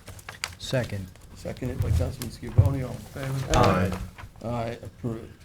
Town Board Resolution 1227 of 2023, co-sponsored with Councilwoman McNamara, the 2023 notice to bidders for 2022 F-150 4x4 Super Crew. Second?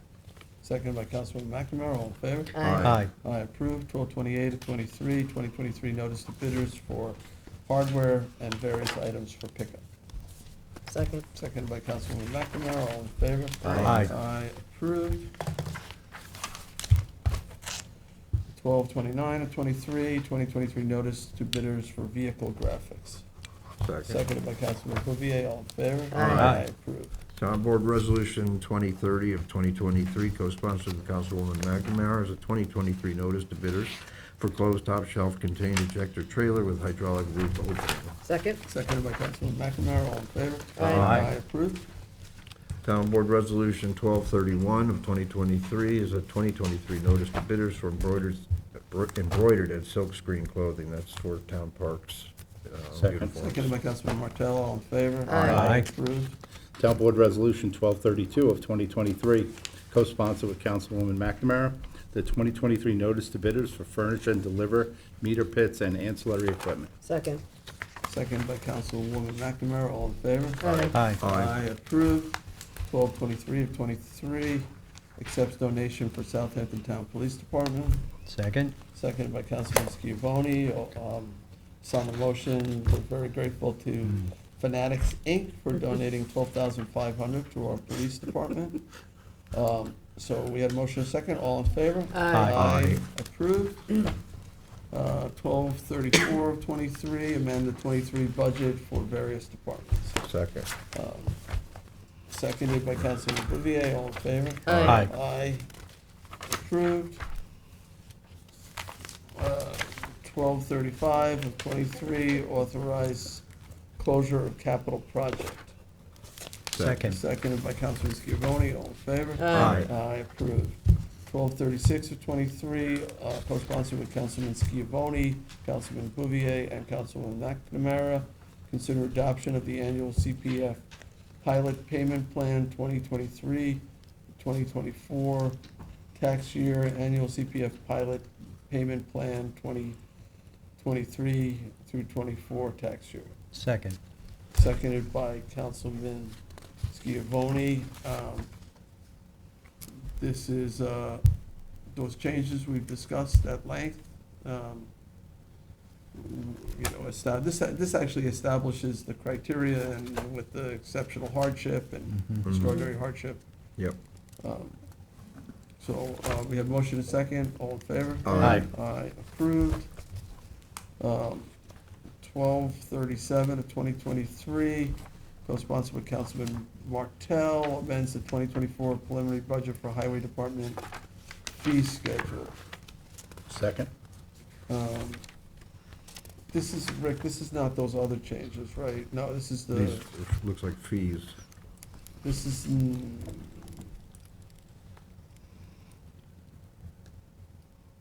oh, it is. It is the other It change. is. All right, on the motion, there's some pretty big jumps on this. Particularly. As built? Well, yeah, as built, going Yeah. from nothing to $3,000. I'd like some more input on this. Yeah. Well, maybe we should have had a work And session. we have time, because this is for next year's budget. Right. Would you mind tabling this? No, I'd be okay with that. You know, some of these are doubling or more, so. We do have a lot of as-built in the town. We should have a work session on it because we do have other options. Yeah, all right, Sure. so, I'm gonna change my motion to a motion to table. Second? Second by Councilman Martell, all in favor? Aye. So that'll be at the next meeting, tabling it just to the next meeting. 1238 of 2023, recall and amend Town Board Resolution Number 2023-1170 as it relates to additional legal fees for the law firm of Sertelman, Balin, Adler, and Hyman LLP. It's Rose Hill, correct, on the motion? Yes. Yes. Yeah. For Rose Hill, yeah, okay. John, you want a second? Or somebody seconding? Who wants a second? I'll second. Second by Councilman Martell, all in favor? Aye. Aye, approved. Town Board Resolution 1239 of 2023. This is a resolution amending the Hampton Bays Ambulance District Volunteer Ambulance Workers Length of Service Awards Program, LOSAP, by increasing the monthly service award from $20 to $30 and scheduling a referendum to be held on December 6th. Second? Seconded by Councilman Martell. This is co-sponsored by all of us. Right, by- and on the motion, I just want to let everybody know that we had a work session on this on October 19th, and it was a lot of information in that work session if people wanted to go back to it. And while I'm on the motion, I want to certainly appreciate our Kathleen Murray from our law office here, and Dorota, who did the financial actuary work. And I want to thank in advance Sunday Yeah. Schermeyer, who's actually going to be doing this. So thank you. You know. Good luck with that. Just getting Well, started. Exactly. We're just getting started. I know we're voting yes, and this starts the. So I'd like to echo everything you just said, with all those thank you, but also add thank you to you, Councilman Schiavone, for bringing this forward, for recognizing the amount of time these individuals donate to our community so that we can have, you know, our emergency services function, be it ambulance or fire. So this is a really important measure now to increase the LOSAP, the Length of Service Award Program, from $20 to $30. So we'll see if it passes, but I have a sneaking suspicion it will. Mhm. Not just this resolution, but the vote itself, so. Yeah, they are there for all of us. We know this. And if we ever had to replace them with a professional corps, it would really, really affect us. It's not necessarily about that, but it's important that we support them. Yeah, it's the least we can do. So. Mhm. All right, there's a motion and a second, all in favor? Aye. Aye. Approved. Town Board Resolution 1240 of 2023, resolution amending the Northampton Flanders Ambulance District Volunteer Ambulance Workers Length of Service Award Program, LOSAP, by increasing the monthly service award from $20 to $30 and scheduling a referendum to be held on December 6, 2023. Second? Seconded by Councilwoman McNamara, all in favor? Aye. Aye, approved. Town Board Resolution 1241 of 2023, a resolution amending the Southampton Ambulance District Volunteer Ambulance Workers Length of Service Award Program, LOSAP, by increasing the monthly service award from $20 to $30 and scheduling a referendum to be held on December 6th, 2023. And again, this is co-sponsored by all of us, and Second. seconded by Councilman Martell. All in favor? Aye. Aye. And Approved. finally, Town Board Resolution 1242 of 2023, a resolution amending the West Hampton Ambulance District Volunteer Ambulance Workers Length of Service Award Program, LOSAP, by increasing the monthly service award from $20 to $30 and scheduling a referendum to be held on December 6th, 2023. I'll second that. Seconded by Councilman Bouvier, and again, co-sponsored with the whole board. All in favor? Aye. Aye. Approved. Load that. Having benefited from the West Hampton ambulance service, I feel it's a really good thing that you're doing here. And thank you all for co-sponsoring. All right, I think we're on 1243 in 2023 on page 66, notice of adoption to amend chapter 247, open space, to include provisions for clustering of commercial property proposed for subdivision as per New York State town law. Janice Shearer, our town planning and development administrator, is here if you have any questions. We had discussed this at some time ago. We had a public hearing on this. This basically, if you have environmental features, we do this for residential subdivisions, like if there's farmland.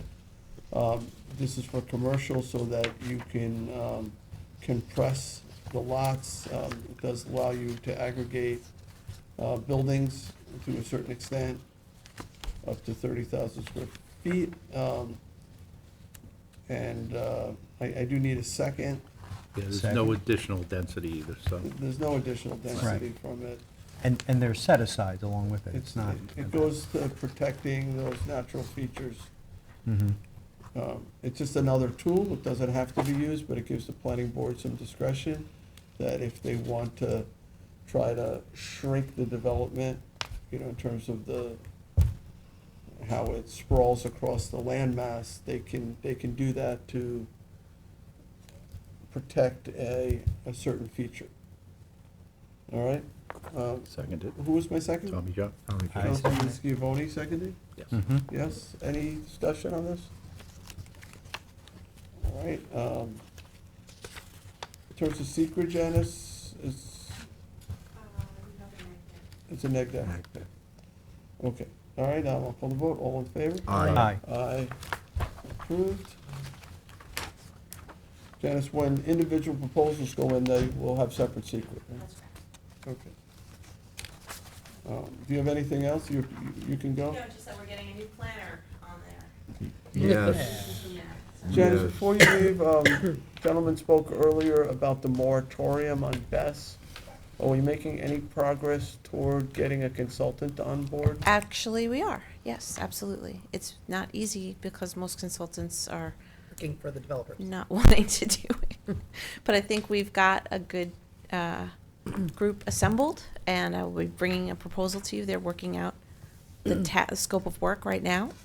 And also, we reached out to Suffolk County to help us, and. Because a lot of the communities Mhm. across Suffolk County are having similar moratoriums, right? Yes, so we're kind of creating a bit of a like coalition, us, like Town of Huntington, Town of Riverhead, maybe we Town of don't have to- Southold. We're all kind of doing a little bit of a round table, because even though we're different places, we all have the same issues at its core, right? We want to keep people safe, but we also want to allow for this kind of use. And so how do you do that and where? And obviously you would work that out in the context of where you are, but there's a lot of commonalities and similarities. So we think talking it through with the county at the center is helpful. So we are doing that. We just began. So we're, I'm happy to come back to a work session or Yeah, do please, that yeah. with you and no, talk, At go least through the the scope of work process, with the yeah. consultant and see if that's what you want to do.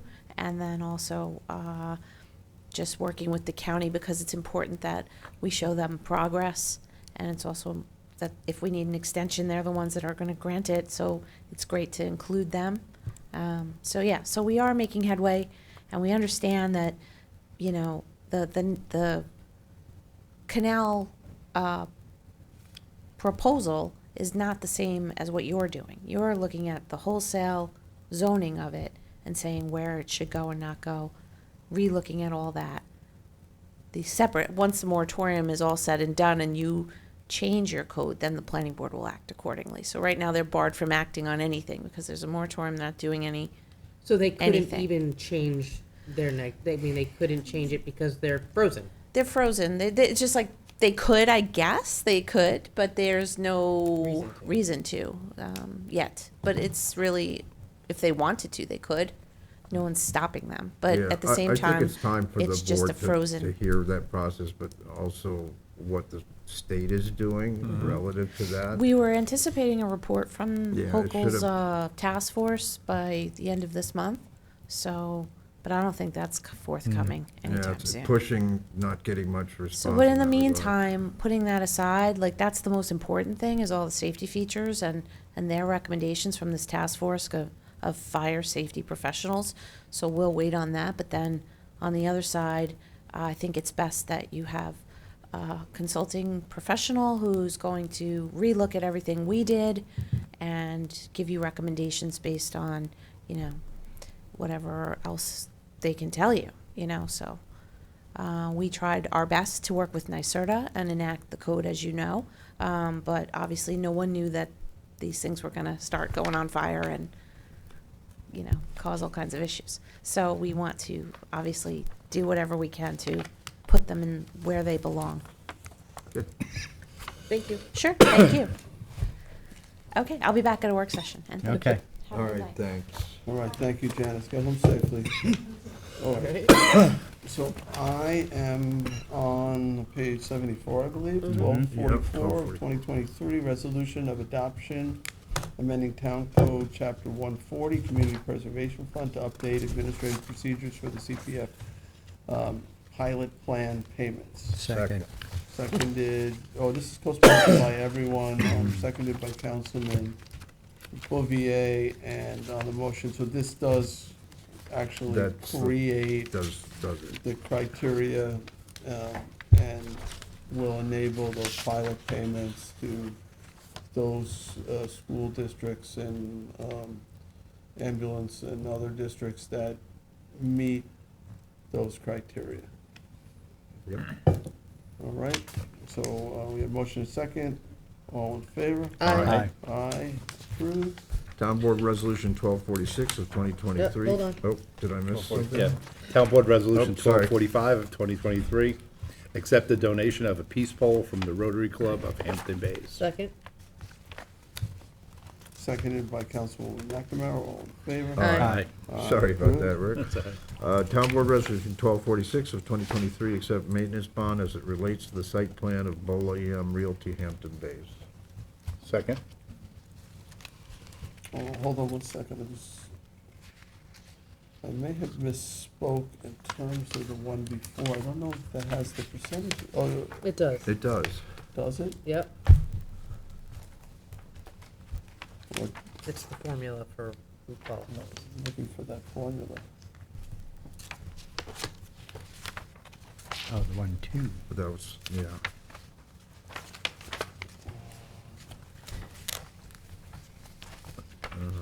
Where is the formula with the, Yeah. or was that a separate I read it. resolution? I saw it somewhere. The earlier one. It was in the first one, Yeah, right? It was, but Yeah. let me double check that. This implements, it should be in the one that we read before. It's on page 49, it's on in 1236. So Oh, we the- did it in reverse order. It's in the reverse order, the Yeah. first one had Yeah. the $5 per thousand. Right, Yes. right. It's in the whereas, It was in the first one? yes. Yes. Okay. All right, sorry for the interruption. So we covered the formula, and this is the procedures. All right, so, I'm sorry,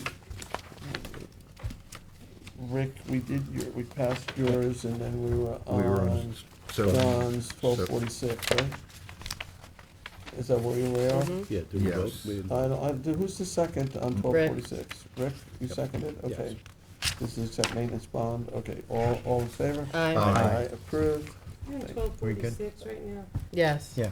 Yep, That was 1246. second. Yes. Correct. Okay, yep. thank you. Okay. All right, 1247 of 2023, this is what happens when you go to 1039.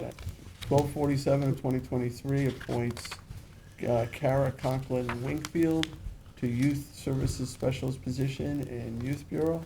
Second. Seconded by Councilman Martell, all in favor? Aye. Aye. I approve, congratulations to Kara. 1223-1248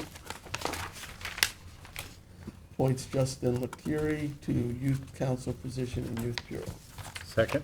Seconded by Councilman Martell, all in favor? Aye. Aye, approved.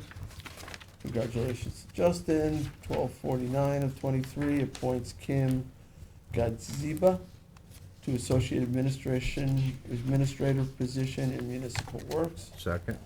Seconded by Councilman Bouvier, all in favor? Aye. Aye, approved, and congratulations to Kim. 1250 of 23 appoints Yes. Seth Race to Planner position in Land Management. Second.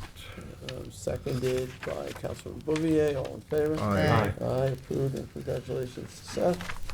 1251, co-sponsored with Councilwoman McNamara, Councilman Scavone, and Councilman Martell. Promote Police Detective Timothy Wilson to rank of Sergeant in Southampton Town Police Department. Second. Seconded by Councilman Scavone, all in favor? Aye. Aye, approved. 1252 of 2023, attendance, 2023 New York State Intelligence Summit. Second. Seconded by Councilman Scavone, all in favor? Aye. Aye, approved. 1253 of 2023, co-sponsored by Councilman Martell, authorized town personnel for the Justice Court to attend the 2024 Association of Towns Annual Meeting and Training School. Second. Seconded by Councilman Martell, all in favor? Aye. Aye, approved. So is there anybody gonna be left at the court to run it? Nope. No. But a one day is off. Oh, it is? Yeah, you have, it encompasses that Monday is a national day off. Okay. All right. Just- 1254, 2023. This is, assumes lead agency for improvements to North Sea Beach Colony Beach Erosion Control District. Second? Seconded by Councilman McNamara, all in favor? Aye. Aye, approved. 1255 of 2023, notice of public hearing as it relates to an improvement to the North Sea Beach Colony Erosion Control District pursuant to Town Law 202B. Second? And seconded by Councilwoman McNamara. This would be a November 14th hearing at 1 PM here in hybrid.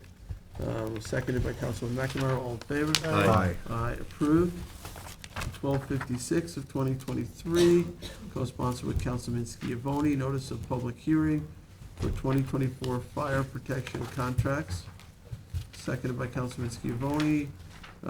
This will be on November 14th, 2023 at 1 PM. All in favor? Aye. Aye, approved. Town Board Resolution 1257 of 2023, co-sponsored with Councilwoman McNamara and Councilman Scavone. Notice of public hearing to enact Town Code Chapter 312-49.4, no stopping on portion of County Road 63, Lake Avenue, Northampton, from County Road 51, Moriches Riverhead Road, to Lakeview Drive. Second? Seconded by Councilman McNamara. This will be a hearing on Tuesday, November 14th at 1 PM in Town Hall and hybrid. Any discussion? I'll call the vote. All in favor? Aye. Aye, approved. Town Board Resolution 1258 of 2023, co-sponsored with Councilwoman McNamara and Councilman Scavone. Public hearing to amend Town Code Chapter 312-19, parking prohibited in designated locations in order to add regulations on a portion of Lake Avenue and Wildwood Trail in Northampton. Second? Seconded by Councilwoman McNamara. This would be, November 14th, 1 PM as well. Okay, any discussion? I'll call the vote. All in favor? Aye. Aye, approved. Town Board Resolution 1259 of 2023, public hearing to consider a local law enacting Chapter 255 of the Code of the Town of Southampton entitled Prohibition on Peddling or Solicitation Within Roadways. Second? Seconded by Councilwoman McNamara. This is to hold a public hearing, November 14th at 1 PM. And this would stop, it would create a violation of anybody trying to sell goods, merchandise, or services on county roadways, correct? In the road, right, And town roads. yes. Or peddling. Is that any roads or just town roads? Well, we're talking about a state road, so I think it's all roads. I think it's all roads, just making sure that we're allowed to do that on non-town roads. Jim, did, I guess we can. It's only 10:30, Jim. Are you still awake over here? I'm listening to it. I'm just Do we trying have, to- I'm trying to we'll review it. assume that we have authority to do Yeah, that. I mean, I know Sean did a lot of research on this. and I'm sure if Sean put it up, we're allowed to do it. he did Right, there are some research. He had issues about certain Concerns, right? Yeah, The but the look, boot that's what- drives, like, I mean, Yep. there's. Yeah. It's you all don't stuff wanna- we can have a public hearing Yes, and. public. Yeah, we Yeah. kind of crafted this to Wow. really fall within the legal aspects of being able to control. First Amendment as much as rights they can, and- right, exactly. Yeah, it's become a safety issue Does in it a lot of places. exempt the, like, fire department, ambulance, they're allowed to? They have a permit. They get a permit. Okay. All right, we have a motion and a second, all in favor? Aye. Aye. Aye. That hearing again is November 14th at 1 PM. 1260 of 2023 assumes lead agency for improvements to Bridgehampton Beach Erosion Control District. Second. Seconded by Councilman Schiavone, all in favor? Aye. Aye, approved. The companion of 1261 of 2023 assumes lead agency for improvements to Sagaponack Beach Erosion Control District. Same second. Same second, all in favor? Aye. Aye, approved. Good night, Captain. You made it. All right, to the walk-ons. To the walk-ons. Sounds like a place. All right, we made it through over 100 pages of resolutions.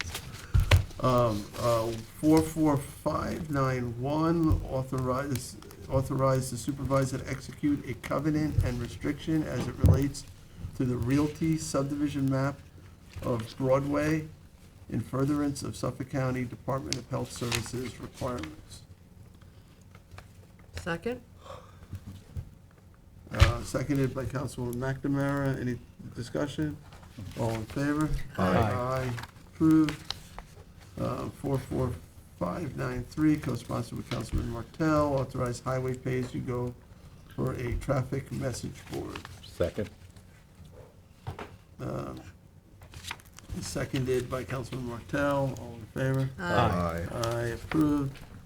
44596 is our 20th warrant, capital, CPF and payroll liability. Second. Seconded by Councilman Bouvier, all in favor? Aye. Aye, approved. Wow. All Did you right, see that one?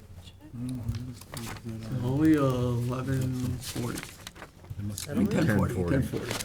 Don't be so optimistic. I know, really. Okay, is there, Oh, they took all. Jim, everything okay over there? Yeah, yeah. There's questioning a large check. He said. No. Okay, is there any other business? All right, hearing none, I'll make a motion to adjourn. Second. Seconded by Councilman Bouvier, all in favor? Aye. Thank you, we are adjourned.